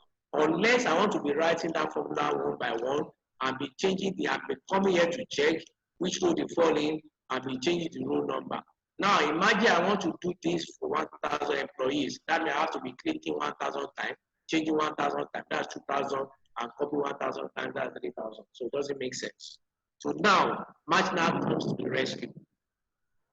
That's why we have now to replace this row number or the column number with the match function. Are we together? Yes. Okay. So let's now see how we replace with the match function. Now, we now know we have allocated now. We now come, or let's now break it down. Let's break it down. Let me come out here and say equals to match. What am I looking for? I'm looking for where is this code, departmental code, comma, in this array that is also related to department name, comma, and I want the exact match, 0, and I close the bracket, enter. Now say it's 1. That's the one we have calculated. That's why it is correct. This one we have calculated. Let me now copy this one for others. And now have the equivalent row in this data set as against the department I actually want to get. Now it's as simple as saying, I want, instead of now hard coding this one now, since I've used another function to get my row number, I can just reference it. And I say enter. And everything will be correct now. Now, but when you do this, when you are starting out, this is the way we used to do it. When you are starting out, you have to break those. Anytime you are having function inside a function, we call them nested functions or nested formulas. That's what we call them. So, but the way we started as that, we first break them down into different functions. We see what we call intermediate function. We write it down. So after we get it, once we get the what we want to get out, it's working. You can now come here instead of separating and now copy it. Without the equal sign, copy it, enter, and come inside this place and replace that reference, what you have copied. Control V. I want to bring this way what I've copied, control V. It's not giving me. Why not copy it? I think I've copied.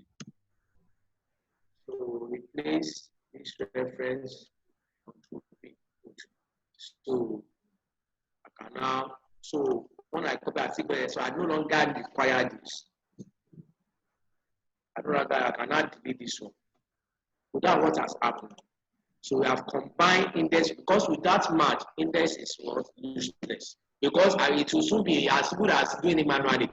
In fact, doing it manually will be faster than using index because I have to be coming back inside the formula and be changing the row number or the column number, which is not efficient. So even by doing that, I'm looking, just going there, look for it, and tick. Okay, this one is it, I tick and put it here and type it there. It's even faster than using it. So instead is 0 when it comes to look up with that match function.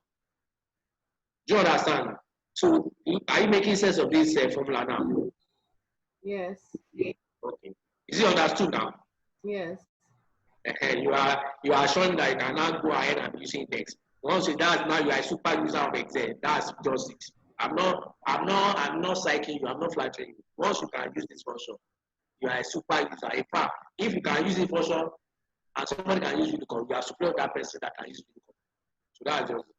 So it's powerful, but it's not powerful by itself. But in conjunction, you are using two functions in a formula. You are using that's now you have become an Excel tool. So that's it. I'm happy that you got it. So let's go to the last one. We come back to it to copy part. So to see how they solve the problem of VLOOKUP with XLOOKUP, how powerful it is, just like index, and it's now even more robust than index. So you know index, you have to combine index and match, but for XLOOKUP, you don't have to combine anything. You don't have to combine anything. You just do it the way you want to do it. and get your results for VLOOKUP anyway. Now let's go to, are we all together?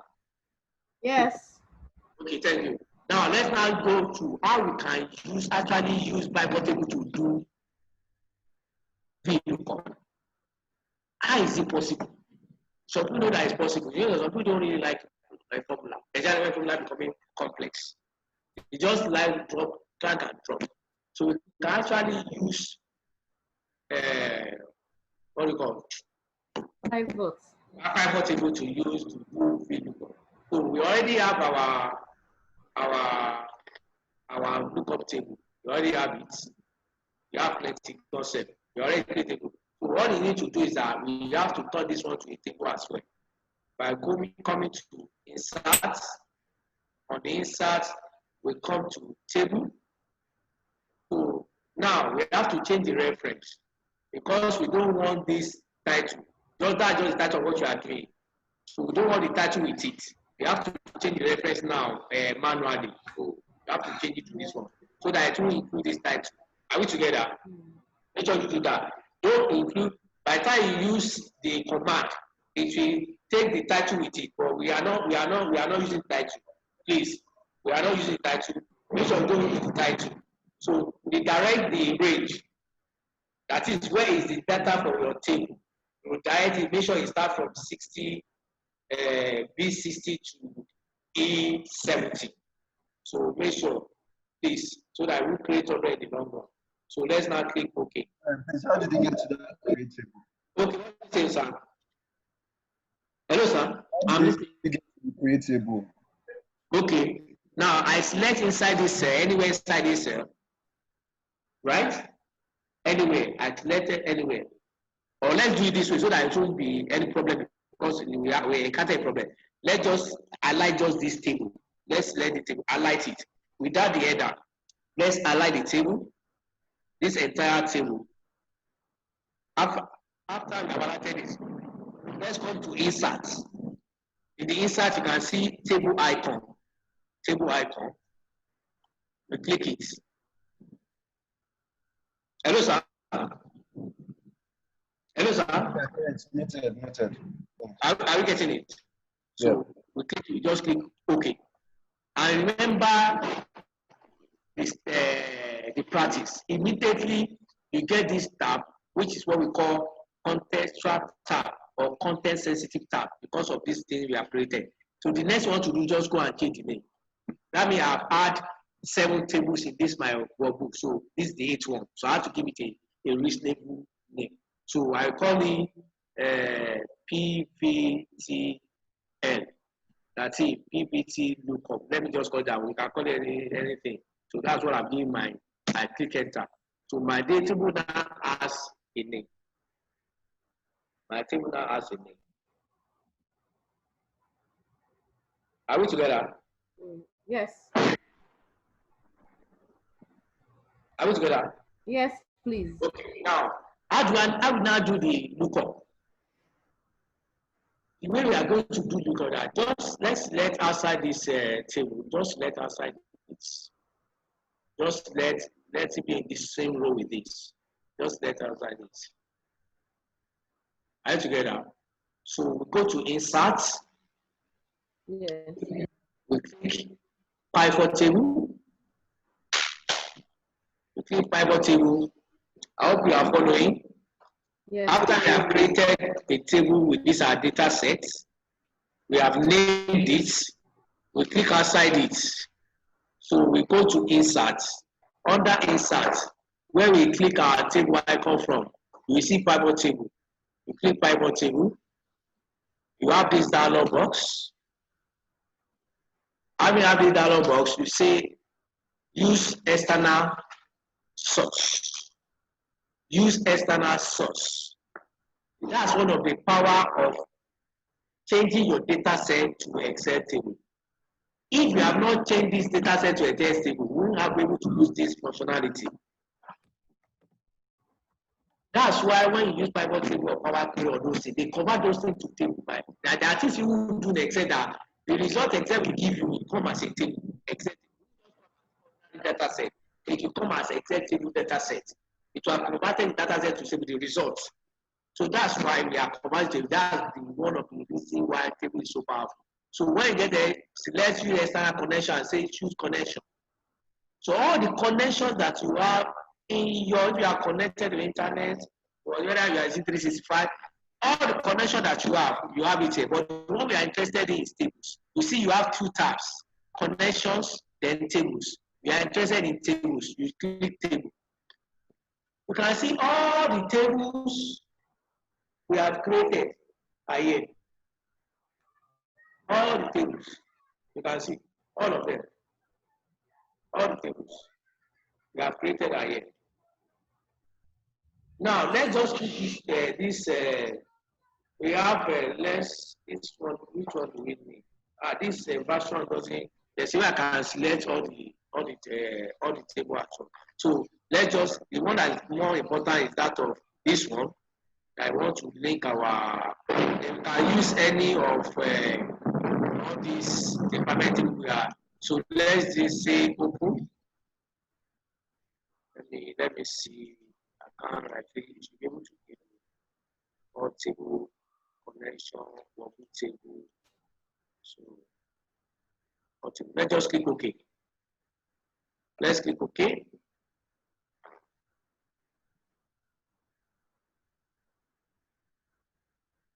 So now we are selecting a location already. We just click OK.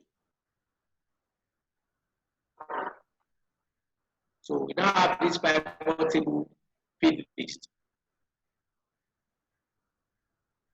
So we now have pivot table field list. Let's click on. Now on the analysis, we have to do what we call relationship. If we look at this, now again, because we are creating pivot table, the same thing that happens to Excel table, all this table thing, is that we got a context sensitive tab. They are able to analyze and design based on the version you are using. If you are using version before, I think 2030, you have option. This analyze will be an option, but design is always a design. So also design. So in the design, you see relationship. So we click the relationship, and this is where we do the lookup. This is where we do the lookup manually without formula. We click new. So we want to take our pivot table. We want to look in the department code. I want to take any of our department, and let me use this one, DP table. I want to look in the department code, and I click OK. So I've created a relationship. I can now close it. So once I've created a relationship, all I need to do is just to do drag and drop. So if I come to this, my PVT, I will see that I only have departmental code, but there's no department here. If I come to this, my which of that one, VP, I have my department there, but there are no other information there. So all I need to do is that, let me just do it the way they are there. Let me, from the DP, PBTL, let me check employee. Let me check department code. Now, for my department, that's exactly what I'm doing. I will now check department. You now just give me. So I can now check my hour so that it will look exactly like what I'm saying, like that hour and rate. So all I need to do is design. I come to layout. I will say show in tabular form. So we can see I'm having everything with my department included. So without doing formula or function, this is what I require. So I've done it. I cannot copy and paste special or use it the way it is. You can see this one has 1, 2, 3, 4 columns. This one has, okay, yes, CAMG. Hello, I can hear you. You raised your hand. Hello? Hello, you raised your hand. Hello? Kanji. Just pardon me. I hope I pronounced it well. You raised your hand. Might be a mistake. Oh, okay. So that's how to use pivot table. You can see. Now we have 1, 2, 3, 4 columns here. But we have 1, 2, 3, 4, 5. We have included our department without writing a formula. So we just do the takeaway here is how to do the relationship. So it's the relationship that you are doing that is doing the work of VLOOKUP backend. That's what you are doing, the relationship. In fact, what the VLOOKUP does is just like it's relating to different tables, because there's one information in one table that's related to another one in another table. What's related is the departmental code. Like this, our departmental table. We have departmental code here. Then we have departmental code here. We have departmental code here. We have departmental code here. So that's the relationship between those tables. That's all pivot table needs. Once there's a relationship, you can do lookup without using formula. So that's how to do it pivot table. And the same way, because it's never different, you can see it just because you have to name it too. You can see it has a name property too, because it has this contextual tab. So the first one to rename is you can just maybe new table, whatsoever it is, new table, so you can name it. Whatever you want to do, you already have it, everything. Now, if you don't want to use that pivot table, you can copy it and paste special as value ordinarily. So we just run it to value. You might not need the total, you can do the total, and you have everything. Everything. Correct. And if you check it, they are the same thing. Let me even sort it. Let me sort it by this staff, because I want you to align with this. I can click this drop down. I can say sort A to Z. See me? Why is not sort A to Z? So it's seen as, oh, I understand. It's seen as, let me use this one. Let me see here. Let's say A to Z. See this one as text too. But let me come and sort this one we have copied down here. Okay. In computer generally, 10 come before 2, because this is 1 and 0. 2 is greater than 10. That's why it's not sorted in computer. Okay. Hello. I can see that you are raising your hand. Hello. Yes, Hello. sir. Can you take the pivot lookup table again? Okay, again, okay, no problem. Let me delete what we have done. Let me delete this too. So you know the starting point is that before you can use pivot table to look up, both it might be more than one table. That's why pivot table is even, I would say it's easier, because you have plenty table you have to look inside for. There's something called relationship in data analysis. I get it in database. SQL has it, pivot has it, PowerPoint. So there's something called relationship access. All those the data base analysis. So the first thing you want to do is that all the table that you want to see the relationship will be converted to Excel table in Excel. That's why we have because all that we have been using formula for, we have not converted them to table. We can still convert it to table. It doesn't stop from using the formula. We can convert it and still use the formula, it will work. But for using pivot table to do lookup, you have to convert all the table you want to connect into a table. It's compulsory. That's where, and what is doing that when you connect to it can be added to what we call the data model, because you cannot model them.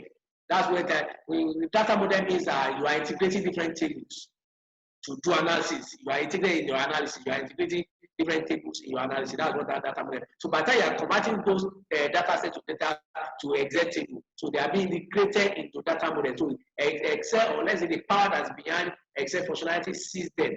It sees them together that okay, I can relate this thing. So once we have converted to a set table, the next thing is that the results we want it outside there because we are going to use pivot table. So pivot table see differently. So we have to create the result outside of that table. And we are not limited to doing it here, but we just want to compare it. That's why I want to do it here. You can do it in any other worksheet. You get it. You don't have to compare. You can do it in other worksheet, but to compare the result with the original table so that we get the right department for the right departmental code that we want to create it. So we selected outside that table we have created. So G60 is where I am. So what I want to do is I go to insert. Since I want to do the lookup with pivot table, so I have a pivot table command here, and I click it. And the next thing is this that when we get, I know we are not doing pivot table, so we just use for the now. It now say you select a table or a range. You can see your data set can be in a table format or just ordinary range. When you have not converted your data set to Excel table, that's where it refers to it as just range. That's why. But in this context now, since we have converted our table to Excel table, we don't need this. It's already in the data model. You can see add this data to data model. It's already recognized in the data model. Use this word data. We can see it's telling this above. To use it, we have to go to the connection. I get it. Or can you just click OK? Since it's checked this one for us, let's just click OK. So immediately we have everything. All our table is recognized. The reason why I went down right is that I don't wanted to select two tables, but it didn't give me that option. But I have 365 that give me the option to select the table that I want. But this one just give me everything, which is fine. It sees all my things now, maybe they are related. So you see there. So I have this there. Now the next thing I need to do is to create a relationship. Because now if I just come to this one I've created and I check the employee, I check department code, I check I won't check, and I come to this department field. So this one is not DP, and I check departments. I'm saying, oh, you see, it has created relationship. Let's go and build the relationship. So let me come here, so I can do it. You can see the relationship is still created. So let me delete it. Let me delete the relationship. So I've deleted the relationship. So we have to do it all over again now, so that you get it. You have to do the relationship creation because that's where the major task is. So let me delete this. You say, okay. Let me move them out. Okay. Now I can even do it now. Let me uncheck everything. Let me uncheck. Okay. Let me delete this. Let me start again.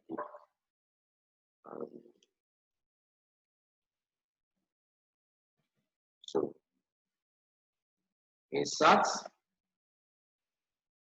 pivot table. We already have the data model, but you can check the connection here. For the table, is everything. Table in this, but you can see it was not giving us this before. So this is what I was looking for. You can see table this for group. Click open, then click OK, or use this data model there. Click OK. Then now, if I try to do the same thing now, without creating a relation. Please, sir, can you wait? Can you wait, please? I'm trying to. Okay, you are trying it out, right? Okay. Okay.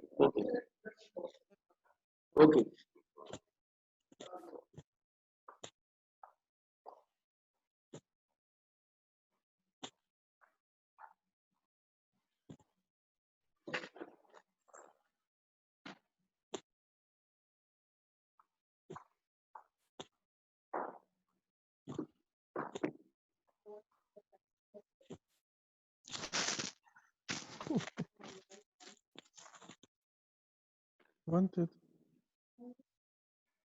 First,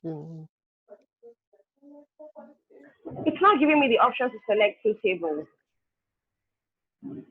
Select all tables. Okay. Select all tables. Okay. And click OK. Yeah. Okay. So I can see the field. Yes, yes. You are the same point I am, Abby? Yes, please. Okay. Now, what I want to say is that now, without the relationship, there's no lookup we can do. It's the relationship that we created that gave us the privilege to be able to look up. So I now want us to see us trying to do the lookup without the relationship. Okay, I take my employee, I take my department code, and I want to go to the one, maybe any of this one that has this one now.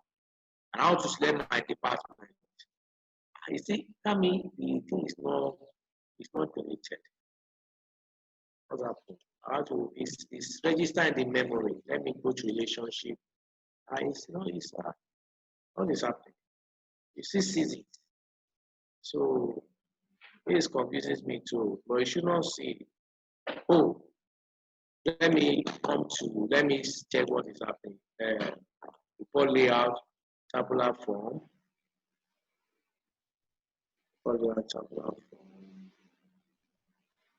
Has it created department code? Our okay. I don't know. See, it's a relationship between two may be needed. Auto detect, create. Auto detect, create. So I was not able to get everything. That's why I was able to get department, but let's do create. I don't know why it's working like that. So this dialog pop up. So if you don't have it here, if it has not prompt you to create a relationship, so you come to analyze, you click relationship. So we now say new relationship. So you see, you get the same dialog box. Now, the way it works is this. Let me explain this one. Let me explain very well. Now, it says pick the tables and columns you want to use for this relationship. Now, the first table is that we have our table that we created. We have the list of all our tables here. That table that we created here is this one, data model table, PBT here. We click it. Now, once the column, this is where the VLOOKUP happens. Column foreign. That is, which column do you want to relate with? The second one we are going to create. The column that is related to them, that they have in common, is where we have the word department code. That's what is common. In our lookup table, which is like a department table, we have it. We have the department code there, and we have it in this our table. That's what we are. That's what we mean by this column foreign.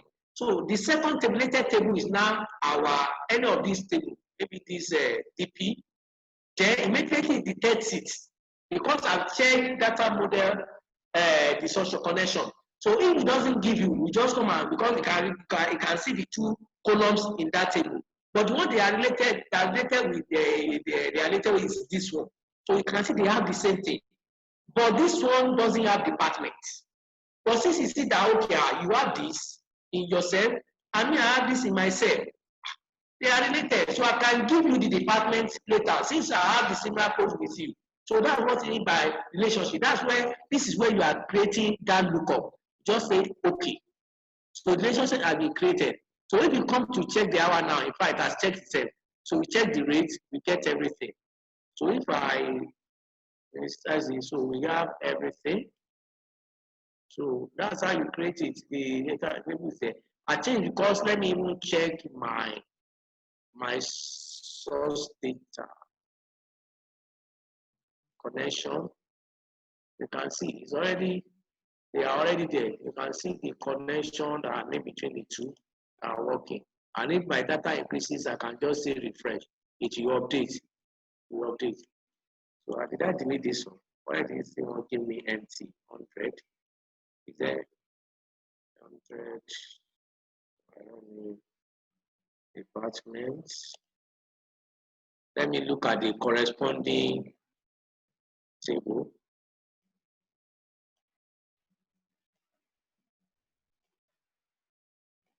DP.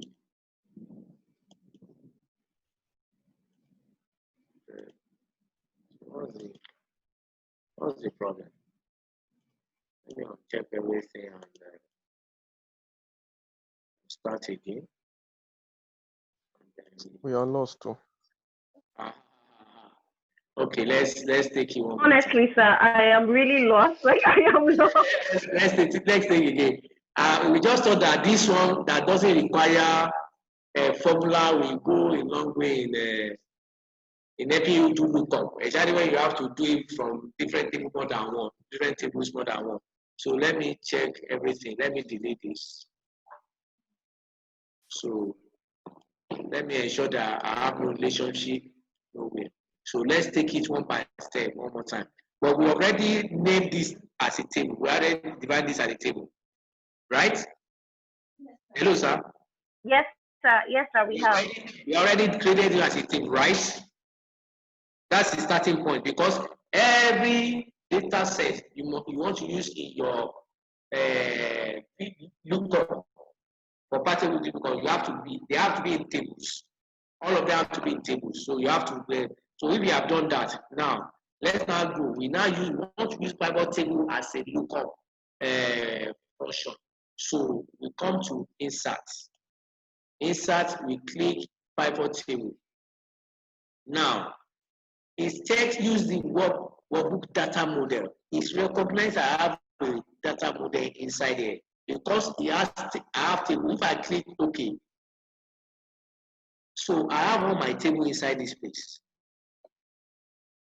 Are we together there? Let me delete. We're together. Okay, you are getting it? Yeah, sure. Okay, thank you. you. So we have the same thing. You have the same thing now. We have this where we can drag and drop our pivot table feed list. So we have it feed list and we have this canvas here. Now, let's now say, now the power is it. Okay, let me just take this way. The power is it because we have created a related table, we have table and they are related. What makes the end related is that now, since this table has this column, and from any of this one, they also have this column. So that's what made them related. And you remember that even when we are using function, that's what we are using to look up. We are using the meta code to look up the parameters. So that what you are even doing with those all lookup functions, like index, like match, like if because you are doing relationship. If there's nothing to relate, there's nothing to look for. If there's nothing to relate them, there's nothing to look for. If your account number is not in a bank database, you can't go into that bank to check your balance. It's not possible. You don't have account with them. And now maybe you take let's say you think you are banking with FCMB. And now take your FCMB account number and now take it to GTB. And now say you want to check your bank statement or your balance. Once you give them, if the person even know that it's not correct because they are all 10 digits, that is not come there. Once you type it, you don't say no available because there's nothing to relate because you have no account with them. So that's the same thing. If there's no relationship, there's no point using the lookup or H lookup or index or match. The same thing. If there's no relationship, you can't use pivot table to do lookup. But there's a relationship.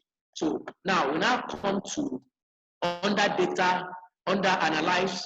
Now we have this relationship button. Are we together? We click it. You can see this place is plain. Now say new. I want to create new relationship because you can create relationship as many as possible. As long as you have related tables. Now say which table? My main table is this one. This last one that we created Excel table. So the name is, let's go for worksheets. Okay, I have data. They are already in data model. Okay, because I've already created data model. Okay, are we having the same thing like this? Let's first start from there. Do you have in your drop down things like this? Hello? No.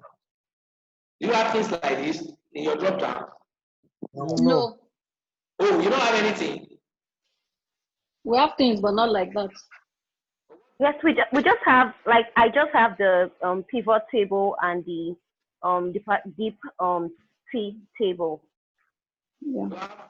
Yeah. That's all I have. I just have two tables, basically, just two tables. I don't have all these tables. Two tables, fine. The two tables that you have is suffice. Once one of the table is this one, is the one that's paid. Is this table, the last one we created, is one of your table? Is this one? This one, because that's the one we want to use in the lookup. This one is one of your table that you are having that drop down. Hello? Yes, it is. Okay. Yes.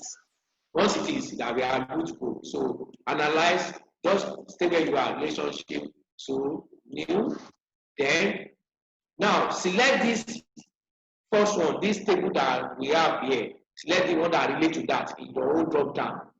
So the one that relates to that, my own drop down is this PBTL. Now, I will have come to this place. And what I want to use as my lookup value, I have all the fields or columns in that table. Do you have all the columns in that table in this drop down, like my own? Yes, I need a feedback. Do you have all these columns? Yes. Good. So you now select that, okay, the column foreign key is this one. This one is the bank that you are interested. That is a compulsory for you to select. You select that. Have you done these two levels? Now, the second one, since you're having two, you have selected one. The second one will now be a related table, which will be the other one, which is our like the departmental table that we have created plenty the other time. So just select that second table. So if it doesn't automatically detect the relationship for you as a primary, just in that table where we have two lists, you only have, because in that other table you only have two columns, two fields. So just come and select the one with that relate to that is the same thing as this one. Just select it. Are we having the same thing as you are looking at my own now? No. So what's the challenge, sir? In the second table, which is the related table that you have selected, see, you have two tables. You can only have two columns or two fields there. And of the two columns, one will be department, the other will be DEPT.code. Is the DEPT.code that you are going to select, which will relate with this one, which is similar to this one.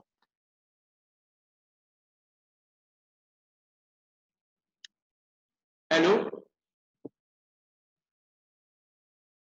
Hello? Hello, sir. Hello, ma.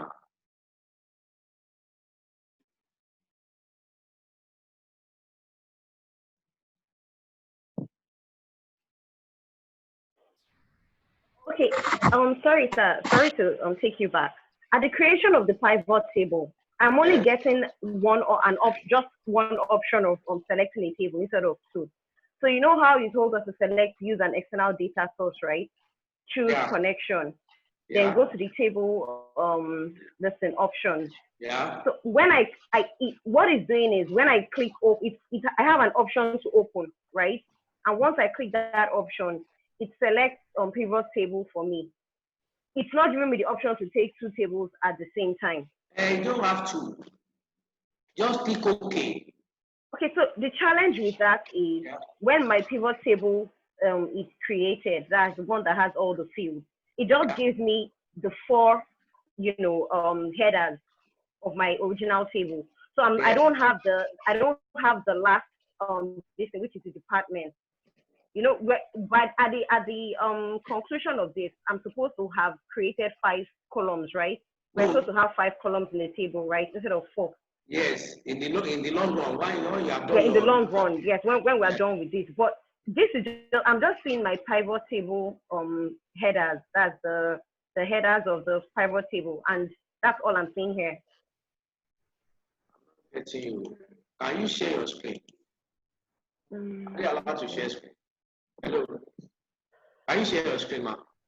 Okay, let me see if I can. Let me stop sharing. Let me stop sharing mine. So let me see what you have done. What you are saying. Please quickly share your screen. They can't share. You say you can't share. I would like to see what you are talking about. So let me the person you are what's your name, ma'am?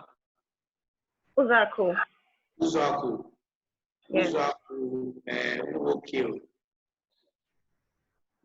Just pardon me for the pronunciation. I'm Yoruba, please. Okay, you can share now. You can share.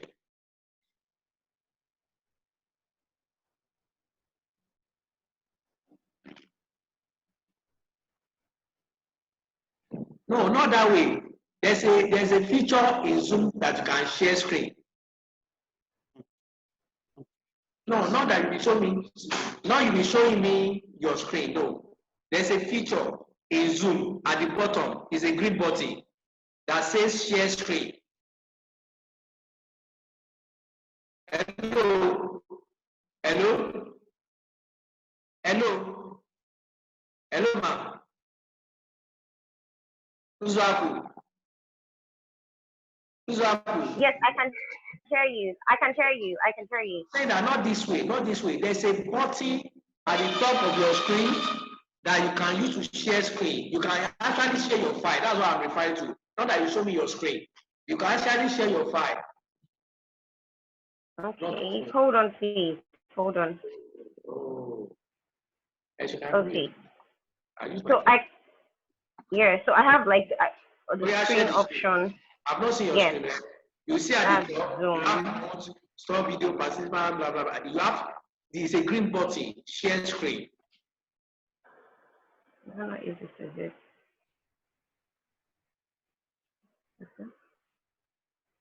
Am I doing that? You are sharing something different though. You are sharing screen, saying you are sharing screen. You are about getting it.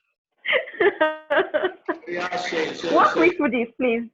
Sorry, please walk me through, because when I click on the green, this thing, icon. When you click share screen, you pop up a window. A window will pop up. It's not giving me that option. It's giving me, these are the options it's giving me: screen, photos, iCloud, Drive, Dropbox, Microsoft OneDrive, Google Drive, Box, website, URL, box, bookmark. You see your screen on the Microsoft Share Dropbox, Abi? You see your screen there and share it, right? Yes. Hello, sir. Yes. Hello? Can she check the top left-hand side corner? Because I can see my audio from that angle. The green button you're talking about. Sorry, come. Let our IT guy put you through. He said something, yeah? Okay. Let me hear you again, please. Just for her to share screen, yeah? Okay. When you click on that share screen button, you're going to see. Have you seen this share screen button? Have you seen it? She's on mute already.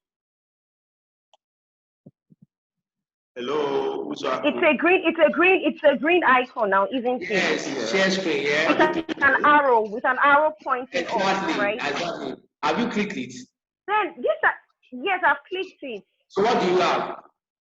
I have several options. I have screen, photos, iCloud Drive, Dropbox, Microsoft OneDrive, Google Drive, Box, website URL, bookmarks. Those are the options I have. The list of options that I have.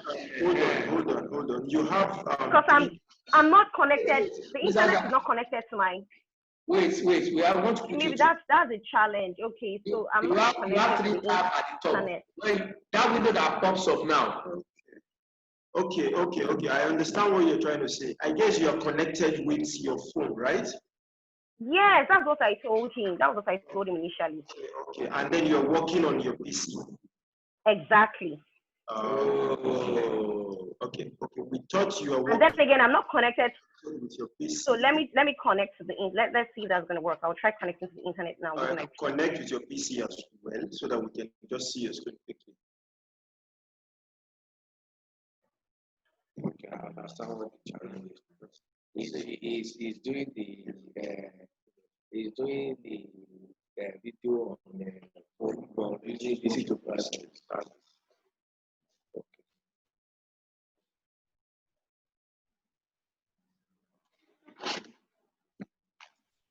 Hello, if you're using your phone, can you just turn on your camera and rotate the screen so that we can see what you're doing on your screen? That was what I did initially, but he said it will not work. It won't work. It's not even clear. Yeah. She tried to, it's not clear. I can't see what it. So it's blurred. That's why I asked her to to use our computer screen.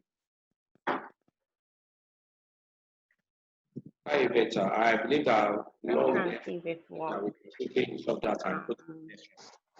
So because you have to get it. That's the purpose of the training.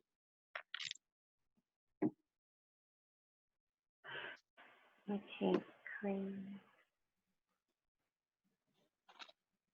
Everything is fine, including the I don't know. I don't know if this is what I'm supposed to be sharing.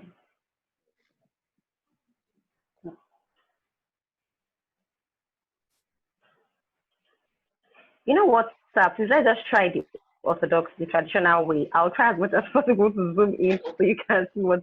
Because this is just taking too long to. So I'm going to start. I will start all over again. So Okay. what I'm going to do? So what I'm going to do is this.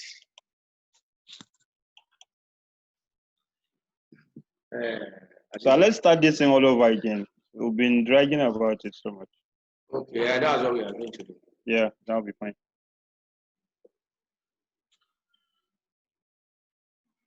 Okay. So for me now, I don't have anything because I purposely close my work without saving it. So that I will start from fresh. So about that, so now I don't have any table now. If I don't know no table, I see the place is blank. So I'm now saying that when you want to use pivot table for lookup, the first thing is that all your table, all your data set, then you get the first. Let's say the starting point is that there must be a relationship. Relationship means that there are similar columns in those two tables. It can be more than one table, more than two tables. Excuse me, more than two tables anyway. So but there must something that connects them. In this context, what I say is that in this table here now, I have departmental code column that can relate with departmental code column in this space. So they have relationship. That's the starting point. So now to not take advantage of that, I have to swap this program originally because I want to see the problem of people because I can't look to the left. So now I have to convert both of them to table. So I select this one first. Insert table. So the next thing you want to do after you have converted to table is that you want to name it. Okay, table. You want to name it. So I can name this one. Let me say finance. Because this is my own. I have this data. I have this table. I can now come and name this one. Insert table. I can say this one is from HR. I can name this one HR. Enter. So that's the starting point. Once I can see that there are relationship between them, I must create a table. So now, but the goal is that I want to get the departments for all these department code in my data set. I need them. That's what makes sense to me. It's not the code. Or code is used for identification anyway, but I want to get them. So what I need to do is that I need to come outside this because I just want to separate. I'm just using this table and this table to get a full list now and not include my department. This one does not include my department. So I want to create another entire table set, data set or table that now will include my department by taking advantage of relationship in pivot table. So now I can go outside to create that new table. Then what I need to do is that I will come to insert. Since I want to use table, a power table command button is under insert tab. So under insert tab, I click pivot table.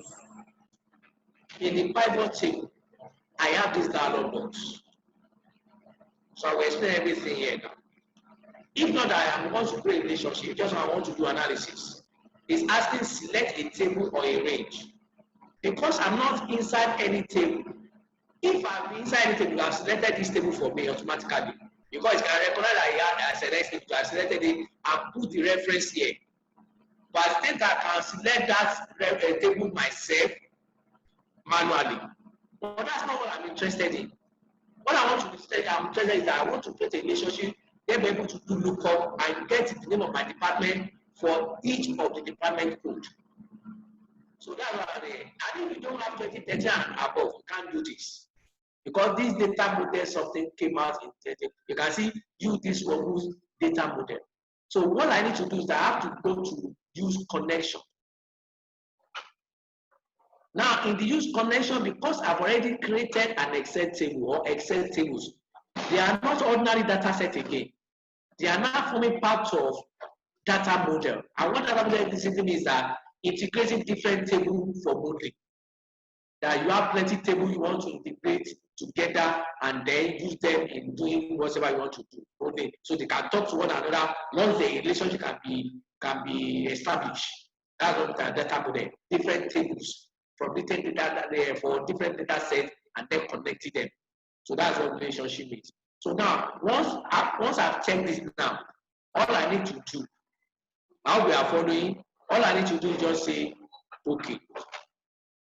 Data source reference. Okay, connection. Sorry, I need to go to connection. Connection. So after using this, then I say use external connection. I have to say choose connection. Now, apart from table, I can have other maybe I connect to SQL or I'm connected to whatever application you are using in your company, any ERP, maybe Oracle, maybe SAP, whatsoever I can connect to them from Excel. But for this one, it's table I want to use because I have two tabs, connections and tables. It's table I'm interested in. So the two tables are here now. Like we have been saying that you have two tables. So we have the two tables here. And it's saying all tables. In this drop, I say show all tables, connection tables, workbook table. If I selected workbook table, there are 6 workbook tables. If I say connection table, I don't have any connection. If I say all tables, it include both connection and table. So I can leave it at all tables because that's the only table I have here. These are the only 2 tables I have. I can say, okay, workbook table, which is the same thing. So anyone I can say, just I add this. So once I'm done, just say open those tables. Okay. Now, immediately I have that, it has been put inside the data model memory of the Excel engine.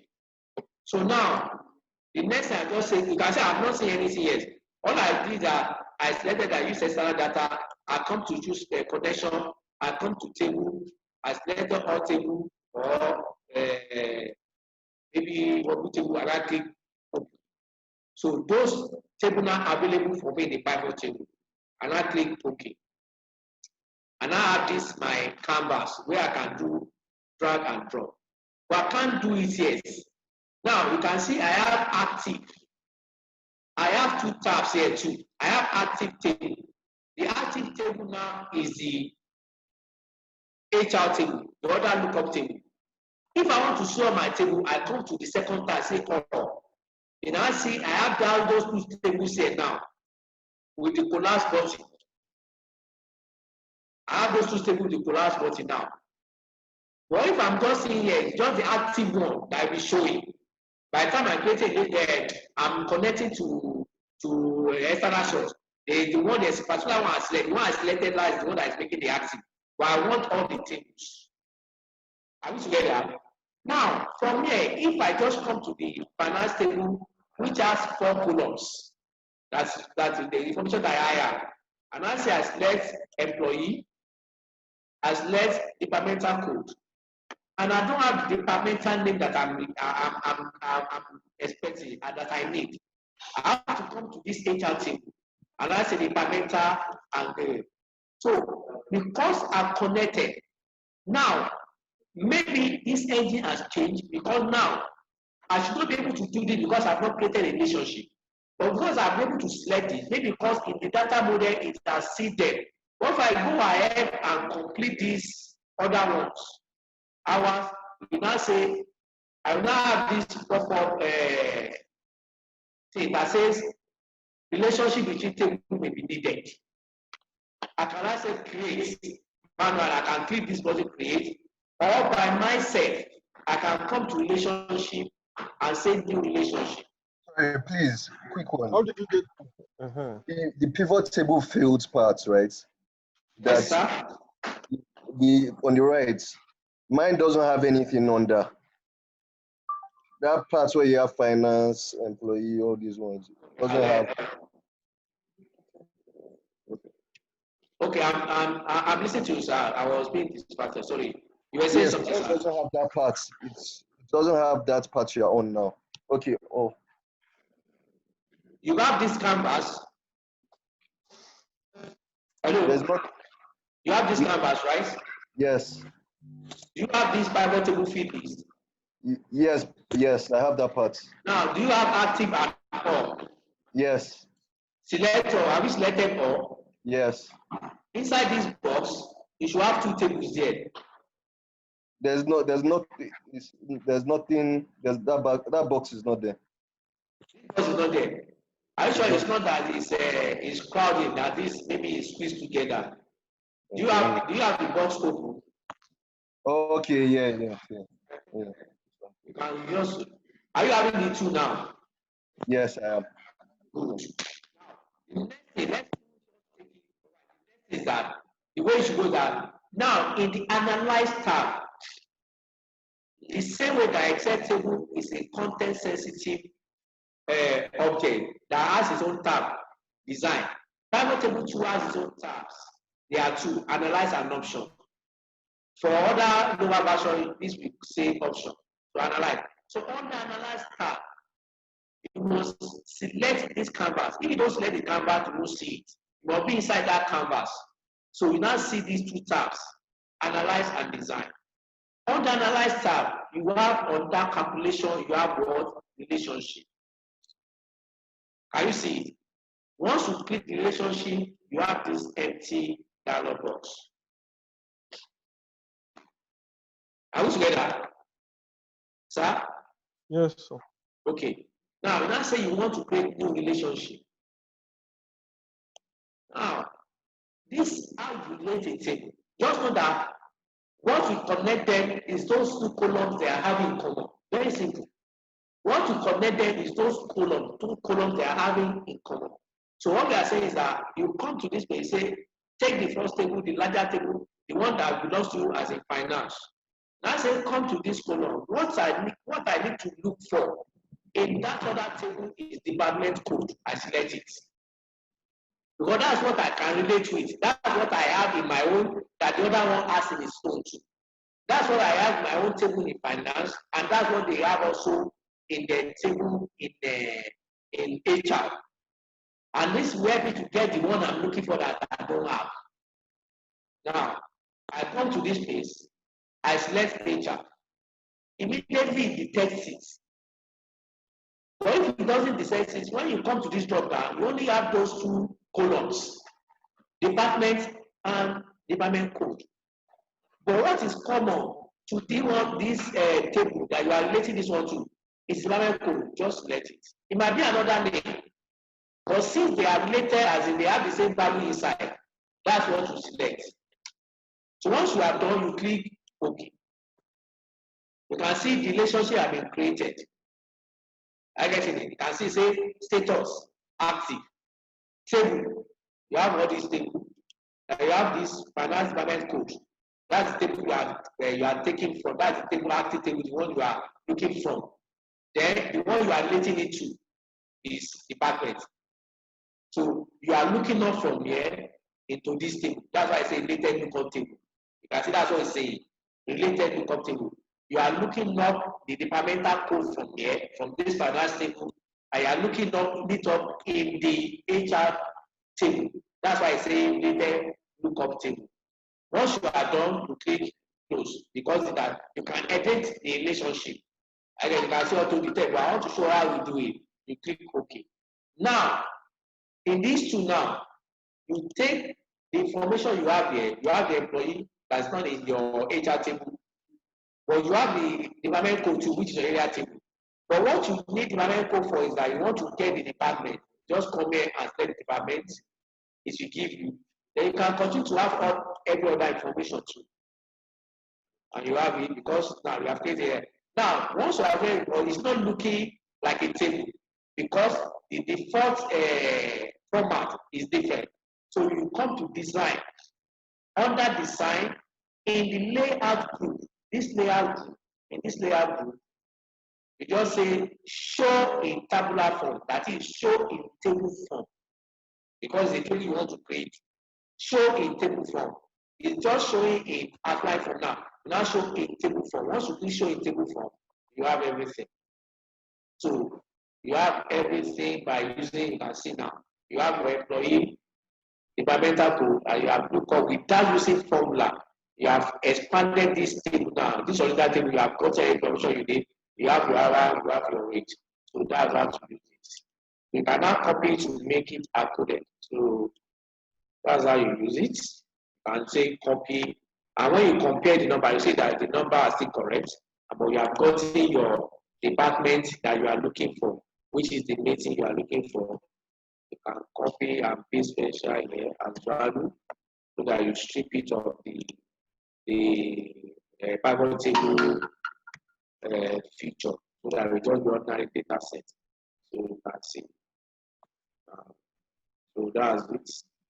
So if we sort this one, let's sort this one so that we can How do we show it on that table? What is that?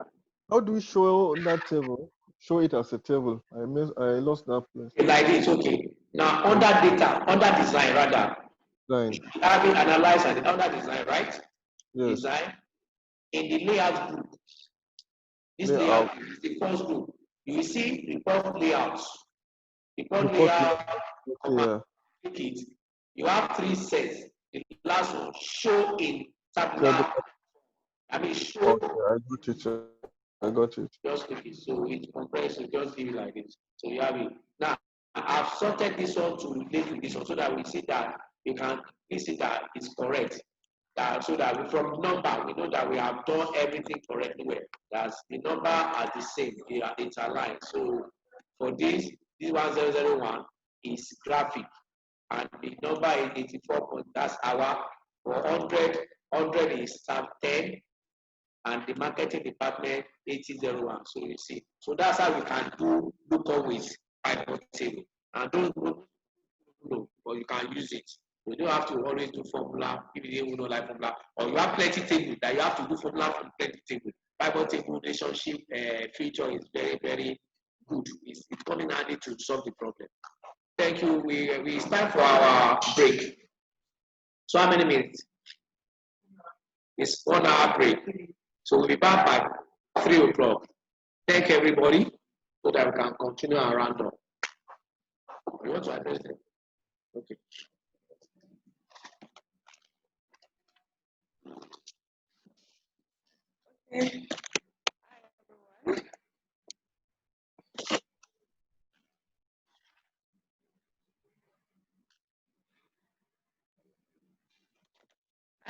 How is it going? I hope we're enjoying the session so far. Okay, so it's very difficult.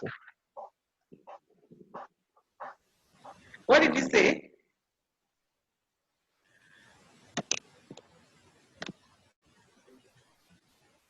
Okay, so we're going for our lunch break now.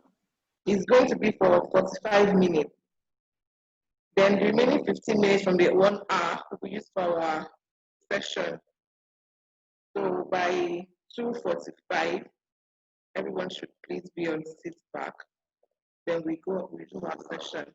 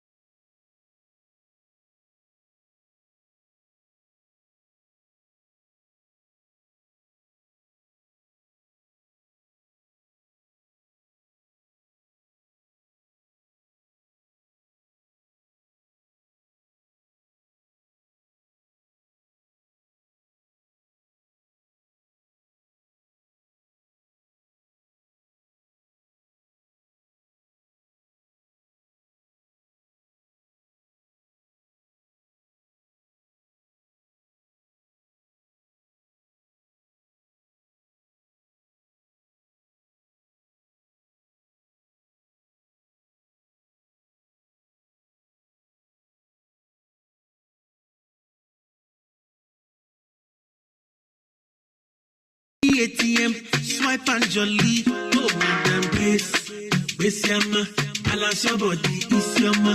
Beku to show them you got the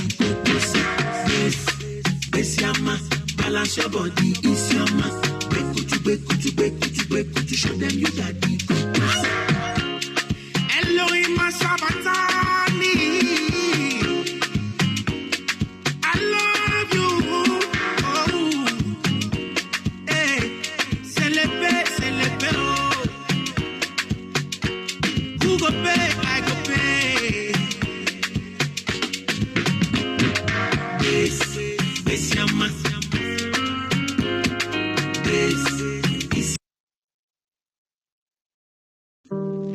Let me speak to that person that feels like they lost their worth and their value. This is a dollar bill. Now, if I go to the store and there's something for 90 cents, can I buy it with this dollar bill? Okay, all right. So if I go to the store and there's something for 85 cents and after tax, it ends up being 96 cents, can I buy it with this dollar bill? Okay, all right. So what if I ball the dollar bill up? Think about it now. Like, I just balled the dollar bill up, like, so it can't be worth $1 now. It's probably worth like 95 cents, right? How much do you think it's worth? $1. Listen, y'all gotta pay attention. I just balled it up, so clearly it's not worth $1 anymore. All right, so maybe, what if I step on it? What if I stomp it? I just stomped it. How much is it worth now? Maybe 65 cents, 68 cents? It's still worth $1? Okay, what if I ball it up, what if I stomp on it, and then I put it in the trash can, and it's in here with some trash, and it's around some beer, and some gum, and a bunch of other nasty stuff, and some guy off the street pulls the dollar out, unfolds it, how much is it worth now? Maybe 82 cents? And come on, at least 92 cents? It's okay, all right, so what if I ball it up, what if I step on it, what if I put it in trash, and then, watch this, I tear it in half. Think about it now, right? How much is it worth now? $1? I could tape it? Whoa. Shh, wait. Wait a second. I just balled it up. I just stepped on it. I put it in trash. I pulled it out. Then I tore it in half. And you mean to tell me I can pick the dollar up, I can wipe it off, and I can put some tape around it, and it's still worth $1? Then why, if this dollar doesn't lose its worth or its value, then why do you feel like you've lost your worth and value? Because many of you feel like you've been stepped on, you feel like you've been pushed aside, you feel like you've been abandoned, you feel like you've been talked about, you feel like you've been abused, like someone took from you, someone hurt you, somebody took advantage of you, and deep down inside your core, you feel like you've lost some of your value. And I am here to tell you today that this dollar still has worth and value, because there are some men years ago who put value over this life and said that no matter what happens to it, it can still be taped back together, it can still be wiped off. And I am here to tell you that you were created and you're born and you're here and you have life and you have purpose and you have value. And though you've gone through some hard times and though you've experienced some depression and you might be wanting to hurt yourself and you might want to give up, I am here to tell you you still got worth and value. And there is nothing that can happen that can take your worth and your value away. So what you gotta do now, you gotta pick yourself up. You gotta dust yourself off and you gotta keep moving.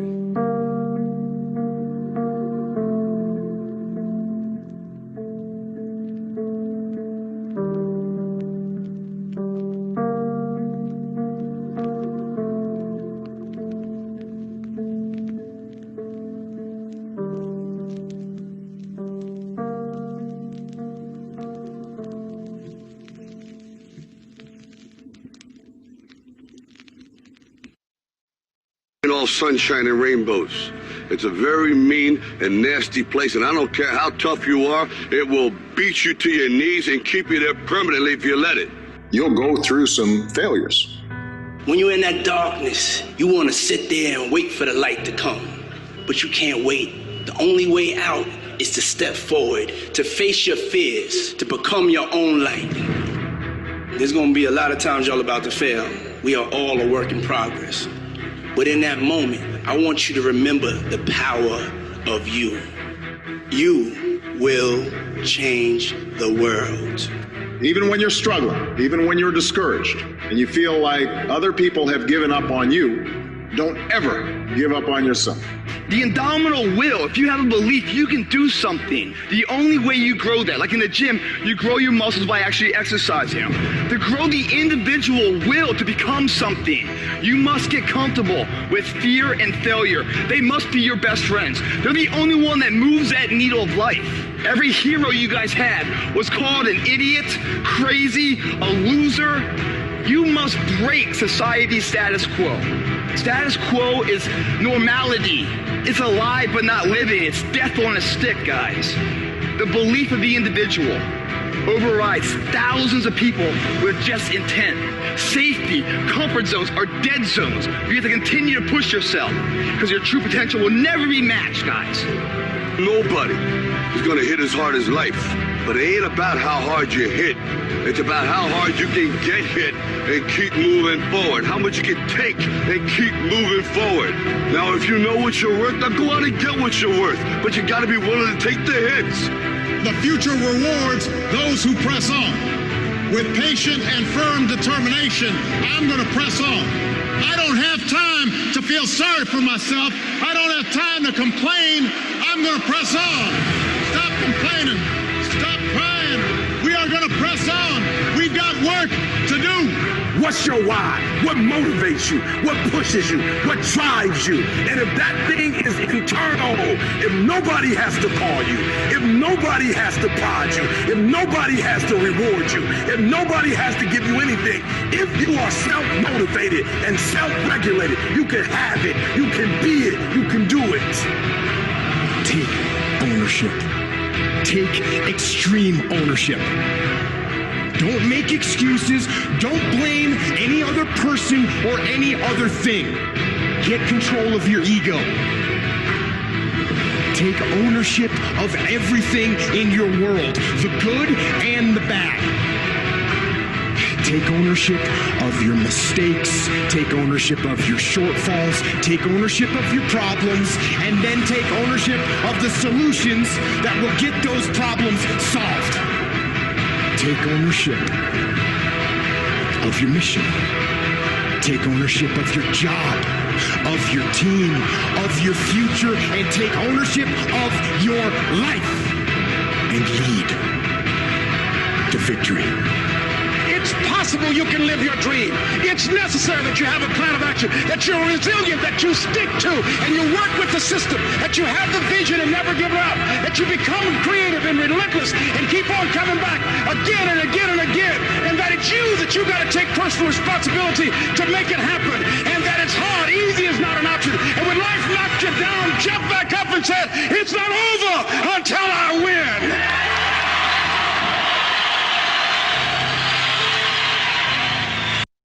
All sunshine and rainbows. It's a very mean and nasty place, and I don't care how tough you are, it will beat you to your knees and keep you there permanently if you let it. You'll go through some failures. When you're in that darkness, you want to sit there and wait for the light to come. But you can't wait. The only way out is to step forward, to face your fears, to become your own light. There's going to be a lot of times y'all about to fail. We are all a work in progress. But in that moment, I want you to remember the power of you. You will change the world. Even when you're struggling, even when you're discouraged, and you feel like other people have given up on you, don't ever give up on yourself. The indomitable will, if you have a belief, you can do something. The only way you grow that, like in the gym, you grow your muscles by actually exercising. To grow the individual will to become something, you must get comfortable with fear and failure. They must be your best friends. They're the only one that moves that needle of life. Every hero you guys had was called an idiot, crazy, a loser. You must break society's status quo. Status quo is normality.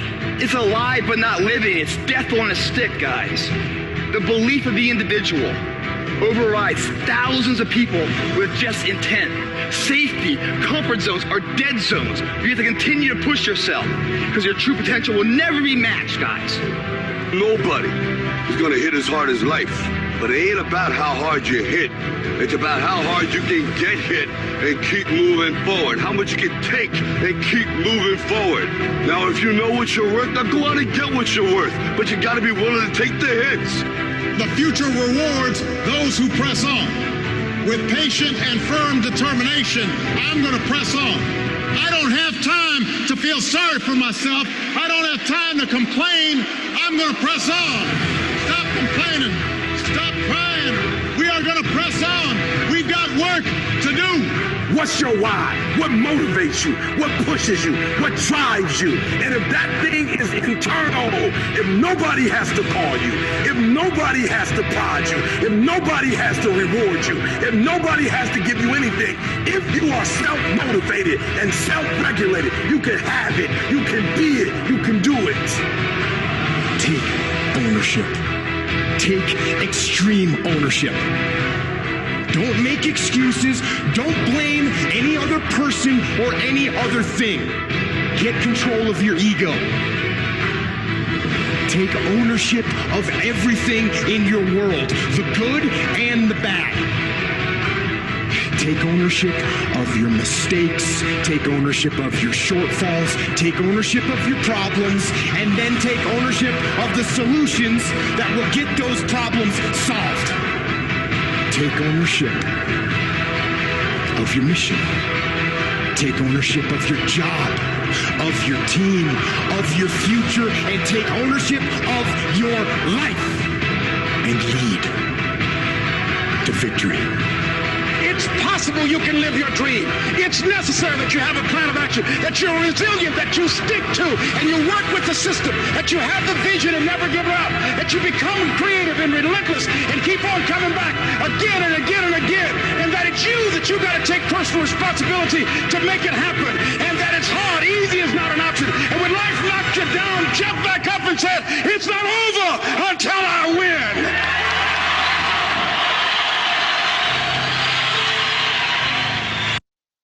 All sunshine and rainbows. It's a very mean and nasty place, and I don't care how tough you are, it will beat you to your knees and keep you there permanently if you let it. You'll go through some failures. When you're in that darkness, you want to sit there and wait for the light to come. But you can't wait. The only way out is to step forward, to face your fears, to become your own light. There's going to be a lot of times y'all about to fail. We are all a work in progress. But in that moment, I want you to remember the power of you. You will change the world. Even when you're struggling, even when you're discouraged, and you feel like other people have given up on you, don't ever give up on yourself. The indomitable will, if you have a belief, you can do something. The only way you grow that, like in the gym, you grow your muscles by actually exercising them. To grow the individual will to become something, you must get comfortable with fear and failure. They must be your best friends. They're the only one that moves that needle of life. Every hero you guys had was called an idiot, crazy, a loser. You must break society's status quo. Status quo is normality. It's alive but not living. It's death on a stick, guys. The belief of the individual overrides thousands of people with just intent. Safety, comfort zones are dead zones. You have to continue to push yourself because your true potential will never be matched, guys. Nobody is going to hit as hard as life. But it ain't about how hard you hit. It's about how hard you can get hit and keep moving forward. How much you can take and keep moving forward. Now, if you know what you're worth, now go out and get what you're worth. But you got to be willing to take the hits. The future rewards those who press on. With patient and firm determination, I'm going to press on. I don't have time to feel sorry for myself. I don't have time to complain. I'm going to press on. Stop complaining. Stop crying. We are going to press on. We've got work to do. What's your why? What motivates you? What pushes you? What drives you? And if that thing is internal, if nobody has to call you, if nobody has to prod you, if nobody has to reward you, if nobody has to give you anything, if you are self-motivated and self-regulated, you can have it, you can be it, you can do it. Take ownership. Take extreme ownership. Don't make excuses. Don't blame any other person or any other thing. Get control of your ego. Take ownership of everything in your world, the good and the bad. Take ownership of your mistakes, take ownership of your shortfalls, take ownership of your problems, and then take ownership of the solutions that will get those problems solved. Take ownership of your mission. Take ownership of your job, of your team, of your future, and take ownership of your life and lead to victory. It's possible you can live your dream. It's necessary that you have a plan of action, that you're resilient, that you stick to, and you work with the system, that you have the vision and never give up, that you become creative and relentless and keep on coming back again and again and again, and that it's you that you got to take personal responsibility to make it happen, and that it's hard. Easy is not an option. And when life knocks you down, jump back up and say, it's not over until I win.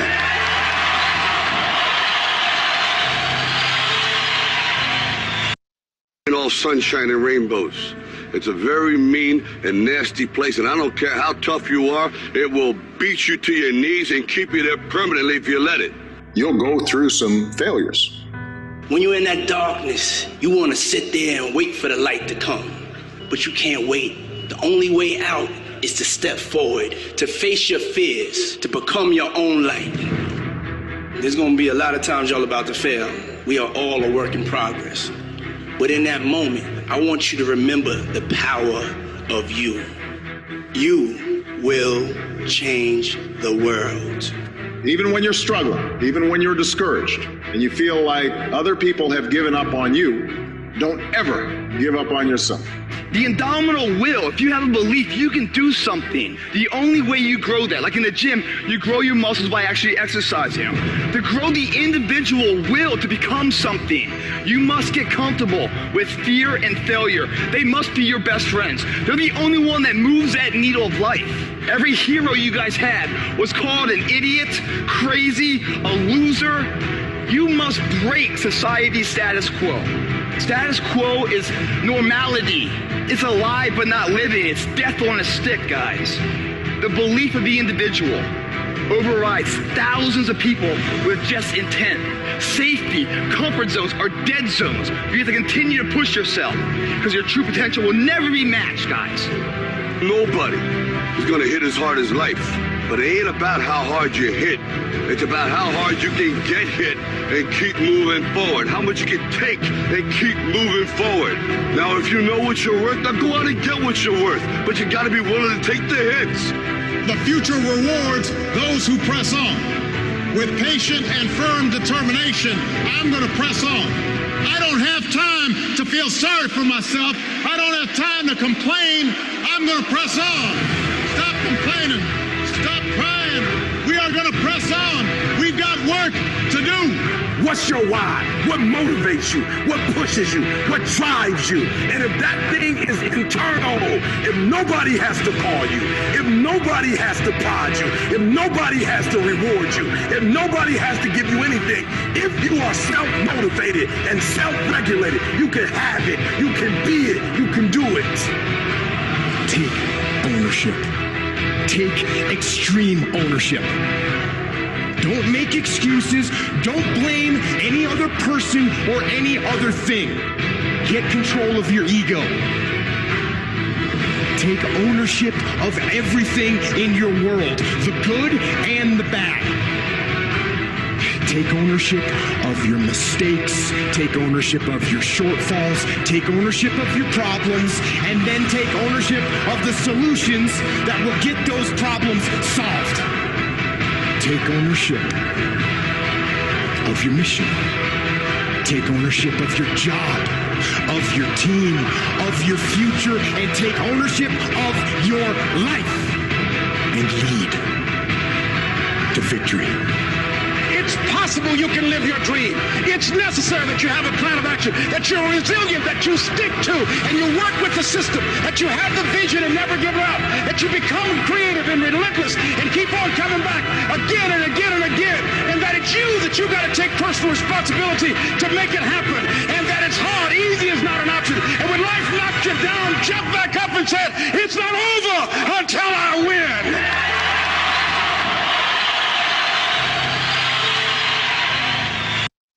All sunshine and rainbows. It's a very mean and nasty place, and I don't care how tough you are, it will beat you to your knees and keep you there permanently if you let it. You'll go through some failures.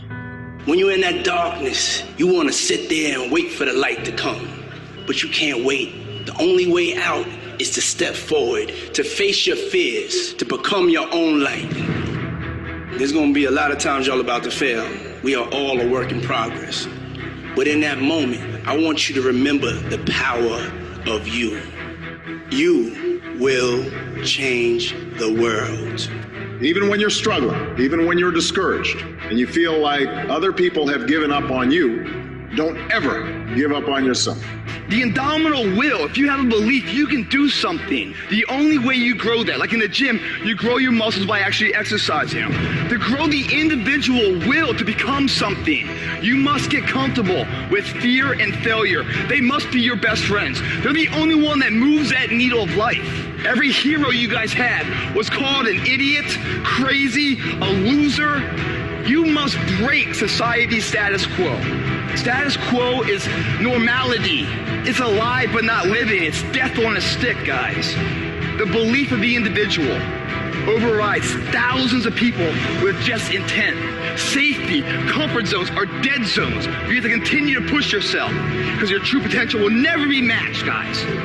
Nobody is going to hit as hard as life, but it ain't about how hard you hit. It's about how hard you can get hit and keep moving forward, how much you can take and keep moving forward. Now, if you know what you're worth, now go out and get what you're worth, but you got to be willing to take the hits. The future rewards those who press on. With patient and firm determination, I'm going to press on. I don't have time to feel sorry for myself. I don't have time to complain. I'm going to press on. Stop complaining. Stop crying. We are going to press on. We've got work to do. What's your why? What motivates you? What pushes you? What drives you? And if that thing is internal, if nobody has to call you, if nobody has to prod you, if nobody has to reward you, if nobody has to give you anything, if you are self-motivated and self-regulated, you can have it, you can be it, you can do it. Take ownership. Take extreme ownership. Don't make excuses. Don't blame any other person or any other thing. Get control of your ego. Take ownership of everything in your world, the good and the bad.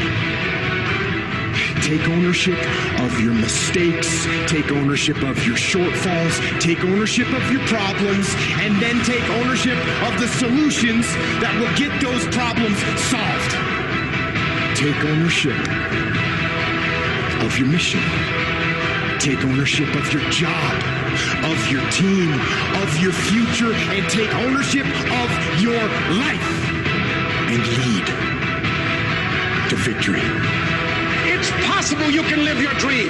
It's necessary that you have a plan of action, that you're resilient, that you stick to, and you work with the system, that you have the vision and never give up, that you become creative and relentless and keep on coming back again and again and again, and that it's you that you got to take personal responsibility to make it happen, and that it's hard. Easy is not an option. And when life knocks you down, jump back up and say, it's not over until I win.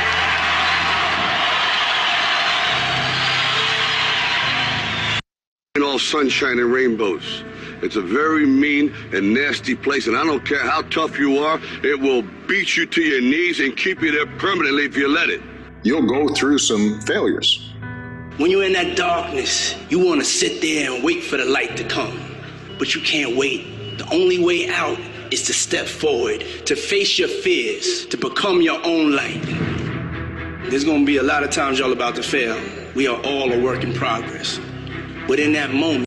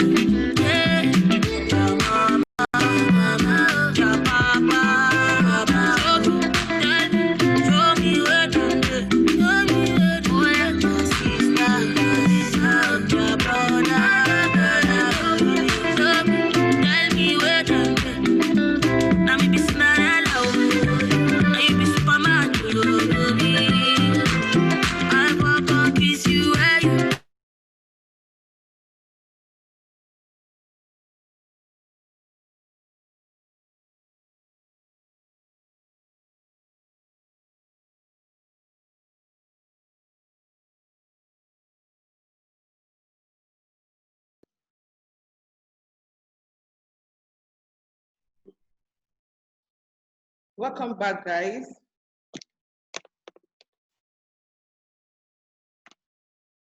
Okay, so now we're starting our question and answer session. So before we went on tea break, okay, when we came back from tea break, rather, I enlisted everybody out in a group. So we have 3 groups.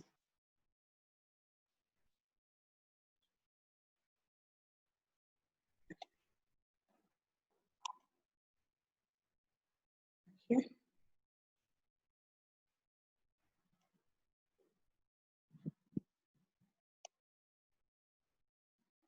Okay. So for group 1, our representative is Kamji. Kamji, are you online?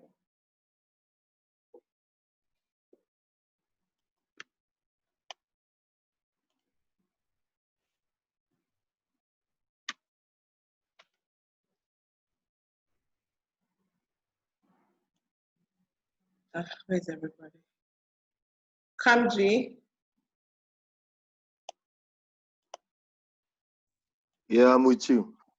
Okay, I Kamji. So you're the one representing group 1. Samia, you're for group 2.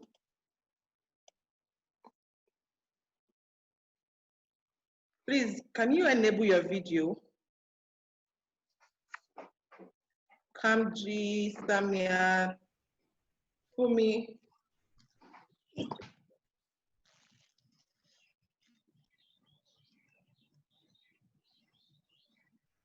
Fumi is not online yet.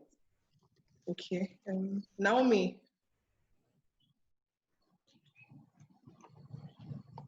I guess everyone is not back from tea break, from the lunch rather, because almost everyone is still offline. Should we wait for them or should we just go ahead? For sake of time, I don't know.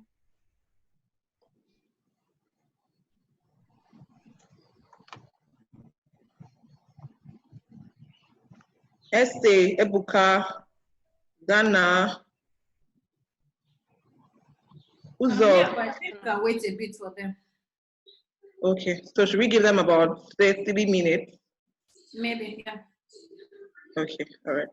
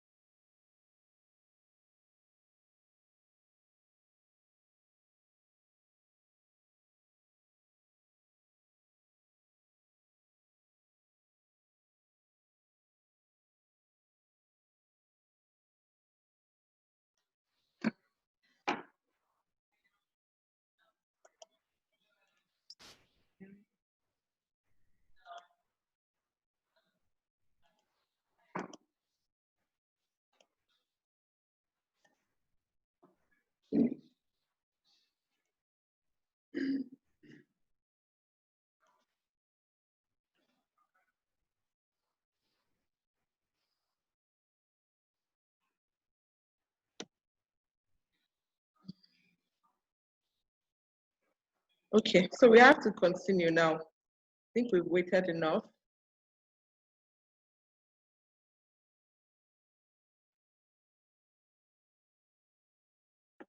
So I'm going to explain to us how the game is supposed to go.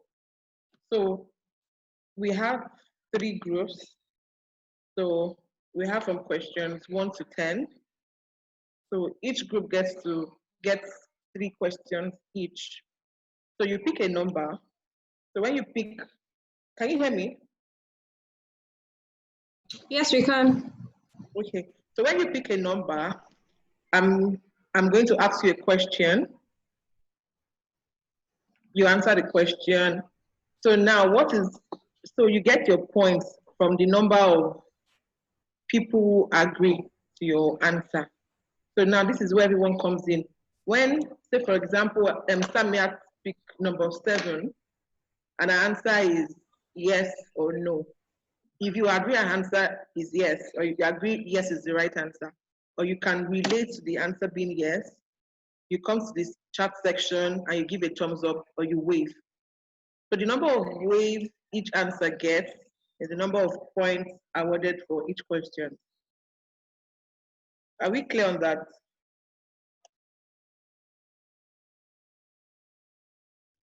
Yes. Okay, now, so for group 3, Fumi is not around, Mayowa is not around, Ishaya is not around. So for group 3, we have just Naomi and Chukwebuka. Naomi? I'm here. I can hear you. Okay, so Naomi will be our representative for group 3 since Fumi is not around. Is that fine? Do we understand the rules or should I recap? You can do We it. heard you. Okay, so I should go ahead. So Kamji, you're representing group 1. So pick a number from question 1 to 10.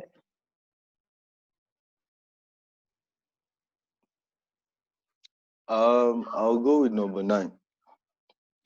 Okay, for number 9, the question is, what fashion trend would you like to abolish? The present fashion trend. Sorry, can you repeat it? What present fashion trend would you like to abolish?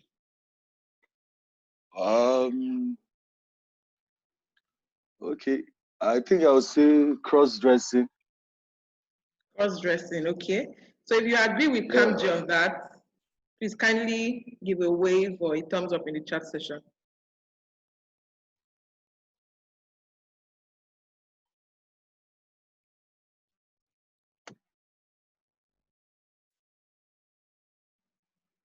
Okay, we have 1 agree from SA. So no one agrees apart from SA.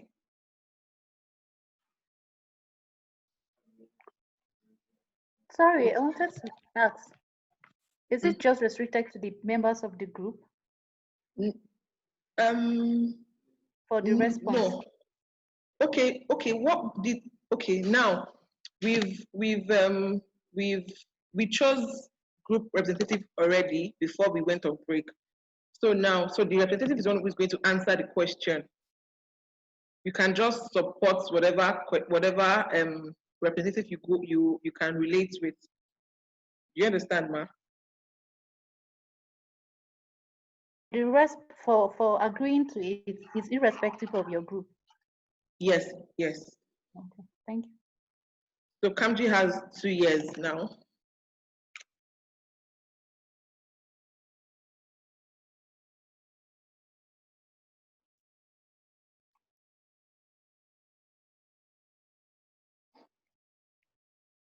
So group 2.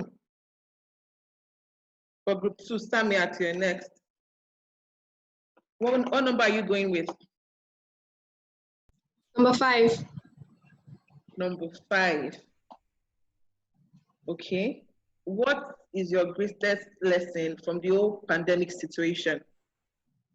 one lesson you've learned so far?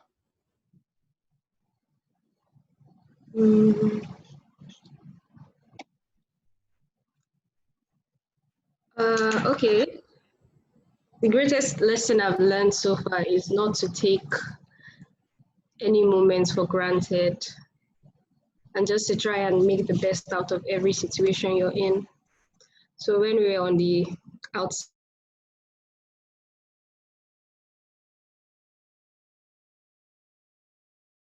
Samia, kindly signify, please.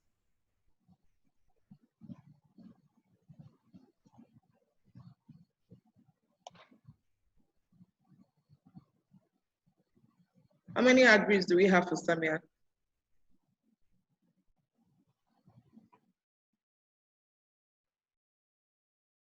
Okay, so group 3, Naomi, pick a number.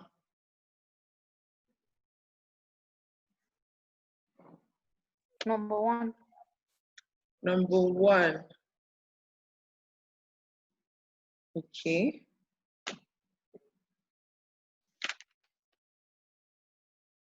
If you were to pick, okay, if you were to get unlimited supply of either food, gas, or data, and you can only pick one, which would you go for? You have data, food, and gas. Which would you go for? I'll go for data. For data? Yeah. Okay. Most especially during this pandemic. Okay. If you agree with Naomi, please, can you signify?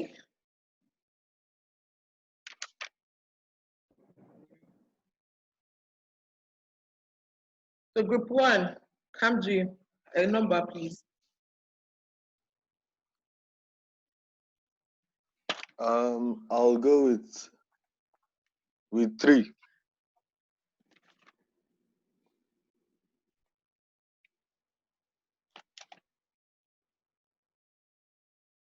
Okay, question number 3. What is the most essential accessory you think the opposite gender must have?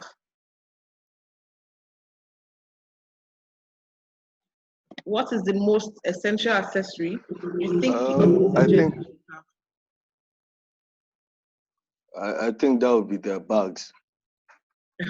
Handbags. Yeah, handbags. Okay. Sorry, Because can you it's say the there too, question again? ladies. I believe the. Okay, my question was, what is the most essential accessory you think the opposite gender should always have? Like one accessory you think they should have on them always. So Kamji said handbags.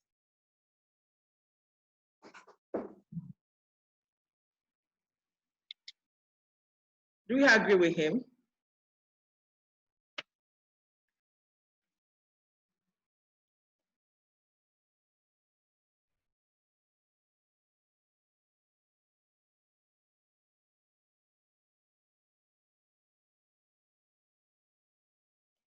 Okay, welcome Mayowa and Munir.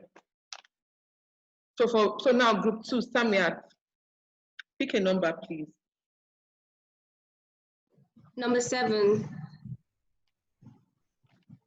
If you were to cancel one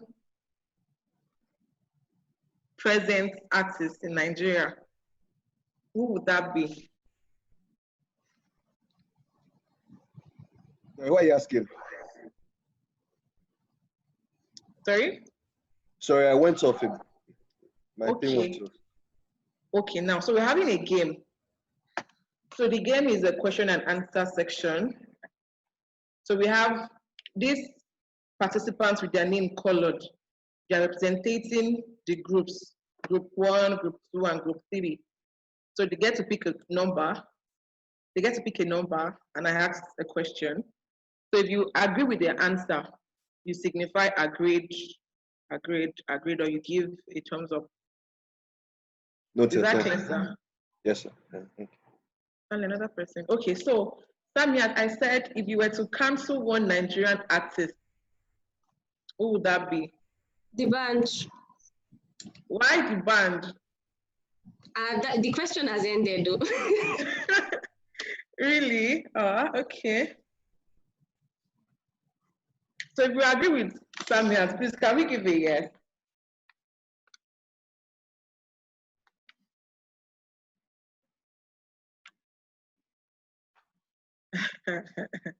Agreed. Why are you guys agreeing to the band? I thought everyone likes the Coco Master. The band is very dodgy. It's dodgy. Yeah. Is it because of the rape allegations against him? Are they really allegations? Yeah, there's one allegation going on on Twitter right now. Okay, so group 3, Naomi, your question, please.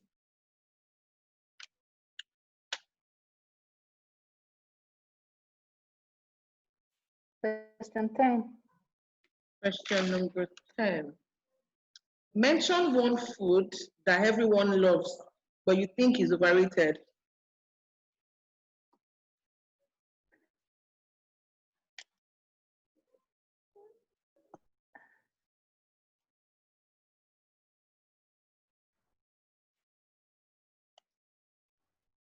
Mention one food that everyone loves, but you think is overrated. I think there'll be noodles. Noodles? Yeah. Okay. So you don't take noodles at all, or you just think it's overrated? I think it's overrated. Okay. Because it has so many side effects. Oh yeah, that's true. Okay, so Samiat agrees with you. Who else agrees with Naomi, please?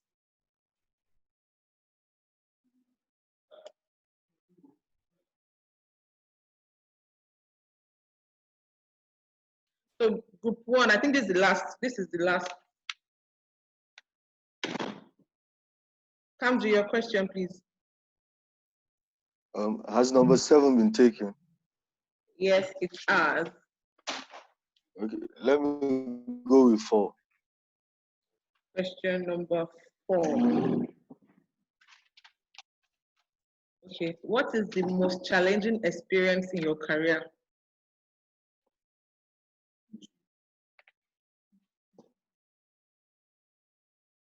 In my career? Yes.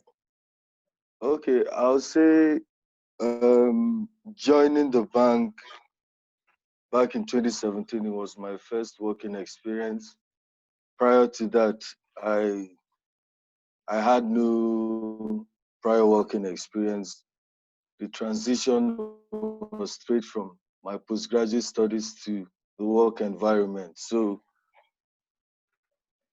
at that point in time, the transition wasn't smooth sailing, but after a while, I got accustomed to the processes, and so for me, that was just a. Was there a particular event that happened that you can never forget and you find, oh, okay, I can never forget this particularly or this experience in my career?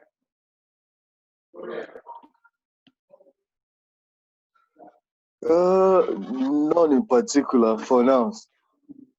Not for now. Okay, that's nice. Not for Samiat.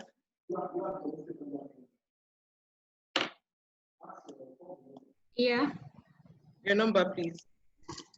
Number 6. If you were asked to eat one food for the rest of your life, what would it be? Rice, I'm already eating it.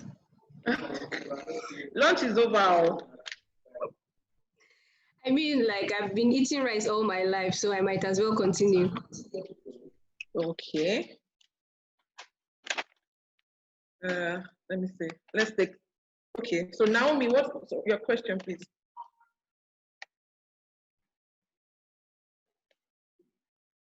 Number 2. You find yourself in the desert. What would you miss? Sorry, I didn't get that. If you find yourself in a desert, what would you miss most? Sorry, it's breaking. If you find yourself in a desert, what would you miss most? In a desert, what will I miss the most?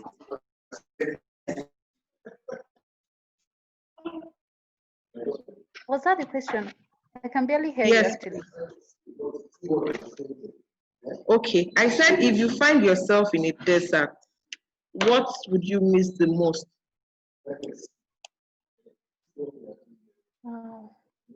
That's when I'm left without anything. Yes. I think water. Water. Yeah. To stay hydrated. Okay. All right, so let's go one more round, then we can resume. We can resume class.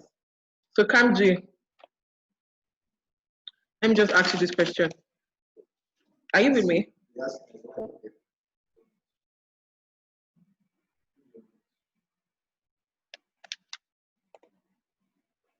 Kamji.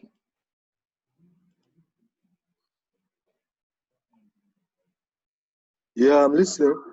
Okay. What is your most expensive item that you've bought with your money?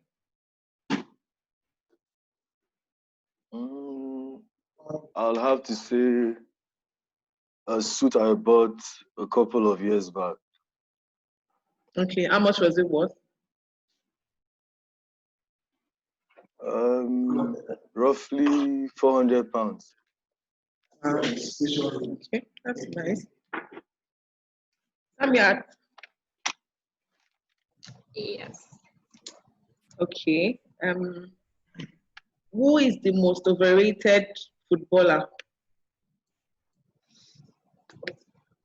I don't really know anything about football, but I'll say Ronaldo.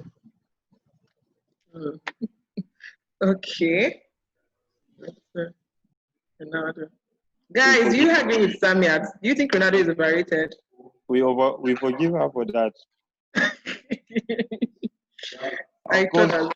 Of course, she has confessed she don't know anything about football, so okay. She's forgiven. Okay. Naomi, what are you with me? Yes. Okay, sorry. Yeah. What do you? Okay, if you could do one thing to save Nigeria, what would that be? Sorry? If you could do one thing to save Nigeria, what would that be? I think change our leaders entirely. What did you say? Change our leadership, the whole leadership entirely. Okay. So we should just change our leaders. Yeah. All right. Ghana agrees with you. All right. Thank you very much, everyone. That's the end. We'll continue tomorrow. So Mr. Akunle will continue with his session now.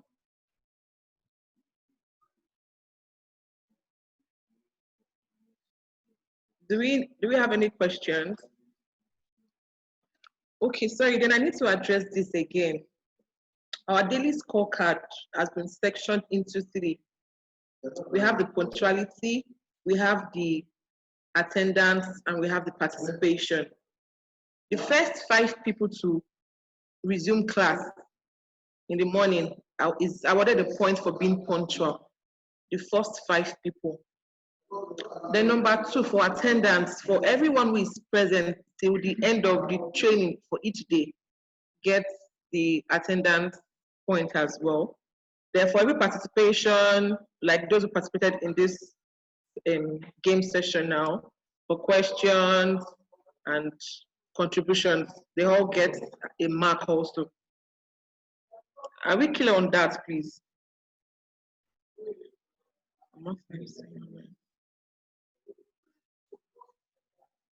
Yes. Yeah. Yes, we understand. All right, thank you very much. Thank you very much. I hope you're enjoying your session.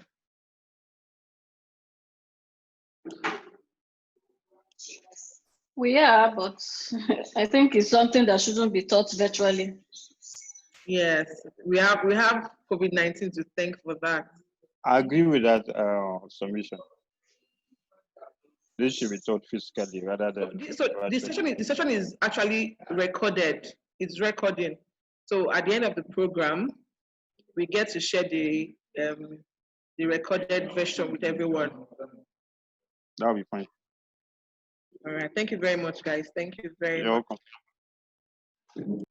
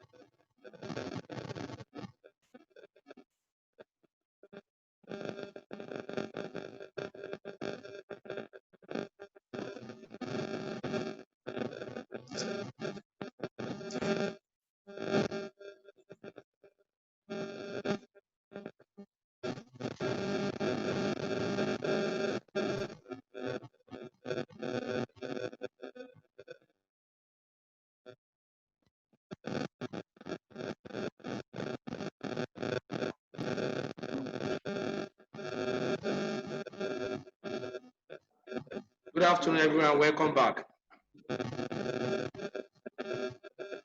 I want to believe that we enjoyed our break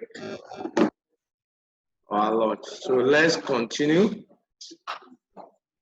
from where we left off.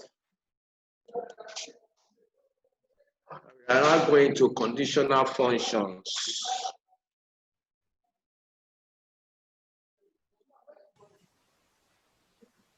Are we together? Yes, we are. I need a response. Okay, thank you. So Yes, we are. okay, Yeah, thank we you. are. Thank you. So we are now on worksheet tab, conditional format function, rather functions.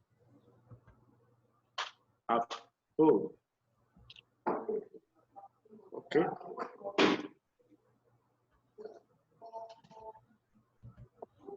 So we want to look at if function. It's a logical function that has to do with condition. You specify a condition, and the condition is met. You do one thing. If not, you do another thing. That's how conditional function works. So let's look at if. Equals if. I want to believe you all understand the syntax of a function now. Every function has a name. After the name, you have the open brackets. Then in between that, you have parameters separated by comma. Then we have the closing brackets. And we have explained what the difference is between parameter and arguments. Excuse me. What's the difference between the two? So for this one now, the name of this function is if. And we have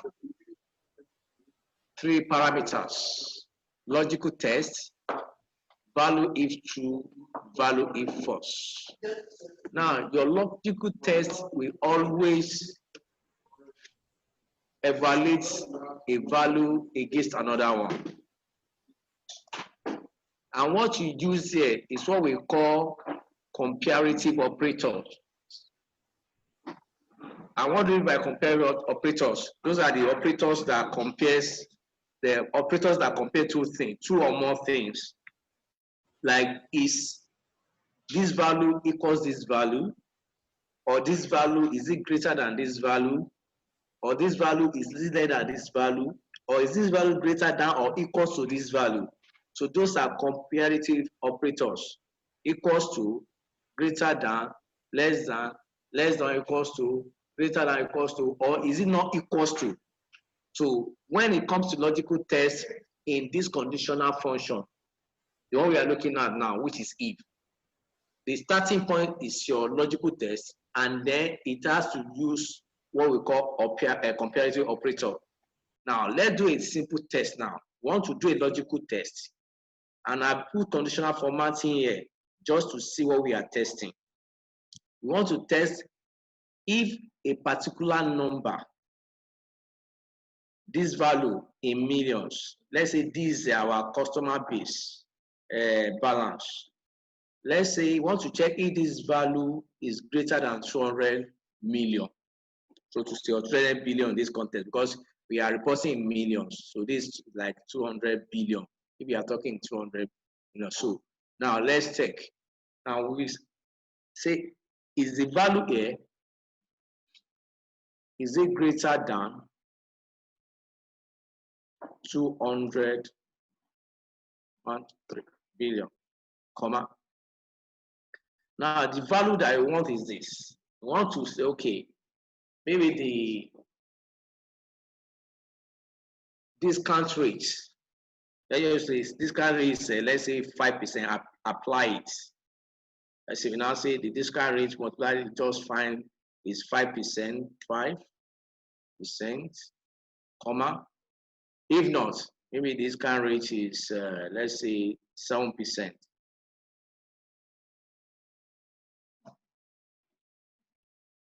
I will close the brackets. So the first part of our parameters is the logical test. And when you use a logical test, it will either evaluate to true or false, because you are using comparative operators.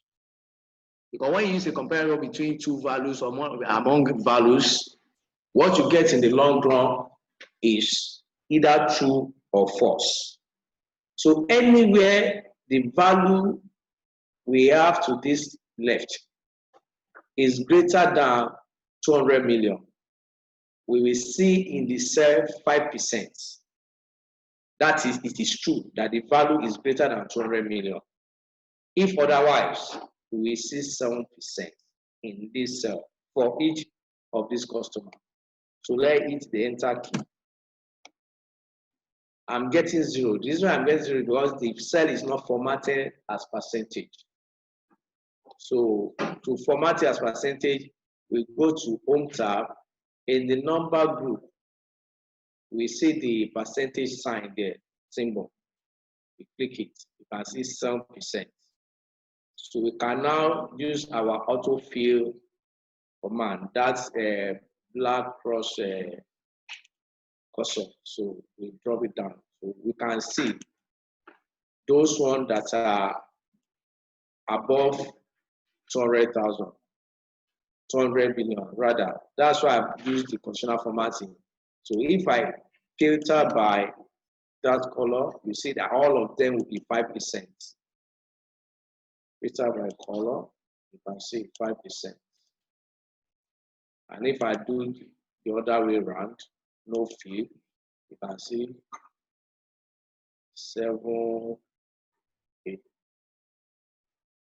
See, we see another one, 5%, 5%, 5%. That's it. That's how to use if. Any question? Is this understood? Anybody with question? So what if the function does is that it compares values, and you get to see the results based on the value that you indicate the logical test. So you get to say whether when it is true, give me this. When it is false, give me that. You are comparing values and use comparative operator in doing that. And what your comparative operator evaluate to is that they evaluate to either true or false. That's the way it works. Now, the new function that they brought out in 2016, we have the if and the switch. But unfortunately, the version we are using, we can't get them inside this version, ifs and switch. And I've told them from the beginning that they do this conditional function or formula better than the single. Especially the ifs is for to work with nested ifs. If you have to test more than one condition. So instead, and it can be very complicated when you are writing, let's say you are testing 10 conditions, that means you have to write 9 ifs. So I get in it. So that's why they brought this one out in 2016. Ifs with plural, then the switch even does it better when you are testing multiple conditions. So that's how those two, that's how they work. You might look at it maybe tomorrow. My colleague will be taking you my, if we have it Excel 2016 or 2019, so we can look at it and put us through. So we don't have it here. So let's go to conditional filter function.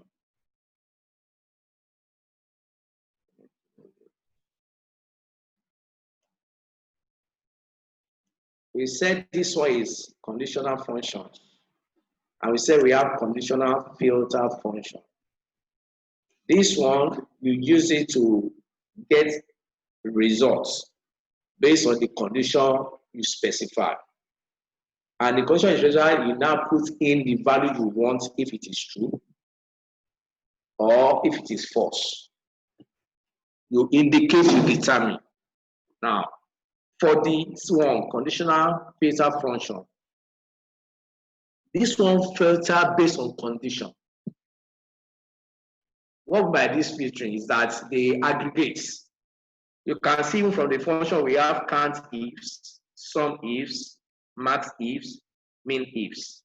After you have specified the condition, you can now, based on that condition, aggregate. I would say aggregate, you use all those aggregation functions. Maybe you want to add, or you want to average, or you want to find the max or the mix of that aggregation, or you want to just count. Like for instance now, this test we have done here, let's say we just filter by those ones that are above 200 billion by taking the percentage of 5%. Right? Now, what you can now do is that, okay, let's know the sum of all those ones that meet that condition. So that's the sum of all the ones that meet the condition. That's what we are saying. So we have to use 2 levels now. We have to first filter manually, then do the summation using subtotal because we sum. So we have to use subtotal. That one we take care of the hidden rows. Because what filter actually does is that it just based on the condition you specify or criteria, what we call criteria, it hides some rows and makes some rows visible. So any row that meets that criteria will be made visible. Those that don't meet the criteria will be hidden. And if you just want to use the ordinary sum function, it will just give you all of them, whether hidden or visible. So that's why we are using subtotal.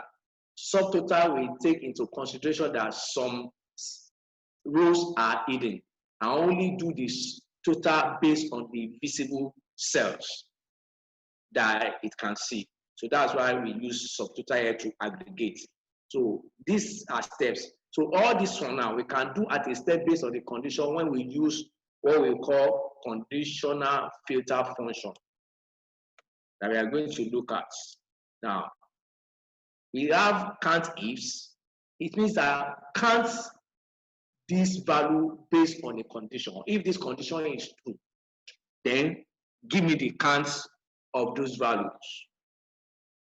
That's what we are saying, is that it's combining a primary logical function, which is if, with other aggregate function. That is, now I just don't want to give a condition. I don't want to know whether this particular value passed the test or not.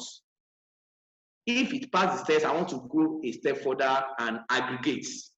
That when I put a condition in, and those particular value, they meet that condition, I don't want to stop there, that they just meet the condition. I want to aggregate them. I want to do maybe counting, average, find the max, find the mean. So that's what these ones are doing. So the basic point is that you want to count based on a condition. You want to count, okay, if it is fine, okay, like for instance, we have a lot of customers here.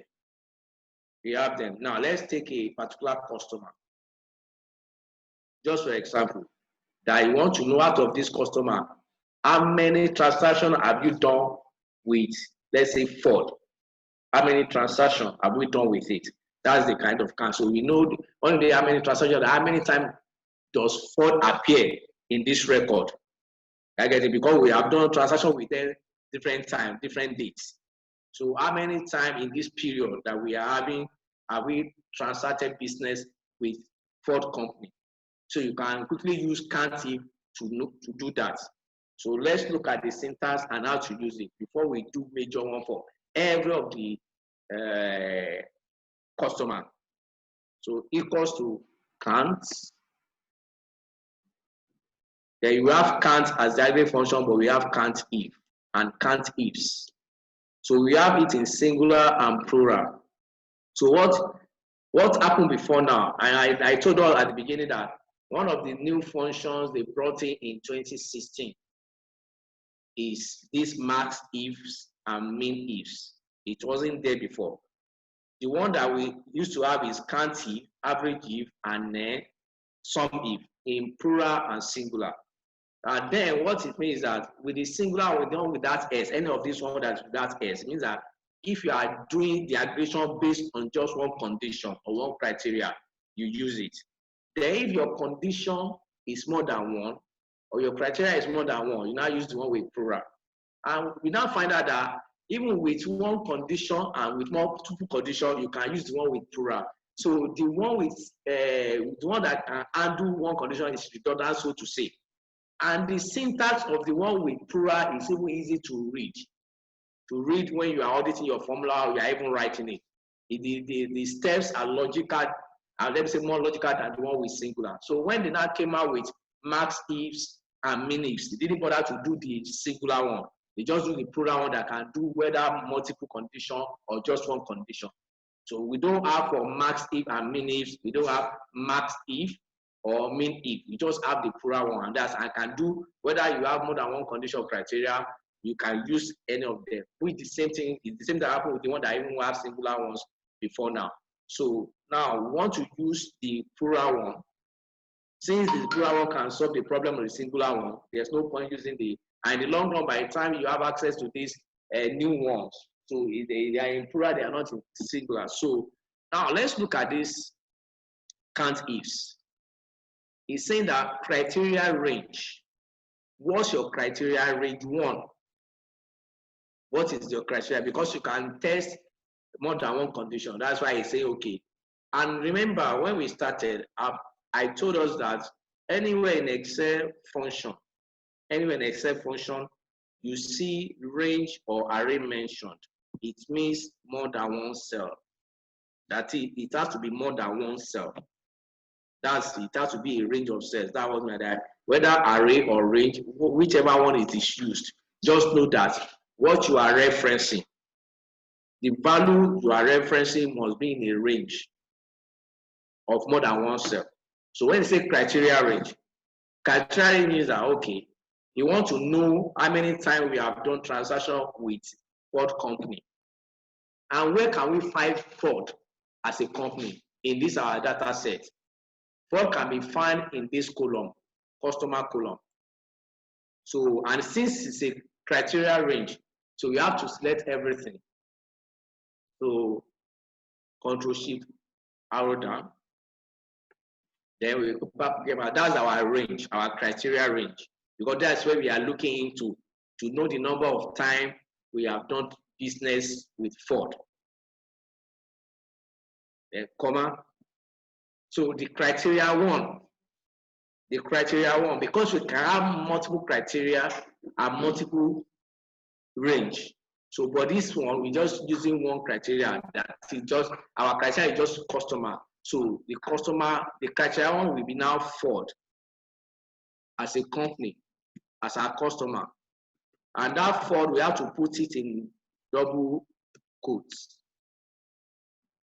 Double quotes. Because the reason is that anytime you are using text inside your formula, anytime you have to add a text, which is not a numeric value, inside your formula, it has to be in double quotes. And this cut across every application. So, no matter if you are even writing a program, you have to put it in double quotes. That's why we are putting Ford. You are not just typing Ford. If you type Ford, it will just give us error. So now that we have done this, so let's look at the syntax again. We have the name of the function, which is count ifs. And we have two parameters. And at least you must, those parameters are required. We have two parameters. And then the first one says what's the range where we want to look into to know how many times we have done business with this particular customer. And we give the range, which is criteria range, because it's just multiple, but we are looking at one. Now, comma, then we now give that specific criteria, that specific customer. You want to know the number of times, or want to do the count of the transaction we have done with them, how many times we have done business together in this period we are looking at. So that's what this formula is saying. So we hit the enter key, it says 37. So we have done business with Ford 37 times. If you want to check, we can now do it manually, applying the filter command. So let's check. So let's look for Ford among the customers. Let's type in this search box. Excuse me, sir. Excuse me, yes. sir. Yes, sir. What's the filter command? Sorry. Okay. It's under data tab. Let's go one by one. I want to, sorry for the apologies. I just want to assume that is what you already know. You can just we want to confirm what you have done with formula with just the filter command. So it's under your data tab. So you select anywhere inside your data set. Let me give it space so that I won't see this 37 as part of the data set. Now you come to your data, you go to your ribbon. That's your ribbon. Then you look for data tab in the ribbon. So you look for data tab in the ribbon. So this data tab, you can see filter icon. That's the icon for the filter. It's under sort and filter. So once you get there, you can just click it. So you get this. You're welcome, sir. So you get this. But what I did is that I use, because I assume that is what you already know, I just use keyboard shortcut, which is Ctrl-Shift-L. So it's Ctrl-Shift-L, you want to use keyboard shortcut for it. So that's what you can even see it. If I hover that icon or button, you can see it's right there, Ctrl-Shift-L. That's what I use. So now to confirm what you already done with formula, so let's look for only customer Ford in this list of customers. So we can do that by using the search box. That would be faster. You just type Ford. So it's filtered down to only Ford. Now click OK to just confirm. Now we only have record for Ford. So let's now just highlight to do the count. Or we can even look at our taskbar. In the taskbar to the left, where my cursor is, you can see, say 37 of 281 record found, which agrees with what you have done with formula. Do you understand? 37 of 281 records found. That is all our customer, the number of transactions we have done in this period with our various time with our customer is 281 transactions. Out of those 281 transactions, 37 is with Ford company. So that's this is what's showing here. And you can also quickly highlight it and see. Once you highlight it, if you give it the count also here in the taskbar, So that means our formula is what is correct. So that's what you can see. That's why we call it conditional filter function. So we could have done, they say we have done it that we could have done it manually, but we are not using formula. We are not using function to write a formula to kind of automate it. So that if the number changes now, if tomorrow we have more transaction with Ford company, it should just be increasing. So we see at a glance quickly how many times we are doing business with this particular customer. So we can clear the filter. So that's how it works. That's the basic way of using all these conditional filter function. So let's now do for all of them now. Let's do. Sorry, sir, I have a question, sir. Yes, sir. So you know how at the end there, it's 37 for Ford. Yes, if you sir. type Ford at the end of the another transaction for Ford, right? Yes, underneath. Would it record immediately? Like so at the end, like 280, number 283. Yeah, I understand you. That's a very good question. That's a very good question. Very good one. So let me answer your question straight and I'll do some explanation. It will not. It will not, because when we first reference our criteria range stopped at row 282, right? Yeah. Now, it's not saying it. That's the advantage of that thing I showed us in data management, of converting your data set to Excel table. Then we now use that and look at it now. That is the question. But another way you can do is that instead that you change the reference, which is not efficient. You can't be changing the reference. You just want to know what the update is as soon as you add new data.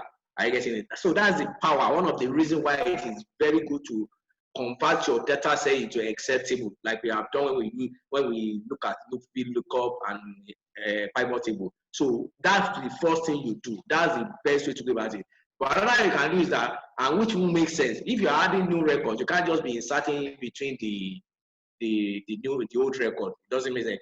Because you should be sequential, because that's another date, and this should be sequential. So what we are going to do is that we are going to convert once again to Excel table. So I will now see what you are saying. We now add new records. So to do that, I've told us that there are 4 ways. Out of the 4 ways, there are 2 keyboard shortcuts. So you should know how to do that now. So let's just quickly convert to Excel table. I press Ctrl T. So I click OK. Immediately, the next thing you want to do is that, which is the best practice. The same way that when you create a new worksheet, it gives you either sheet 1 or sheet 2, which is the default name, which we are going to change, that will reflect what you are storing inside that worksheet, what information is contained in that worksheet. The same way, once you create an Excel table, it comes with a default name. Table 1, table 1, table 3. You can see my own is table 3 now.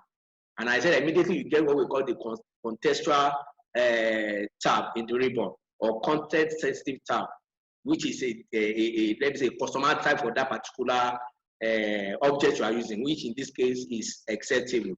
So the next is to rename it. So I will name my own. I can now say customer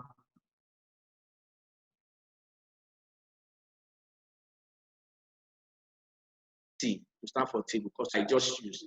And you can see immediately I convert to Excel table, I get a filter immediately, because those are one of the features of converting a data set to Excel table. Now let's now do what you said. That okay, let's say on the 29th, you see the power of this Excel table now. Let's say we have on the 29th of December 2019, enter. Immediately you can see it's inserting this formatting for me. Then let's say Ford.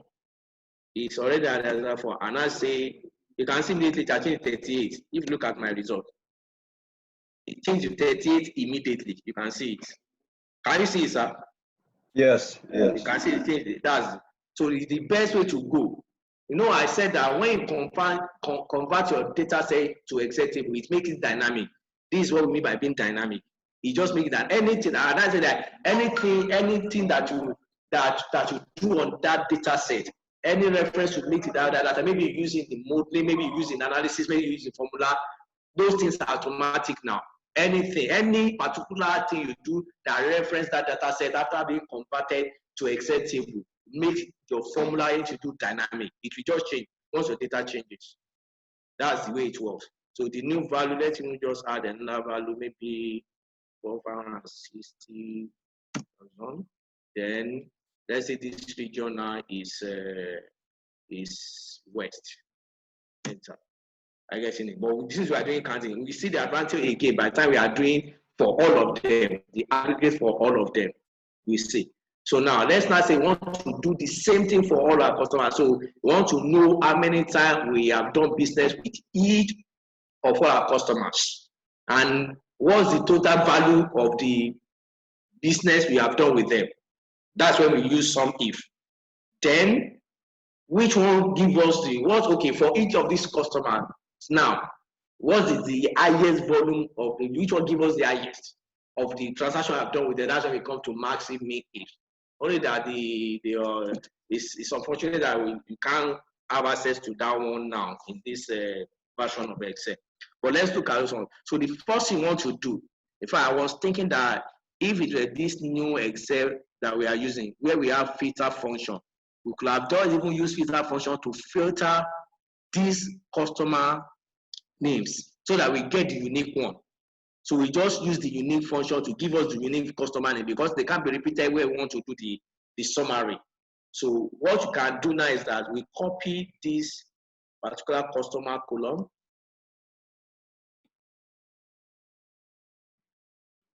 Copy this particular column.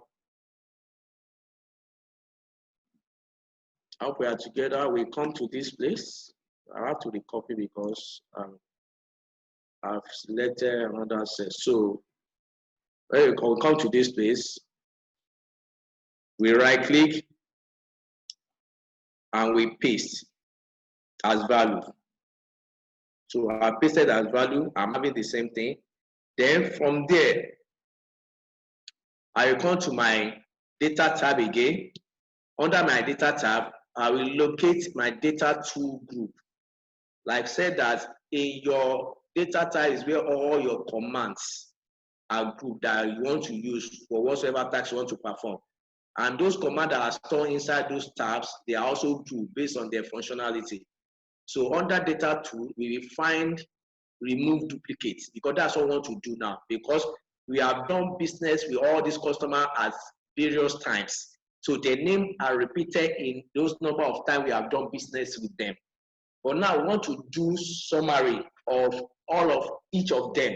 So we have to get a unique name of each of our customers. Not you can't repeat just as if you leave it like this, as if we are repeating what we already have, which doesn't make sense. We have to get unique name. So having copied that customer's name to this place, still leaving it highlighted, we come to our data tab in the ribbon. So under the data tab, we have a data tool group of commands. Among them is remove duplicates. You can see the button. So you click it. Now you will now ask, because it can see other field to the right of that data I've copied. Because of this counting sum, if that's why it's giving me this dialog box that's asking me, what do you want to do? Expand the selection, continue with the current selection. I don't want to expand the selection because there's nothing duplicate to remove in these other values. So I check continue with the current selection. So once I've checked it, I will uncheck expand the selection and I say continue what I've already selected. So now I say remove duplicates. So now ask me, you can see the importance of having a proper matter. It has already checked it. If you don't have header, it will take one of the value of the customer as the header and those value will be repeated twice. That's what it's going to do. That's why you have to have header or field for all of your data sets, even if it's a single column data set. I get in it. So my column header is checked. It has header. All I need to do next is to say, okay. It now tell me I will get this dialog box that says 250 duplicate value found. The number of values that are found there and removed that are duplicated. So it's telling me that it saw 256 values they are duplicated, and then it removed them, leaving only 26 unique value. So that means we actually have 26 customers in the company. So from here, we can know the number, how many customers we are doing business with. So we have 26 customers. So, okay. So if I check now, I can see it has reduced it. So I can only have a unique customer name as against the duplicated one I have here based on the number of time I've done transaction with them. So that's what that one is saying. So we can now do all this aggregation, all this conditional filter function. We can now apply it on each of them to see, okay, from this period, how many times we done business with Verizon? Then what is the value of the business using summing? The first one we use county as you have seen. So that's the way to go about it. So we do equals to count ifs. What's the criteria range again? Remember, I'm sending this so that we remember, we understand how to read function syntax. Whenever you see range, know that it's more than one cell. It's that place that you have more than one cell. For this one now, it says criteria range. It's find what you want to use as criteria. Like each of the customers' name is now a criteria. So for each of them now, we can find them here that where they are repeated, where they are duplicated, so to say. So that's our range. So we come to this place from 2 down to the last one. The comma. You can see that the reference is different. So what we are having, because we converted to Excel table, you can see it's not saying the range B2 to B283. It's saying customer T, square bracket, customer, and then close square bracket. This is what we call structured reference. It is called structured reference as against the normal range reference that we know that it is called. So you can see it's giving me the name of my table, which is customer T, and the column I'm referencing in that table, which is customer. That's why it's using the square bracket. So Excel table used in formula what we call structured reference. It is structured. That's what they call it. So that's our criteria range. Then comma. Our criteria will now be the first customer here, which is very simple. So that's what we need. That's what is required. We close the brackets and we hit the enter key. So it means that we have done business with Verizon 18 times during this period. So the next thing is to copy for order using our autofill cursor icon. So that's it. We get the number of transactions we have done. And even the way you can quickly check, after sending it down, the formula down, if you look at the count, it says 26 count. When you look at the sum, it says 282. And it must correspond with the number of records you have. If you scroll down now, you can see 283. Without the header, it's 282, which is correct. When you look at your taskbar, you can see the count. That's the number of customers that we have. But the total number of transactions we have done with all of them altogether is 282, just by highlighting the result of our formula. So we quickly get that. So that's how it works. So these are the number of times we have done business with each and every one of them. So from here, we can even know the one that we have done business most with. So from what we can see, I think is both is Ford. There are done business most with 30 times. But that doesn't mean that the worth of business is the highest. So to know the one that is okay, is the what is the highest or the biggest, we can now come and use the sum if. To know that period we are looking to the value of the business we have done with them, no matter the number of time we have done with the business there. So what's the total value of that business? What's the worth of that business we have done with them during that period? So we can now come and use sum if equals to sum ifs. Remember the difference between singular and plural is that the singular one use just one condition. It's testing one condition, it's filtering based on one condition. But when there are multiple conditions, you use this. And the plural one can do the work of the singular one. That's why we are just using although we are here now, what we are doing, we are testing one condition.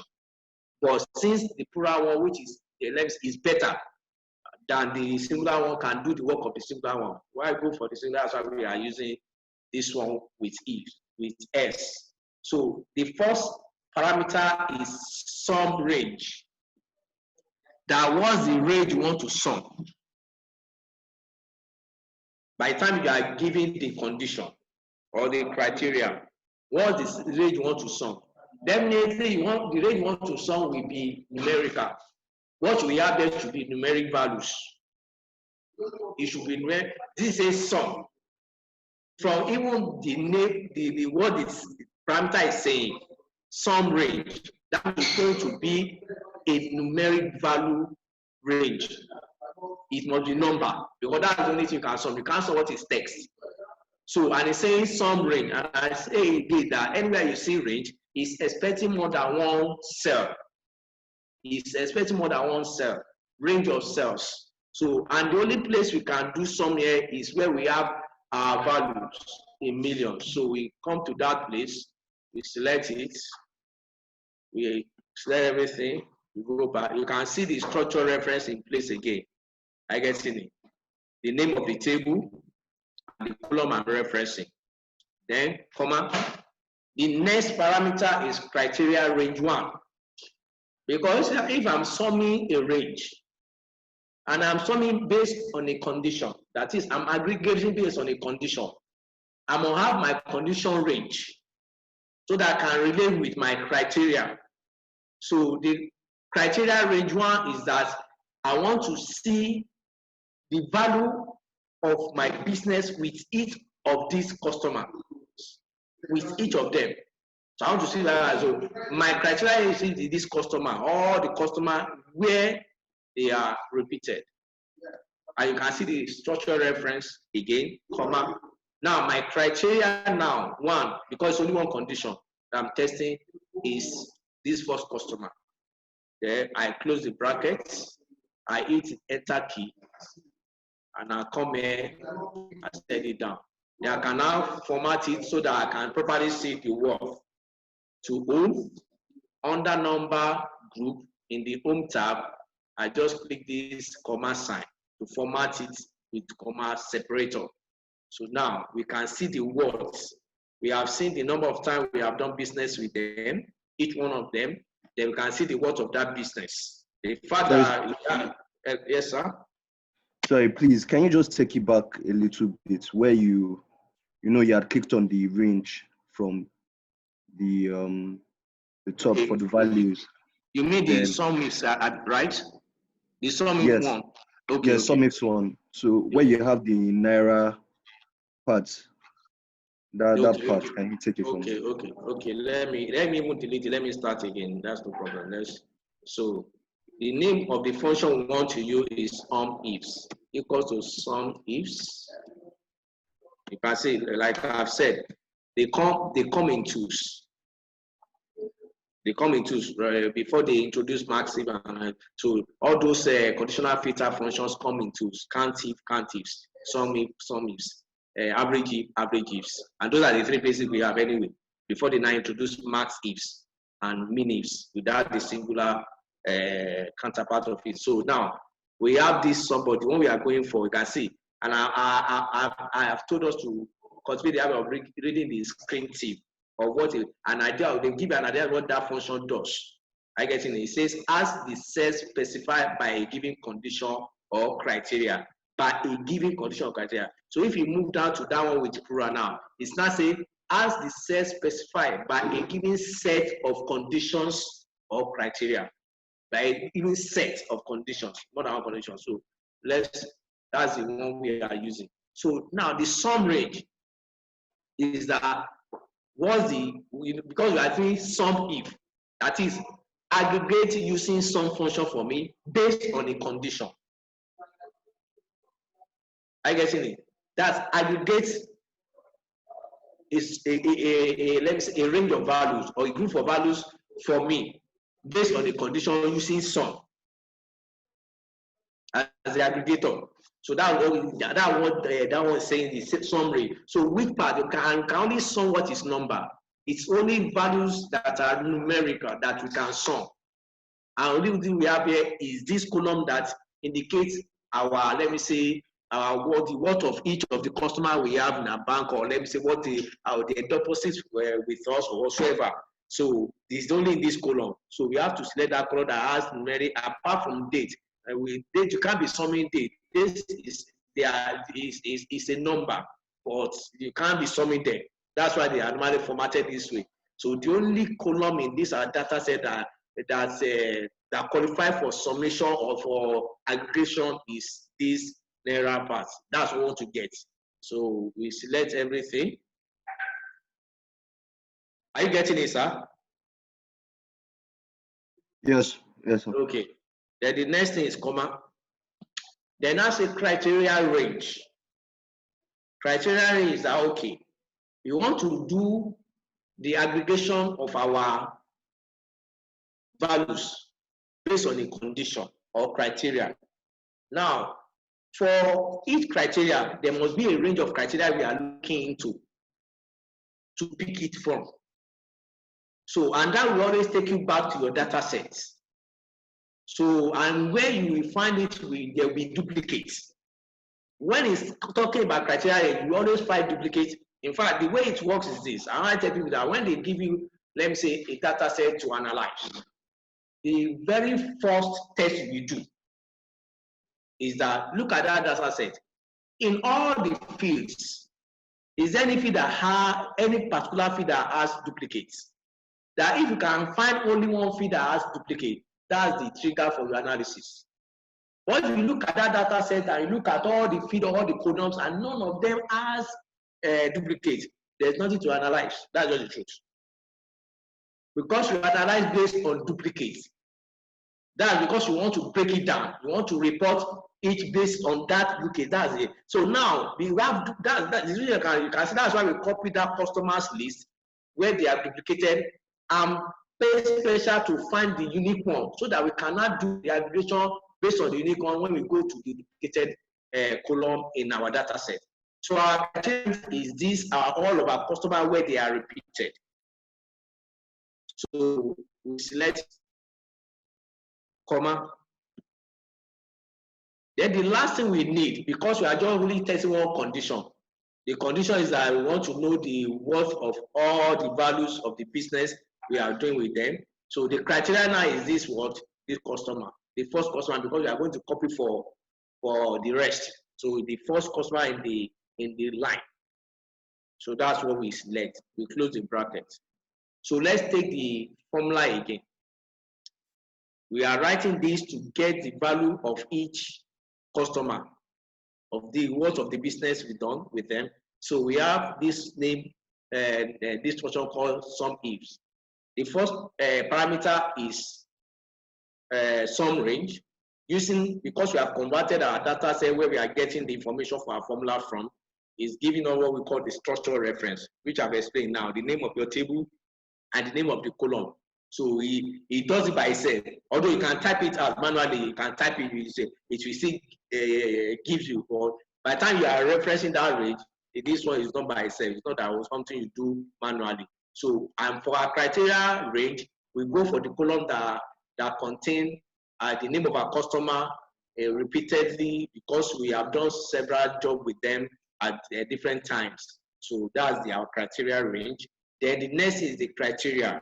And criteria will always be one value. And that's why I say criteria 1 to compare with criteria range 1. So you have gone into a particular column where you have duplicated values, and out of those values, you're just selecting one. That's why I say criteria 1. And the one we are using first is very simple because it's the first in the list. So it's very simple. So that's it. Now we hit the enter key. So what it means is that this we have done business with Verisyn in this period. We are looking into, we are considering 18 times. And the worth of those businesses we have done with them, that 18 times is 1.2. This is trillion, this is serious. Trillion naira. So that's what it means. So you cannot copy for others. So you cannot see what the worth is. So now let's go by far is making sense, because with four that we have done more transaction with is the one with the highest value, but it is I can't say it's proportional anyway, because if you find the average, it might not be the top one. So, but the fact that is with the highest worth of value doesn't mean that is the one with the top business deal. Because by the time we do the average, we divide, let's say we divide the worth by the number of transactions we have done with each one of them. Let's see. Let's just see. You can see it's even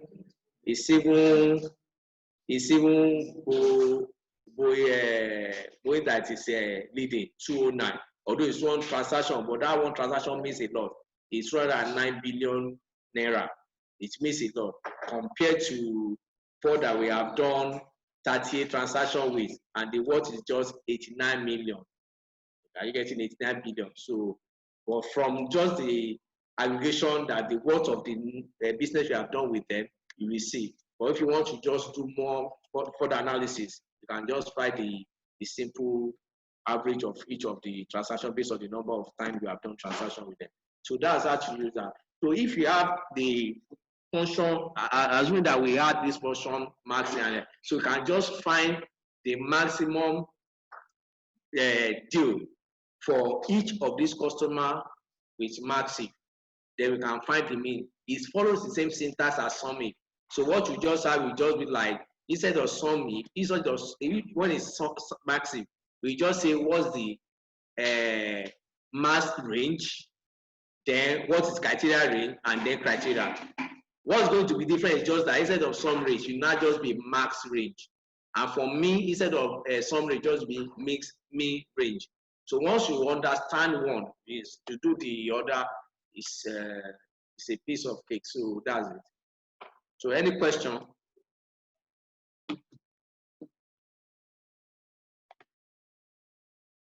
Any question?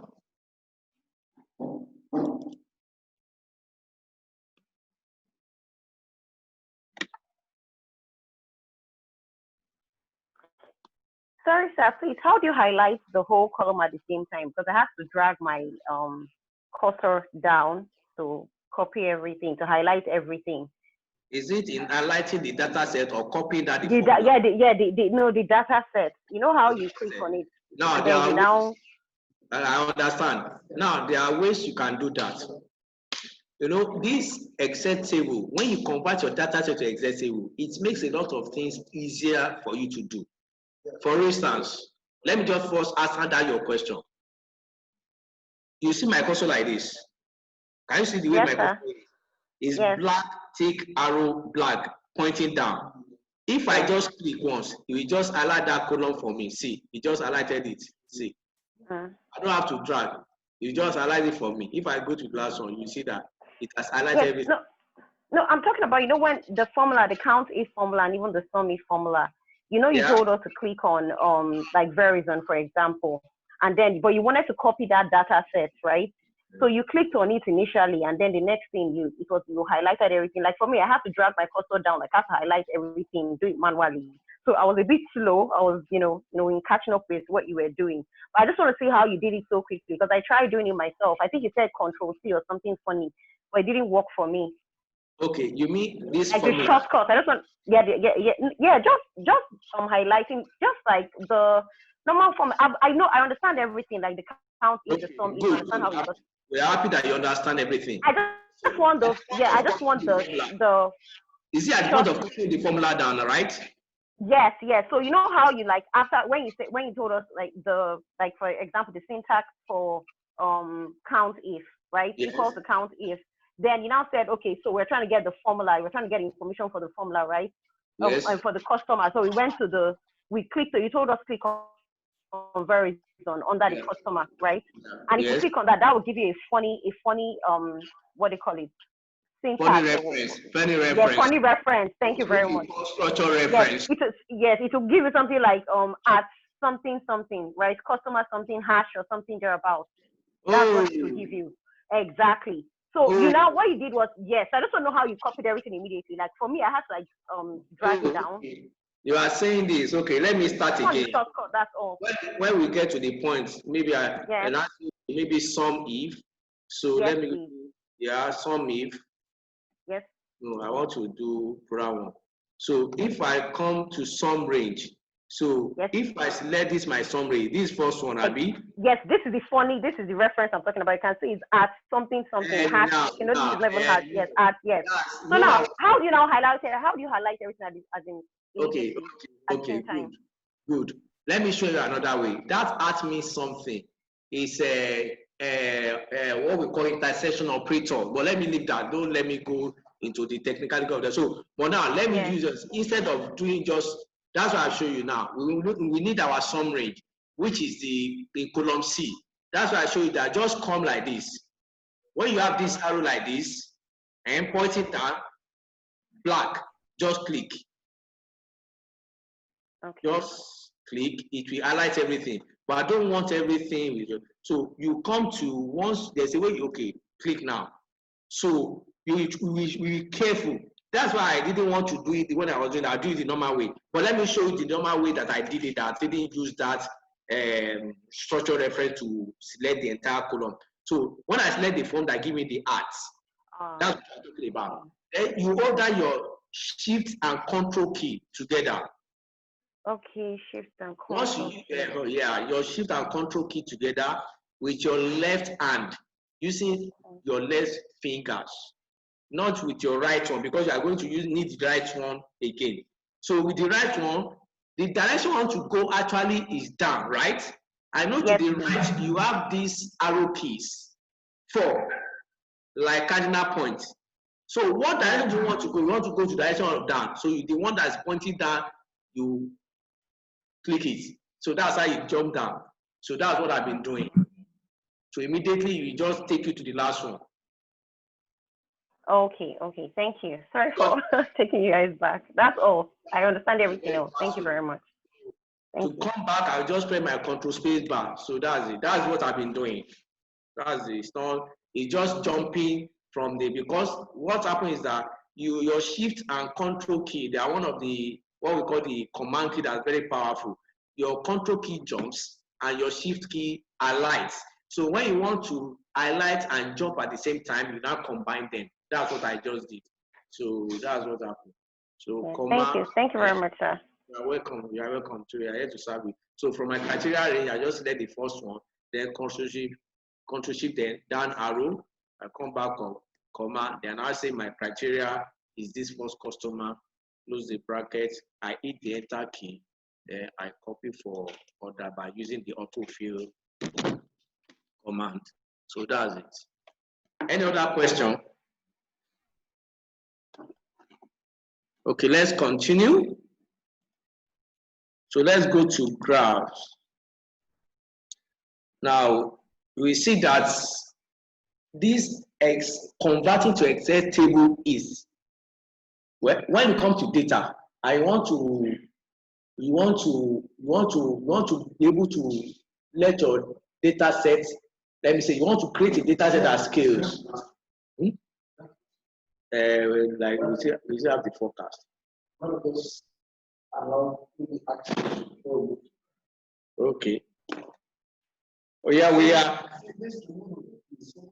we are expecting questions.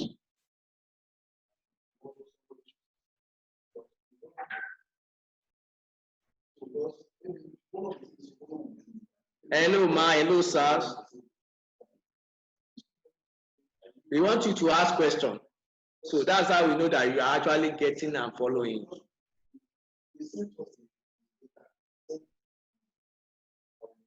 Hello, ma. Hello, sir.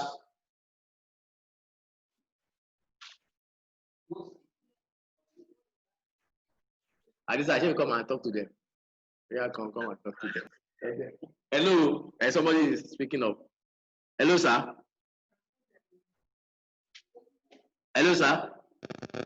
I thought I heard somebody.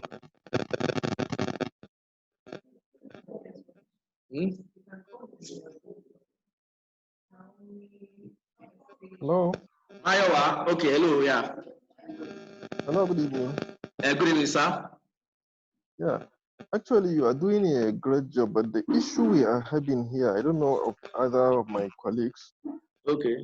The thing used to skip because of some poor connection, maybe because of the poor weather here and other things. Okay, okay.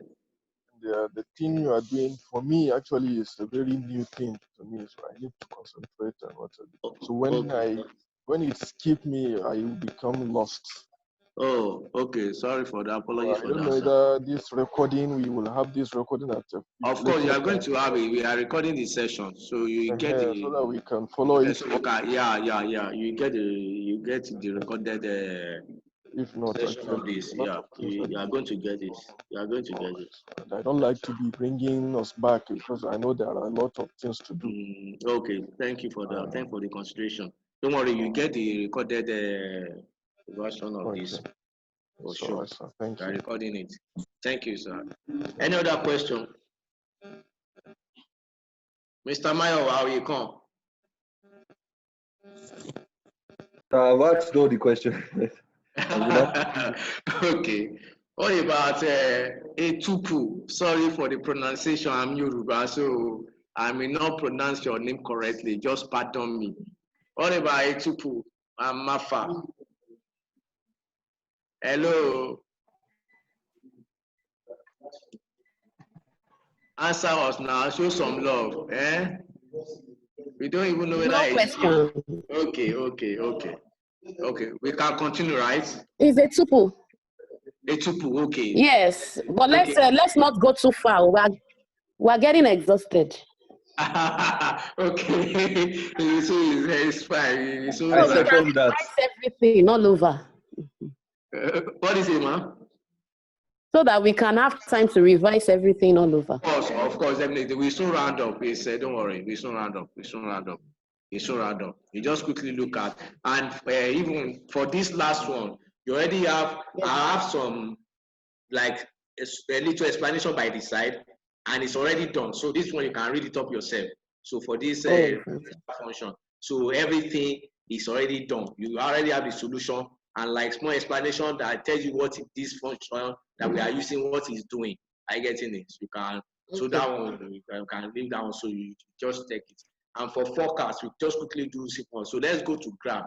How to what happened is that definitely in financial modeling, after you have done your all your modeling, whether the basic part of financial modeling is that you have to model the financial statement, income statement, balance sheet, your cash flow. Then you can go further to say you want to do business evaluation or company evaluation. Maybe it can say cash flow, knowing your free cash, all those things, but the basic one. So, but what I'm trying to say is that you now have to summarize.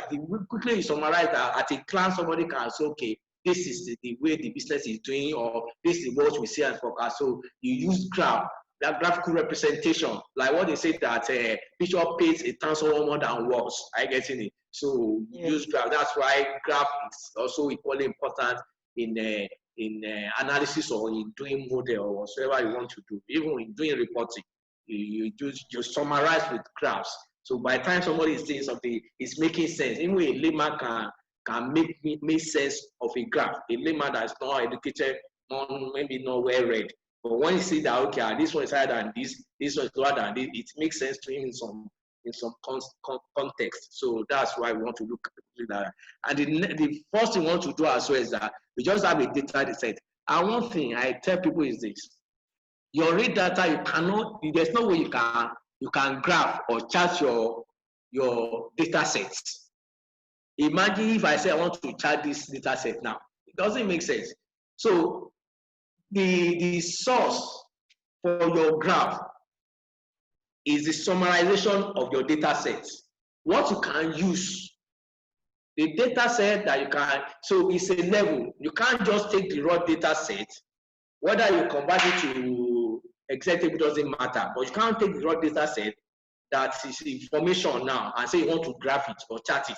No, you must have processed the data set and extract, let me say, information, information in a summarized way. So it's the summarized way, the one that you have done that now cannot be graphed. Like in case of this one now that we have done now, okay, we have seen, for instance now, we can select these two and say, go to insert and look for recommended charts. It makes sense because we already done summary. You can see, we can get this Pareto, that's one of the new charts. So we can get Pareto charts, I get in it. We can get a cluster column, we can get a cluster bar, I get in it. So it makes sense then to chart this type of charts or information, to chart it. That makes sense. So what you normally chart, it won't be your raw data. You can't do that. You must have processed your raw data. Then, after processing it in a summarized way, it is summary now that you now put into graphs that used to do graphical representation. So that's it. That's the way it works. So that's the way it works. So that's why we just have a little summary table here, just demonstrate that, just let you know that you just have to come to the place you have already have a summarized report, so to say, that you now want to present graphically. So that's the way charting and graph works. So for this one, to make because if you are doing like you have a business. Hello, sir. Okay, I thought somebody said something. So, like generally, most of our reports are time driven. That's why one of the important functions you can learn in Excel is date function. Because when you say talk about reports, even modeling you project into the future from historical data. And the projection is being done whether monthly or yearly or quarterly. It's date driven. So what drives all our reports is dates. So you look at trend in it, I guess in it. So the reason I'm saying is that now, if the source data that you are summarizing has underlying dates of the transaction, so now if the transaction increases, you will expect that the underlying graph and summary should update. And what can give you that is what we already said, that you can convert your data source, your data sets that you are using in doing those reports and that you are using charting that graph. You can convert to Excel table the same way, the summary. So it can be converted to Excel table so that when the information increase, when you add to it, you just get the updated graph. So that's why I'm separating this one as like a new record. That information we just get, so that when we add it to our graph that we have plotted, we just change. So let's look at how to do that. So we convert to table. Okay. You select. Now say you can call this graph T or table. Then now we can and they have made life easy. So if you want there are ways you can do charting or graphing. So let's go to insert, just select anywhere. And they have even given us recommended charts, which you can quickly use. So it will recommend for you based on the data that is seen. Based on the data, we recommend. And what's going to recommend of you is most times is what you want to even do from scratch yourself. So why not go for recommended one? So just click recommend, unless you don't have it. I want to be there, we all have it. So these are the ones he has recommended for me. Which one do I like? Which one do I want to go for? Do I want to go for this one or this one? That are summarized by region, or this one by dates, or this one or this one or this one. So I can go for anyone. So let's go for this one, this cluster column. I click OK. We have it. Good. Now you will see. Let's look at this graph very well. Let's look at it very well. Now you will see that what he has done is that now let's even talk about the property of this chart, every part of it. What you have here is what we call chart title, that you can give a title to the chart. You can type into it, or you can make it dynamic and make it reference a cell that show what the title name should be, to make it dynamic, so that if you change it in the cell, it changes here. So you have what we call data series. All this line, all this bar, they are called data series. You can see your formula bar, it says series. It's like a formula. It's like a formula that you look at, that's what it looks like a function. You can see the series, the opening bracket, graph, blah, blah, blah, blah. That is you can see where it's referencing. So that's series. Then to this right, you have what we call that's the vertical axis, where you have your value. This is horizontal axis, what we call in graph y axis, x axis. So vertical axis is y axis, x axis is your horizontal axis, and your y axis is always where you have your value, your horizontal axis, which is x axis, where you have your what you are measuring, your data kind of label. So that's, and in this case the label is date. So here we have the legend. Legend show what the data series is representing. The blue part is representing the folio. We cannot see it now. We are going to see how we deal with that, because the point is different. You can see this one is in let's say in tens, and we have something in thousands. You can't compare, so that's why it's not significant. That's why I can't see them. So we are going to do what we call combo charts in the long run. We combine different type of charts. So we have this, that is, you can see that one of the Naira value in brown, and that's it. Then you have this line. I always take this line out. I call them chart junk. I don't like it. I can take it out by pressing delete. Then when you select the chart area, you have the border, you have the chart area, and you have the entire. So now, the first thing we want to do is that we want to be able to locate this portfolio part of our charts that we have done. So how do we do that? Once we select the chart, and now this is another object on its own. We have been seeing objects. We have seen Excel table as an object. We have seen pivot table as an object. And this is another object, which is chart. You can see every object, they come with their own tab in the ribbon. You can see we have design and formats.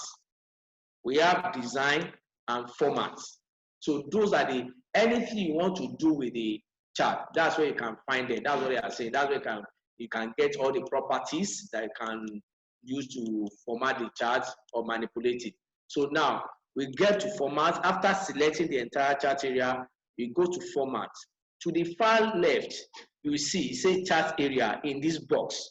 In the current selection group, it says what we already have. The object, the part of chart we are selecting now is the chart area. But we want to locate which one is this portfolio, so that I can change into line, so that we can see it. We are not seeing it. It's not coming out in this entire chart. So when we come to this drop down, every part of that chart is listed here. You cannot see the series portfolio. So once you click it, it selects that portfolio. You can see they are very tiny compared to, that's why compared to the value, it's very, very tiny. Are you getting it? So we cannot say under design, you cannot say change chart type. Once you click it, you have this dialog box. You cannot see this series for the portfolio. You cannot check it that it should show the secondary axis. You can see it's changing now, it's taking shape. You can see, but we don't want it as column chart. We want it as line. You cannot select line. You can see once you do that, you click OK. Now it's looking different and it's making sense. So it has plotted that particular data series on the right, which is called the secondary. This one on the left is called primary axis. This one on the right is called secondary axis. So it's not making sense. We have plotted it now. Now, as we can do that, we can change the color. Right click on the data series, and then you can format. You see format data series. So once you format it, maybe you want to use a better color than this one you are having. So fill, under feed, solid, under solid, you see this color that's already, I want to turn to blue. So I don't want blue. Maybe let me take red, just for illustration's sake. And you can format this one as once you click it, you can format it. So you can see it's taking. So we have two different chart type in one place, and this kind of chart that is called combo. It's called combo. You have that is combination of different charts. So now we have plotted this. We see now. Then we can add, maybe to our line, we can add what we call add data label, so that the value will show on the plots that you have done. So add data label, you can see data label that we have. So we can, once I select them, you can see the value, you can move them, you can resize them to show clearly, you can resize them, you can move them, you can format them. So that's it. And for this one too, you can do the same thing. I say add data label, show the values also for the primary axis data series, that is the Naira value. So once you do that, so it's getting better. So with this one, you might okay, go back to, you can hide it. If you no longer see it, you can just reduce the, that one of the tricks we do is that you just reduce the number drastically. Maybe you say 5, the font size, or 4, and even you can make the field white, so that it won't show. You can do the same thing, so it looks better. So that's what you do. Now let's start look how to take advantage of that. Now what we are having now is from January 20 to June 20. Now we now have new data to December. All we need to do is just to cut this or copy it. I cut it mine and come to this last row here and paste. Bam. Immediately I pasted it, you can see it updates. Immediately it updates because it has seen new data, because the source has already been converted to Excel table. So it's easy to update. You just see everything. Now saw the trend of how our transaction has been from January to December. Getting it. So that's about charts. Any question?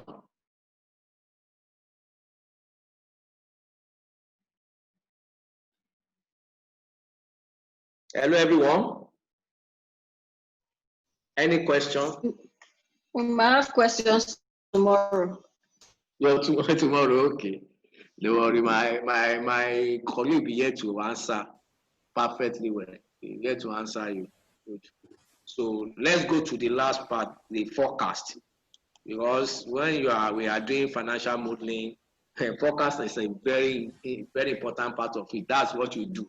Especially when you are modeling an existing company, you want to forecast into the future.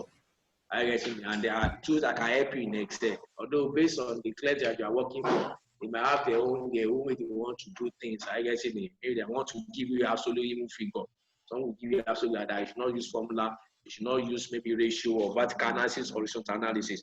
That okay, they have the absolute value they want to give you to plot into that model. But there are tools that can help us to forecast in Excel. So and the function name is also forecast. And then there's another one that you can use that is called forecast sheets. With this here. So we can, that one is very, there's no point using the function, but let's see the function quickly and then go to use forecast sheet. Let's say we have this historical data from January 20 to June 20. So we now want to, and this is it. So we now want to see what the trend will be based on what we already have. We now want to project into the future. So what you do is that we have seen the forecast period that we want to do the forecast for. So it come here equals to forecast. And we have them plenty. We have one linear, just straight line. We call it straight line forecasting. It's linear. And we have what we call ETS, which is exponential smoothing. It's more general. Those one is kind of, it goes more into, it uses some other algorithm apart from linear. So let's first look at linear. And then with the forecast chart, we see that one of the other one with exponential. Exponential that test the way you know the confidence the interval, you know whether a seasonality in your data set. You want to know the statistics, you want all those. But let's look at and we have this last one. Now you no longer use this one. This is the old one. It's you're just going to put there for backward compatibility. The new one you use is linear. So this one is taking over this forecast. That's why anytime you see this yellow sign in a function, it means that that function is going to extinction, is going out. That there's one that is superior or that supersedes that function. So this one supersedes. This one is just for those that are now using the old version of it so that they can have something to use. So let's go to linear first. So X.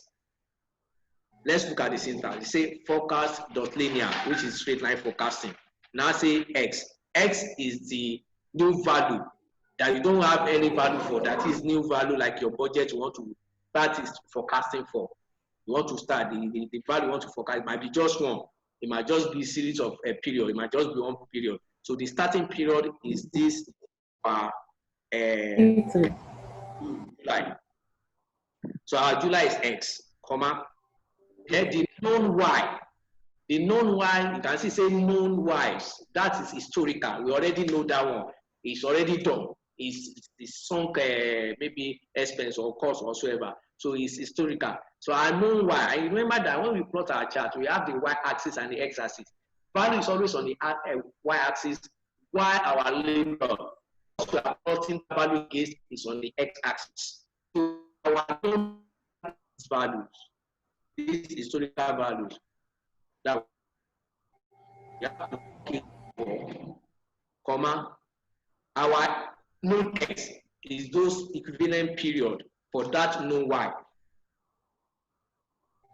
Therefore, then we close the bracket. Very straightforward. You now click enter.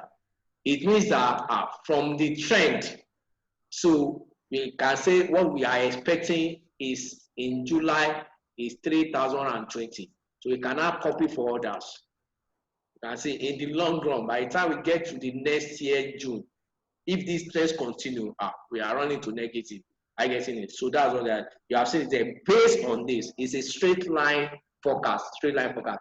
Now let's now look at one that is much more better, that takes into consideration different algorithm, the level of confidence interval, and the confidence interval the Excel is using is 95%, which you can change. So and there's no, you can write formula for that too. That's why I put this one. You can write formula there. You can do this as a test, as an assignment, or work. But you can write formula too. But there's no point wasting my time if I have something that can do it for me, which is Excel itself. So I just come inside this data here.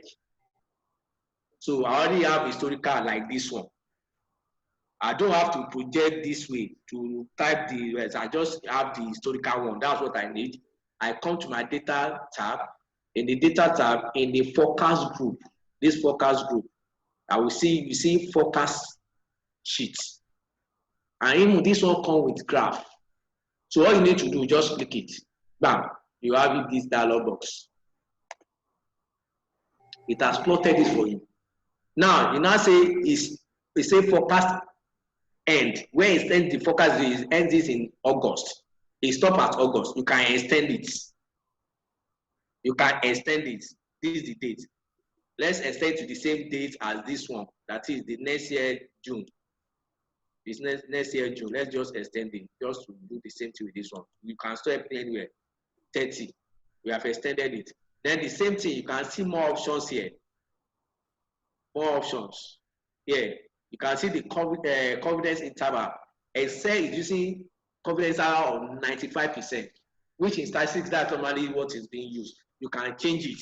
So then it can detect if there's seasonality. And to get a seasonality in your forecast, your data set must be at least of 3 years. And it must be seasonal, at least of 3 years. That's why you can make sense of that. That's why I can correctly calculate or show you that.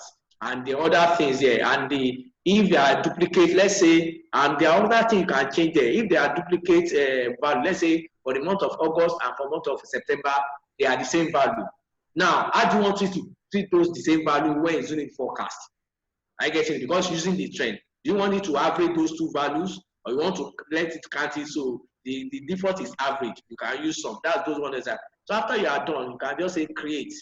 Once you create, we create another worksheet entirely and give you the forecast. You can see the forecast and give you the cover with equivalent graph. And it also will give you what we call lower confidence bands. That is the worst is that is between this and this. This is what you get. The worst that can come is this, and let me say being optimistic and be pessimistic. So that's what we give you that band. So and we plot the graph as well for you based on that. With those and that, and you see the trend. Let me move this thing. You see the trend here. So and you can format these charts as well. You can format it. You can this way the historical is the blue part and the forecast is this brown or what? Brown part. And then you see the lower confidence band and the upper confidence bands, everything. So you know how to do your planning. So that's how graph and forecast, that's how they work. Thank you, everybody. Or any question? Any question? Any question? Thank you, everyone. Hello? The forecasting, I don't understand the forecasting. Okay, which part? Is the one with forecast chart or the one with formula? From the formula. From the formula. Okay, let's take it one more time. Let's take it one more time. Let's see. Let me delete this. Can you be a little bit slow, sir? Yes, sir. No problem. That's a good feedback. Yeah, no worries, sir. Okay. So let's delete this.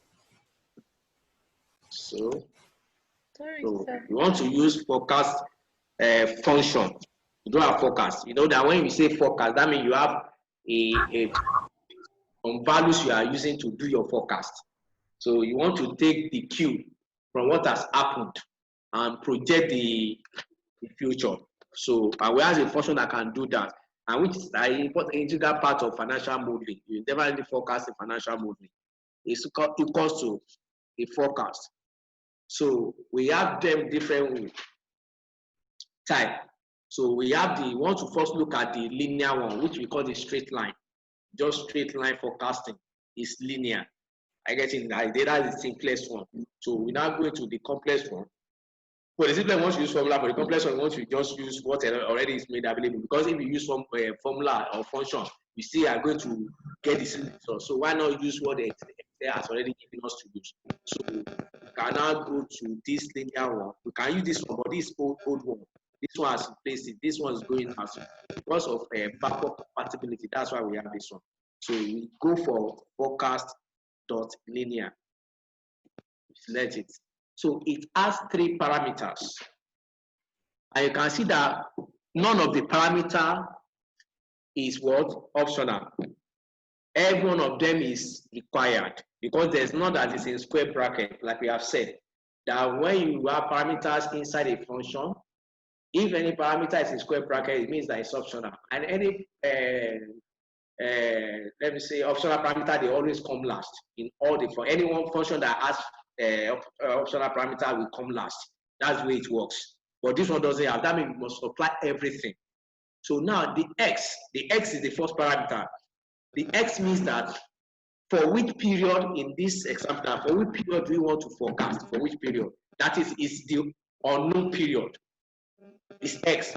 But it can be for one period, it can be for series of period. Now, for which period now do we want to forecast? From the historical data that we have, that means that we don't know what's we are not already in that period. We don't want to see, we want to project.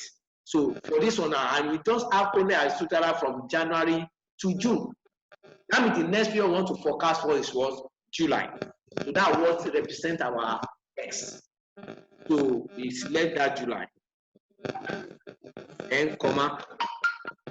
And the next is say no, you can see say just x, just one value, x. Then the next is say known y's. known Ys. That is the Y that we already know, that is already in existence. And when we plot charts, you know that we have the Y-axis and the X-axis. The Y-axis is always our values.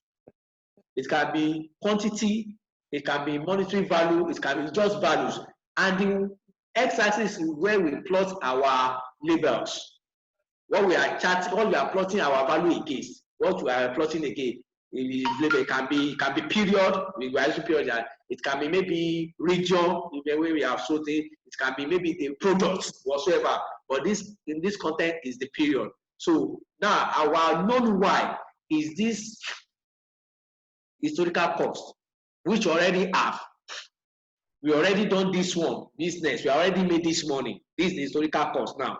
From January to June, that's our known Y. So, and because we are going to copy for subsequent period to see what will be like, we have to anchor it by putting the dollar sign. And the quick way to do it is to press our F4 key, function key. And I've said that if your F4 key doesn't work straight, that means you have to combine with the FN, second function. So that's it. That's our known Y, comma. Our known X is now the known period that is against those known Y. So we know that we already have value for our January to June period. So we know the value. So what that's the period we are looking at, which is the known Y. It was already passed. We already done business in those periods. So our known X is now be this period.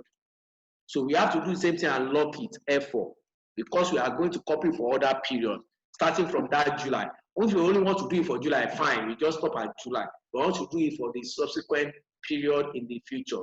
So we now close the bracket. Yeah. Is it clear, sir? No? Is it clear now, sir? Yes, it is. Okay, thank you. So we now close the bracket and click enter.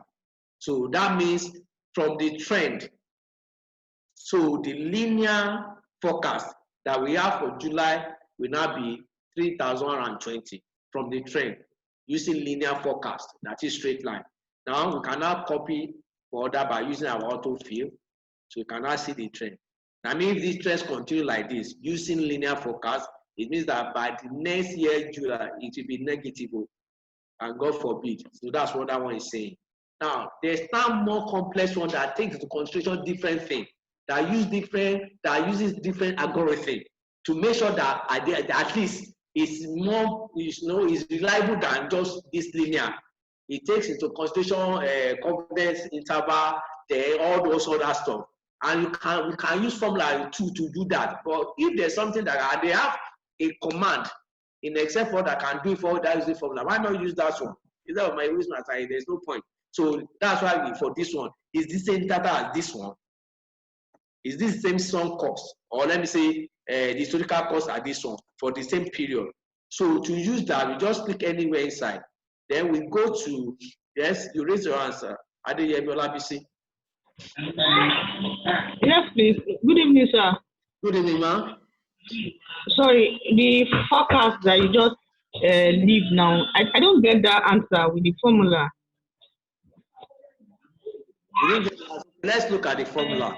You have the data, and you are using forecast linear. Check it very well. Yes. Check it very well. And your known X, and your X rather, July. Just make sure that your formula is as much. Your X is in B10. Your known Y is from C4 to C9, and your known X is from B4 to B9. Are we having the same thing? Check very well. Madam Olabisi. Hello, ma'am. I'm with you, sir. Have you checked? I checked. I think where I missed it is the dollar sign you put after you beat it. You have, and I said that you have to block it because you are going to copy for that period. You have to block your known Y's and your known X. You have to put that dollar sign. Yeah, we must have the same thing. Because we are having the same number, only that we are not having the same number in our historical data. That's it. Because since we are having the same number, we are able to have the same. So just check it and correct it, so you have the same number. You still want to see? Okay, you are fine now, right? No, let me see. Okay, I'm showing you now.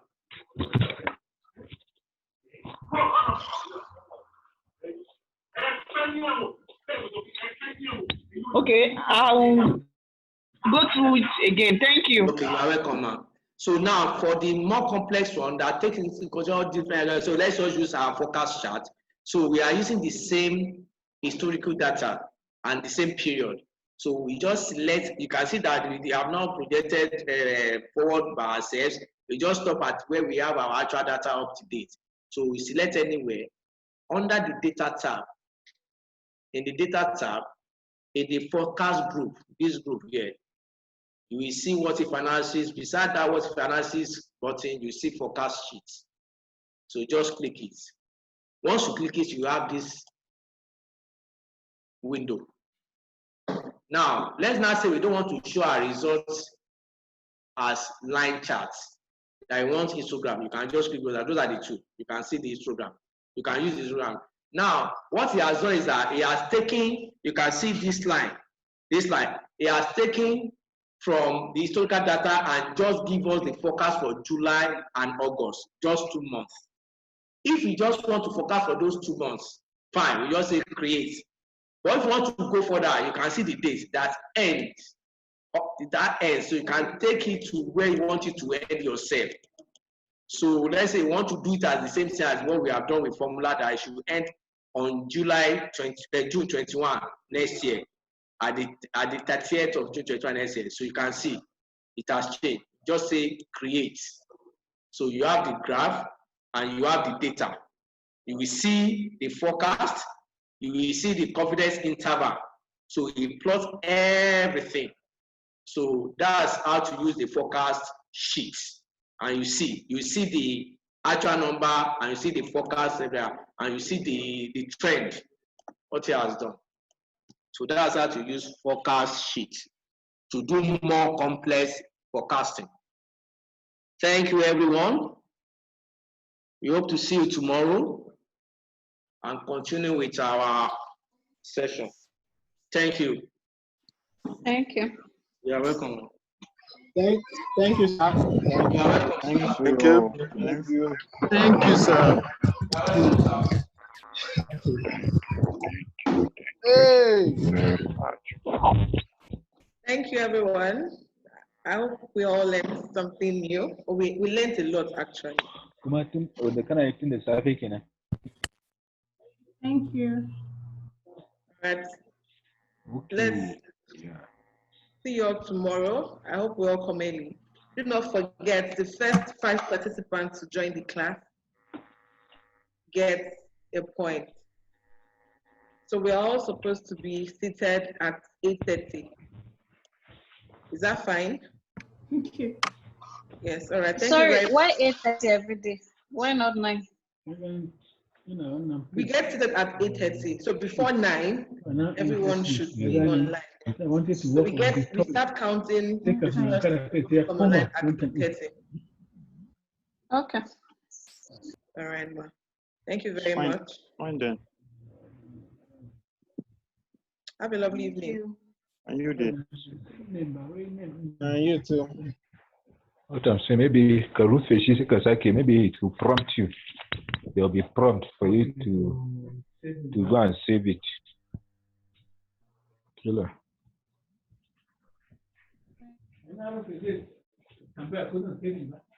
Yes.